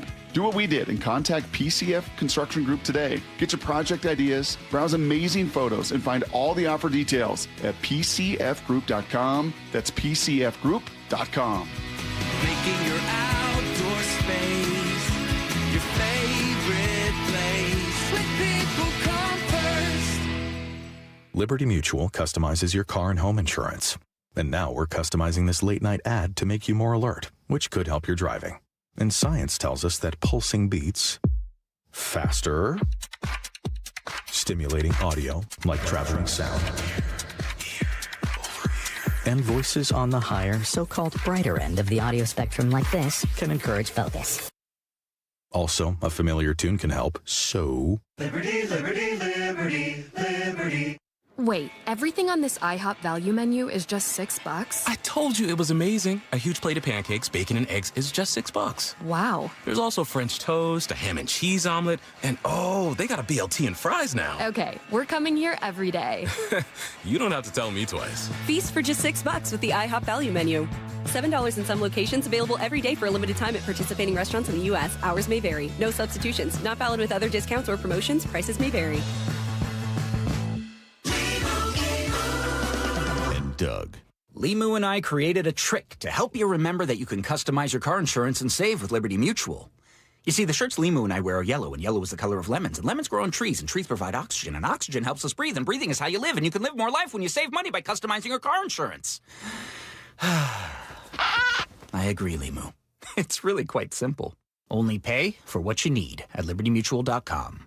Liberty, liberty, liberty, liberty. This summer, the Honey Pepper Pimento Chicken Sandwich and Pineapple Dragon Fruit and Sprite are back at Chick-fil-A. Let me tell you about the Pineapple Dragon Fruit and Sprite. It's bright, it's bubbly, it's back. The Honey Pepper Pimento Chicken Sandwich, it's so rich, and you can choose between the original or the spicy filet. Ooh, boy. And then you got those pickled jalapenos tucked right under the filet, and then just to top it all off, you've got a little honey drizzle right on top. Okay, now I'm a pimento fan. And I'm feeling the dragon fruit. Which fan favorite will you choose? Real customers paid for their testimonials. Need a lift? Levitt Machinery is now your authorized JCB dealer in Washington and Oregon. From telehandlers to track and wheel loaders to excavators. JCB equipment is built to work as hard as you do. Whether you buy, rent, or lease, Levitt Machinery is here to support you. With expert service and local parts in stock, LevittMachinery.com. Talk to Levitt Machinery today. Stack it, reach it, lift it, Levitt. The champs are back. Really excited to get going. Nobody covers Seahawks training camp like the home of your Super Bowl champions, Seattle Sports. The IRS finally caught up with Louie. I hadn't paid my taxes in 8 years. I owe the IRS a lot of money. Louie was in deep trouble. We're going to take your house, put a lien on your bank account, garnish your pay. They don't care. They're going to take your paycheck. Louie found out about Optima Tax Relief, the leading tax resolution firm. A-plus rated by the Better Business Bureau, they've resolved over $3 billion for their clients. Optima Tax, they help me. They calm me down. They make me feel comfortable, and I trust them. Louie has a lot to be thankful for. I don't owe the IRS anymore, and I'm able to live a comfortable life, a lot better life. It was because of Optima Tax. For tax help you can trust, call Optima now for a free consultation. Take it from Louie. If you owe the IRS, don't go it alone. Give Optima Tax a call. They can help you. Call 800-343-6460. 800-343-6460. 800-343-6460. Optima Tax Relief. Testimonial from an actual client. Some restrictions apply. For complete details, please visit OptimaTaxRelief.com. Dave Wyman joined by another Swedish cyberknife patient to offer a glowing endorsement of their prostate cancer treatment. Tim Hunter, a lifelong local radio host, underwent Swedish cyberknife treatment for prostate cancer. How did you hear about Swedish cyberknife? Well, it was this familiar sounding voice on the radio telling me about it, and so I thought I'd investigate that. Everything I heard was what I wanted to hear, and so I reached out. What's it like to go through the cyberknife treatment? You do a 5-day-in-a-row stint. You go to the Swedish hospital. They say set aside 45 minutes for each treatment. It's really only about 35 minutes of that little robotic arm dancing around you. There's no pain involved. It's just a matter of listening to music in headphones and trying your best not to move. Looking back on your Swedish cyberknife experience, what stood out?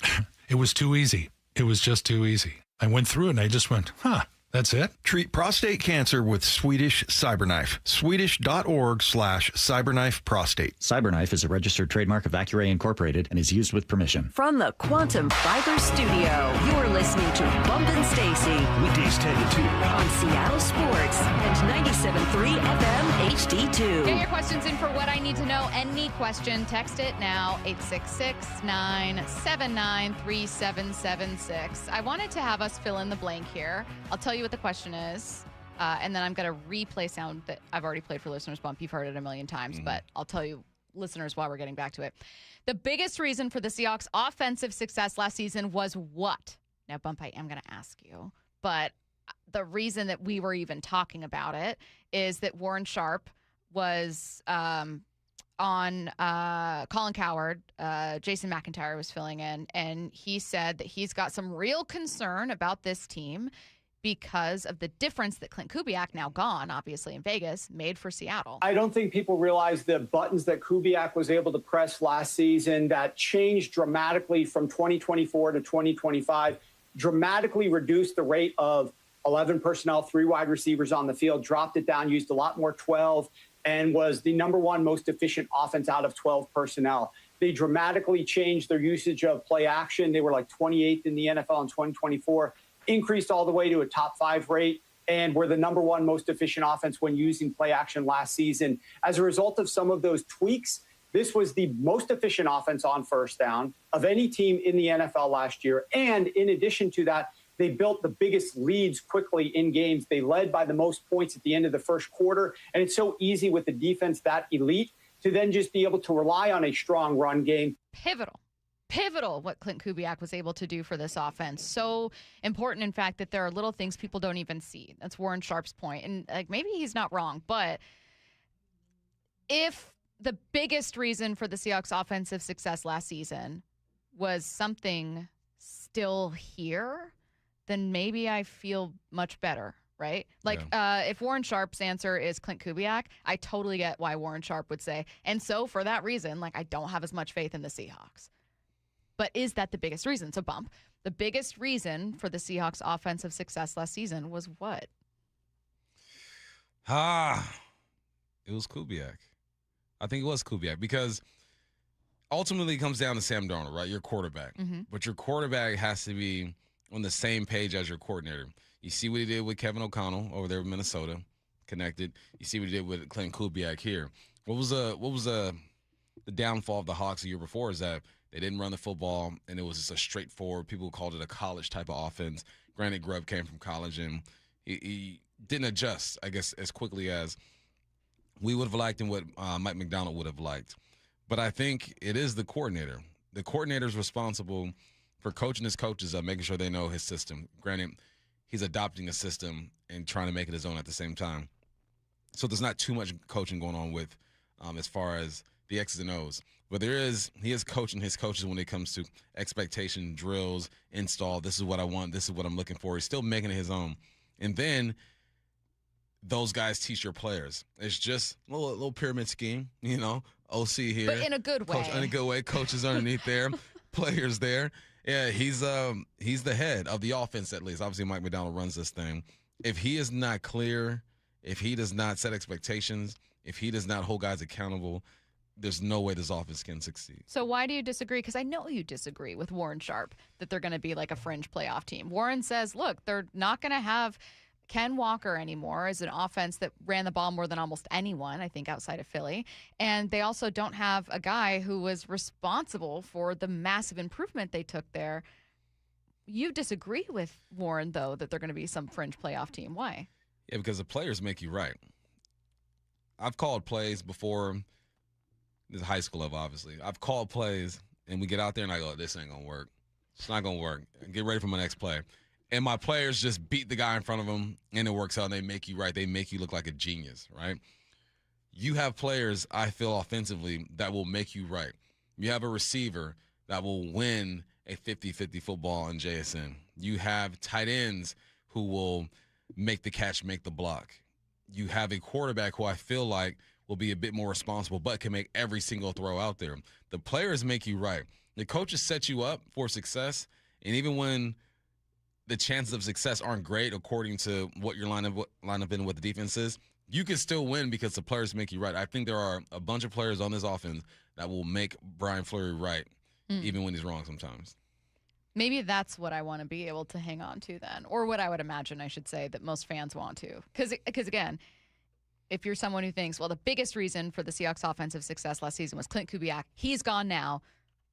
Therefore, it stands to reason the offense would take a huge step back. Like, I get that logic. It makes sense to me. It makes sense. But if you're someone who, Ian, during the break said, well, I mean, that offensive line was one of the best ones I can remember seeing. Or if you're someone who's texting in saying, I don't know, I kind of think that there's a culture thing that starts with Mike McDonald and his scheme and what he wants, as opposed to just Clint Kubiak's play calling, then yeah, that matters. So how do you remain a really competitive offense? They were so much better than they got credit for last year, because I know that Sam had those interceptions, but like they basically from week 2 or 3 on were one of the top scoring offenses in football. Didn't get a ton of credit for it because the defense was so unbelievably good, but like, how do you keep that going without the same play caller? I know you said players have to make you right, but like, well, what does Brian Fleury need to do? He needs to get his feet wet, honestly. Just get out there. You know how I learned to swim? My dad threw me in the pool, okay? Threw me in the pool and said, figure it out. And I did. Brian's going to have to figure this thing out. Did you think you would drown? I was scared as heck. Did he throw you in the deep end? No, or it was like in the 5 feet. So he wasn't really going to let you die. No, he was there just in case. Right. But Brian needs to be thrown into the pool and say, all right, let's figure this thing out. And thankfully, he's adopting an offense. I could see if this were a brand new offense and you're coming in and you're starting from the ground. You're not starting from the ground. Maybe he did when it came to understanding Kubiak's offense, but it's easier for one guy to learn everything all over again rather than 35, 40 guys. And you have a quarterback who I think understands the offense too. And that's key, man. Like the best quarterbacks in the NFL are essentially coaches. They know what everybody is doing. Sam's been in the league so long. There is no way there's no way he's not at the level to where he knows what's going on every single play and every single position. Do you think that Warren didn't give him enough credit? Oh, no, I think no one gives Sam enough credit when it comes to that. No one does. Why? Because he's Sam, because he's unassuming. He's not very flashy. He bounced around the league for a while. He started his career where quarterbacks go to die with the Jets. It's just once you start your career there, it is going to be such an uphill climb. Truly. You got to be resilient to make it out of the Jets. You like the Jets this year. Weren't you going to be Team Jets? Nah, what was my team this year? It was the Giants. Giants. No, it wasn't. It was the Giants. Yeah. You thought no. You thought that the Giants would be better than people think. Yeah. But you started saying my Jets. I swear we can find the tape of this. You're right. You're wow, right. So two New York teams. Yeah. One in the AFC, one in the NFC. Yeah. Hey, Tupac or Biggie. You know what I'm saying? It's ethical. Yeah, I thought so too. I thought it was sports-wise. I think offensively they're going to be nice. I really do. Defensively in trouble. Yeah, probably. It's going to be a learning opportunity for them. One of the answers I saw a lot were just player names. So I say that to say I think people still have a lot of faith in the personnel that's here. You mentioned how important it is for players to make you right and that Brian Fleury's going to have to learn how to be right and to learn how to fix things, but that like what Seattle has that it didn't last year is an 1,800-yard season from JSN. Is bringing back the entire offensive line, right? Like, is a rookie guard that could have made a case to be a Pro Bowler and now has that year of experience under his belt. I also thought that maybe the description from Warren of how they won was a little misleading. That like, they got ahead. He said they were the best team on first downs. They got ahead in games, and then basically they ran it out, and the defense, held teams at bay. Which, yes, they were the best scoring defense by year's end. But for the first 8 weeks of the season, they were not a good rushing offense. Sam had 4 comeback wins last year. 4. Yeah. They didn't put themselves in holes, but it's not like they just ran out the ball. Like, they struggled to do that. Hey, I'm going to need y'all national folks to do better. Y'all be getting lazy when it comes to these Seahawks. 866-979-3776. Send your questions in now. The champs are back. So great. Weather's awesome. Guys are in good spirits. The home of the Seahawks, Seattle Sports, has your sideline pass every day with Bump and Stacy live from the VMAC from 10 to 2. We're going to be able to take in practice all week long. Then Wyman and Bob from 2 o'clock all the way up to Mariners pregame at 6. Byron Murphy is with us. How are you, man? Putting in the work every day, The very latest news, insight, and exclusive analysis at seattlesports.com. Law Tigers was born from a passion for the open road. Over 25 years ago, they saw a community that has each other's backs. Hey, it's Bob Stelton here, and I've been writing for quite a while now, and I tell you, it's nice to know these guys are in my corner if I ever need them. Law Tigers was built by writers for writers, protecting what matters most, your freedom, your family, and the ride.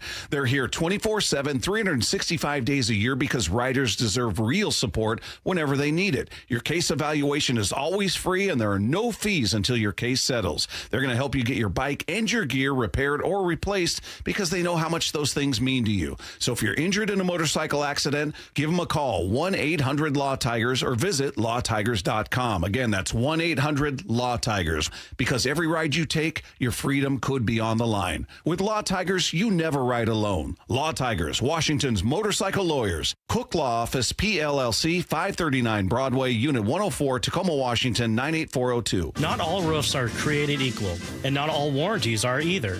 This is Justin Shirley, CEO of State Roofing and Exteriors. Right now, take advantage of free lifetime Golden Pledge warranties on all GAF shingle installations and save up to $3,000 or choose 0 down, 0 payments, and 0 interest up to 24 months. Summertime savings won't last forever. Protect your home with a roof you can count on for decades. Call 866-ROOF-ROOF or visit stateroofing.com today. Held to a higher standard since 1968. When an emergency happens, be the first to know. Alert Seattle helps you stay safer and connected. This free service includes alerts about severe weather, safety, health, utility disruptions, major traffic accidents, and more. If you live or work in Seattle, Alert Seattle is the city's official emergency alert system. Sign up for text, email, or phone alerts during emergencies near your home, work, school, and more. Text Seattle to 67283. AlertSeattle.gov to learn more and sign up. Earn money while you listen, earn money while you drive, earn money while you sleep. Dave Wyman here, and I know we're all looking for ways to add extra income without adding extra hours to our workday. How about joining a credit union where your money earns money? That's Harborstone Credit Union, founded in 1955 for local, hard-working people. They have a money market special offering strong returns for your hard-earned money. All it takes is a couple clicks of the mouse at harborstone.com/money market to open one. As soon as it's opened, you start earning 3.75 annual percentage yield. The best part, you retain full access to your money the entire time. Harborstone Credit Union is the hard-working credit union built for people like you and me. Get the most out of your money with Harborstone Credit Union. Open a money market account online at harborstone.com/money market. That's harborstone.com/money market. Insured by NCUA. Is your car's AC blowing warm air? Don't sweat it. Bucky's Complete Auto Care is here to help. Right now, you'll save $50 on any AC service. Whether it's a weekend getaway or the daily commute, you deserve a cool, comfortable ride. For over 50 years, local drivers have trusted Bucky's for honest pricing, expert repairs, and guaranteed work, earning them the Carfax Preferred status. 16 family-owned locations, no appointment needed, and easy financing. For $50 off your cooling system service, visit Bucky's.com.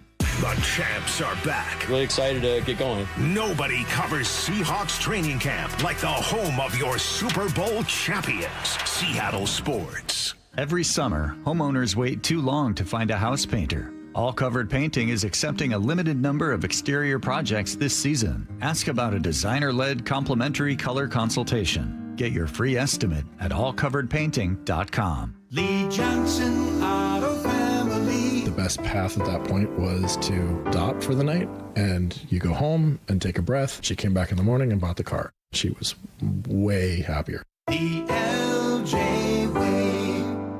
Man, I love this place. I've been surfing here since I was a kid. Now, seeing my grandson out on the water, it means everything to me. Watching him and taking in the blue waves, the sea breeze, the blurry horizon.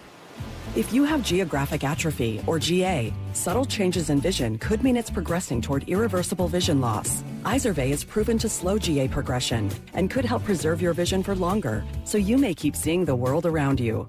Izervay, or avacincaptad pegol, is an eye injection. Don't take it if you have an infection or active swelling in or around your eye. Izervay can cause eye infection, retinal detachment, or increased risk of wet AMD. Izervay may cause blood in the white of the eye, blurred vision, or a temporary increase in eye pressure. Do not drive or use machinery until vision has recovered after an eye injection or exam.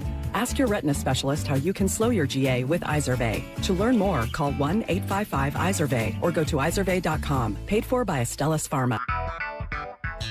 Does your yard need shade, privacy, or a little brightening up? Look no further than Big Trees. I'm Nancy Penrose, owner of Big Trees in Snohomish. At our 30-acre location, there are thousands of trees to choose from and knowledgeable staff, including a board-certified master arborist, to help you find exactly what you're looking for. Visit the nursery and learn more about Big Trees at bigtreesupply.com. Beauty, privacy, instantly. Big Trees. This hour is brought to you by Mazda of Everett. From the Quantum Fiber Studio. This is Bump Stacy. Weekdays 10 to 2. On Seattle Sports and 97.3 FM HD2. Get your questions in for What I Need to Know, 866-979-3776. What I Need to Know, can JSN repeat his season this year for the Hawks? He can. I don't think he will or have to.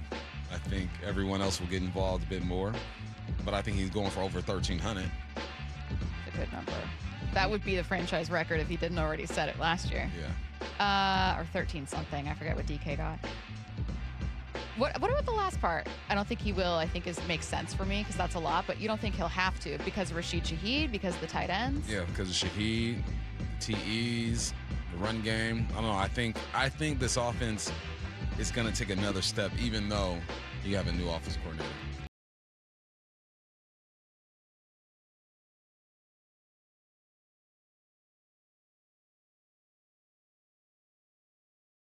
Specific era, like throwback Seahawks unis. Oh, still hits. I'm wearing a cap right now.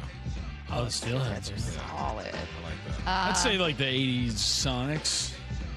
Also really, really good. I like the KD Sonics too that had the red on it, like that one year. Did any? Or they had. That was more like late Gary Payton era, like 03, 04. Something. I was like 4 years old. What if I eliminated? They look cool. What if I eliminated eras? What if I eliminated eras and I said just current? Because all of us, I think, are liking the throwback of like different teams. They just look cooler. Retros, Seahawks. Yeah. No, I know, but what if I eliminated any era, like current? The unis that those are a current uniform. The current uniform. Well, you guys know what I'm saying. Thursday Night Football you guys know what I'm saying, though, because I said throwback Seahawks would be my answer. But what if I said, okay, just like of a basic, Mariners, Navies, or I've got a dark horse candidate for this one. Mm-hmm. The Kraken road sweaters, the white ones. Yeah. Okay. Those pop. The Kraken black ones were cool too, actually, when they were doing that. They had like a glow in the dark thing on them. I like that. Look at us, complimenting the Kraken. A couple of hockey guys back here. Seattle Prep High School. I like their colors. Of course, you got Tyee High School. Go Beavs. 866, go Beavs. Valor, baby. Oh. Valor. Okay. The football team is so garbage. The band was fire, though. The band? I was in the band. Were you? Yeah. The band is fire. Tubas, sousaphones, baby. Wow, I was in band. I lettered. I was in band. I've been to a Dunkin' Donuts. Oh, God. That cut still makes me laugh because just Bump being me going, I went to Dunkin' Donuts. 866-979-3776. How much does a potential lockout in 2027 affect this year's MLB trade deadline? It bet not. What he said. I think it does. I don't care about 2027. Right? I would We're living in imagine the now. I would imagine it could make older, what would be rental players slightly less valuable, maybe? Like if you're a guy that is in the final 3 months of your contract with some team and you're like 34, I would imagine that might impact you. Yeah. Because you mean you got to work out a new deal with this dude and you might not get one of those seasons? Yeah, that does make things interesting. But I don't know. Honestly, I think that how tight the race is impacts it more than whether there's a lockout next year. But I don't know. I would be curious to hear what like a Justin Hollander would say. What I need to know, are Uncrustables worthy of the hype? A great question because people be talking about Uncrustables They're all the so time. good. The honey ones. The NFL, they're eating like hundreds to thousands of them a day. Yeah. I think they are worth the hype, I fear. They are. They're just peanut butter and jelly Keep them empanadas. frozen, let it sit for like 5 to 8 minutes. So good. Woo. Because they also, it's not a hype that like you get sick of. It's just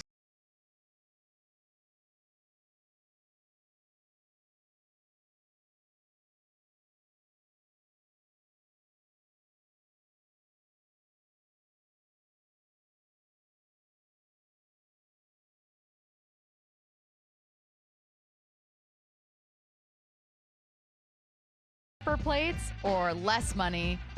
I don't understand this question. That's I'm moving weird. on. I'm sorry. Basically, do you spend the money on quality paper plates or less money on less quality paper plates? I'm spending the extra couple bucks. Yeah, it's worth it. People are going to double stack the plates anyways if they're bad quality. You got to be able to hold that thing in one hand. Yeah, you don't want it falling apart. Someone said you got That's to bad. toast the Uncrustable. Toast it? Maybe you should try it. Put it in the microwave before, but you just burn your mouth. I feel like they'd be too big for any standard gotta air fry that toaster. thing. Yeah. That's probably better. Bump, Wazoo alumni here. What steps can the Cougs take to be more competitive across men's basketball and football after being left behind with Oregon State? Bill Gates needs to just drop us like Billy. A couple Billy. And let us just go with it. Yeah. You know? You know what He would did be go to school there for a little bit. You know what would be cool? I wish that there could be some kind of, I would watch this as a reality TV show.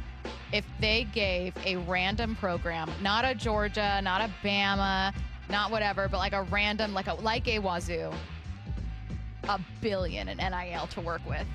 And they just said, let's just film what happens. Have at it. That's kind of what Indiana just did. Like they Just had an injection of Mark money. Cuban Yeah. was like, all right, we're just going to win a national championship here. I would love that show. I would love watching that just to see what happens. Just pick a... That'd be a pretty good show. And not like a totally out of nowhere school, although that would be fascinating, but a school that's still going to have a game or games against... Coastal Carolina would be fun. Yeah, but yes. Isn't their baseball team always really, really, really good, though? They went nasty. I want to see the Cougs get $1 billion and just see what happens. It's all come together. I mean...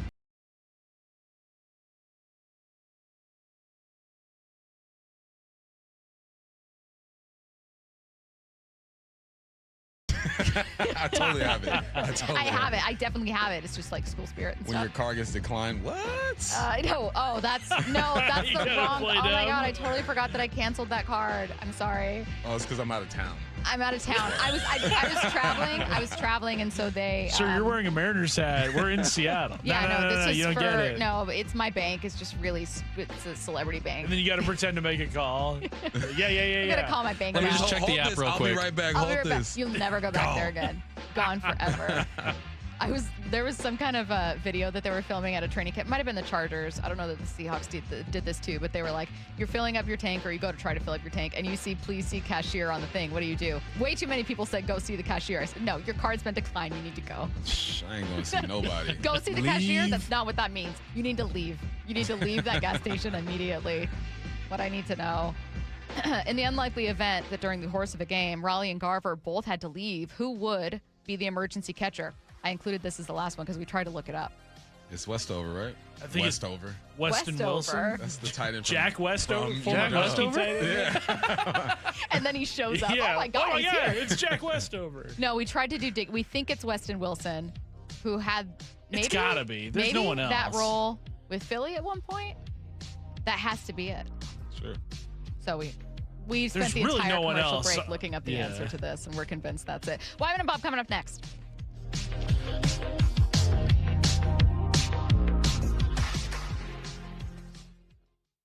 Seattle Sports, home of Brock and Salk, morning 6 to 10. Second-year guard, Gray Zabel. Good morning, sir. How are you? Doing well. Good morning to you as well. What will you notice from your position about the new offense? Brian's came in and done an absolutely unbelievable job. He wants to build on what we already have, but put a new kind of little wrinkle to what he knows about football. I think we're going to run the ball first, which I'm super excited about. Watch live or later on the Seattle Sports YouTube channel. Olympic Hot Tub has terrific ways to achieve total wellness at home. Saltwater hot tubs, swim spas, saunas, and cold plunges, all waiting for you. See our current specials with exciting savings at OlympicHotTub.com. Better you, better life. What is that sound? Ugh, that sounds like a plumbing sound. Luckily, there's a company that fixes all the plumbing sounds across Puget Sound. That's All Sound Plumbing. Puget Sound's plumbing experts. Have a sound? Visit allsoundplumbing.com. Guys, did you know your testosterone level impacts your energy, libido, sleep, weight, hair loss, mood, and even ED? And right now, Revive Men's Health Seattle will check your testosterone for free. They've helped thousands of men since 2011 feel and perform better. They're so confident they can help you, they even guarantee it. Schedule your free testosterone test, exam, and consultation today. Call 206-529-1111. That's 206-529-1111. Or visit ReviveMen'sHealth.com. Hey, it's John Curley with my friend Bob Stelton. Hey, Bob, you had a hip issue just like me. You went to see Dr. Mark Wagner at Seattle Sports Regenerative Medicine. What did he tell you? You got a torn labrum, you got a frayed ligament, you've got arthritis developing. He said, this isn't going to fix everything, but it will go a long way. I was walking around at about an 8 pain level. I couldn't walk that far before the pain would kick in, and it was impacting my workouts and just really impacting my day-to-day stuff beyond jiu-jitsu. So, just like me, Dr. Wagner does stem cell on your hip. How you feeling now? I feel like I've gotten back to being who I was prior to the injuries, which was somebody who's very active, loves being out there outside when the weather's great, being on the motorcycle, sparring in jiu-jitsu, working out. I can do all of those things now. So whether it's a shoulder, a hip, a wrist, knee, or elbow, before you choose surgery, see our friend, Dr. Wagner first. He'll tell you if stem cell is right for you. drmarkwagnermd.com. Make an appointment at drmarkwagnermd.com. Back to school starts now. Get long-lasting battery life on the Dell XPS laptop powered by Series 3 Intel Core so you can work from anywhere. Now starting at $699 with exclusive student pricing starting at $599. Complete your setup with savings on select monitors and must-have electronics and accessories. Limited time deals and free shipping on PCs and more await you at Dell.com/deals. That's Dell.com/deals. I'm David Ortiz. When I lost my mom, she was only 46, and I lost my dad to cancer. It was the worst pain I ever felt. It made me think, what will happen with the people I love when my time is up? That's why I have life insurance. Ethos makes it easy. It's all online, take about 10 minutes, and you can get up to $3 million in coverage. Get your free quote at ethos.com/game. That's ethos.com/game. Paid testimonial. Time spent on application may vary. Online health questions required. I know that hiring can be challenging. You need someone to match your role perfectly. Well, now you can meet them fast on ZipRecruiter.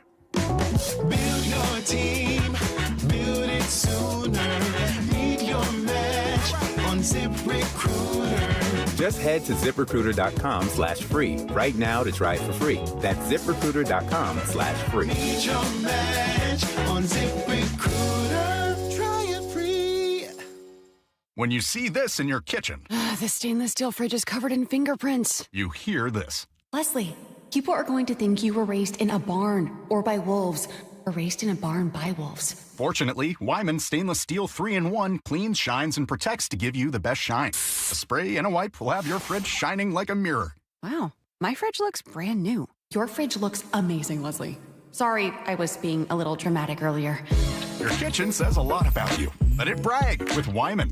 Progressive's Home Quote Explorer helps you easily find and buy the right coverage for you. It's everything you've always wanted.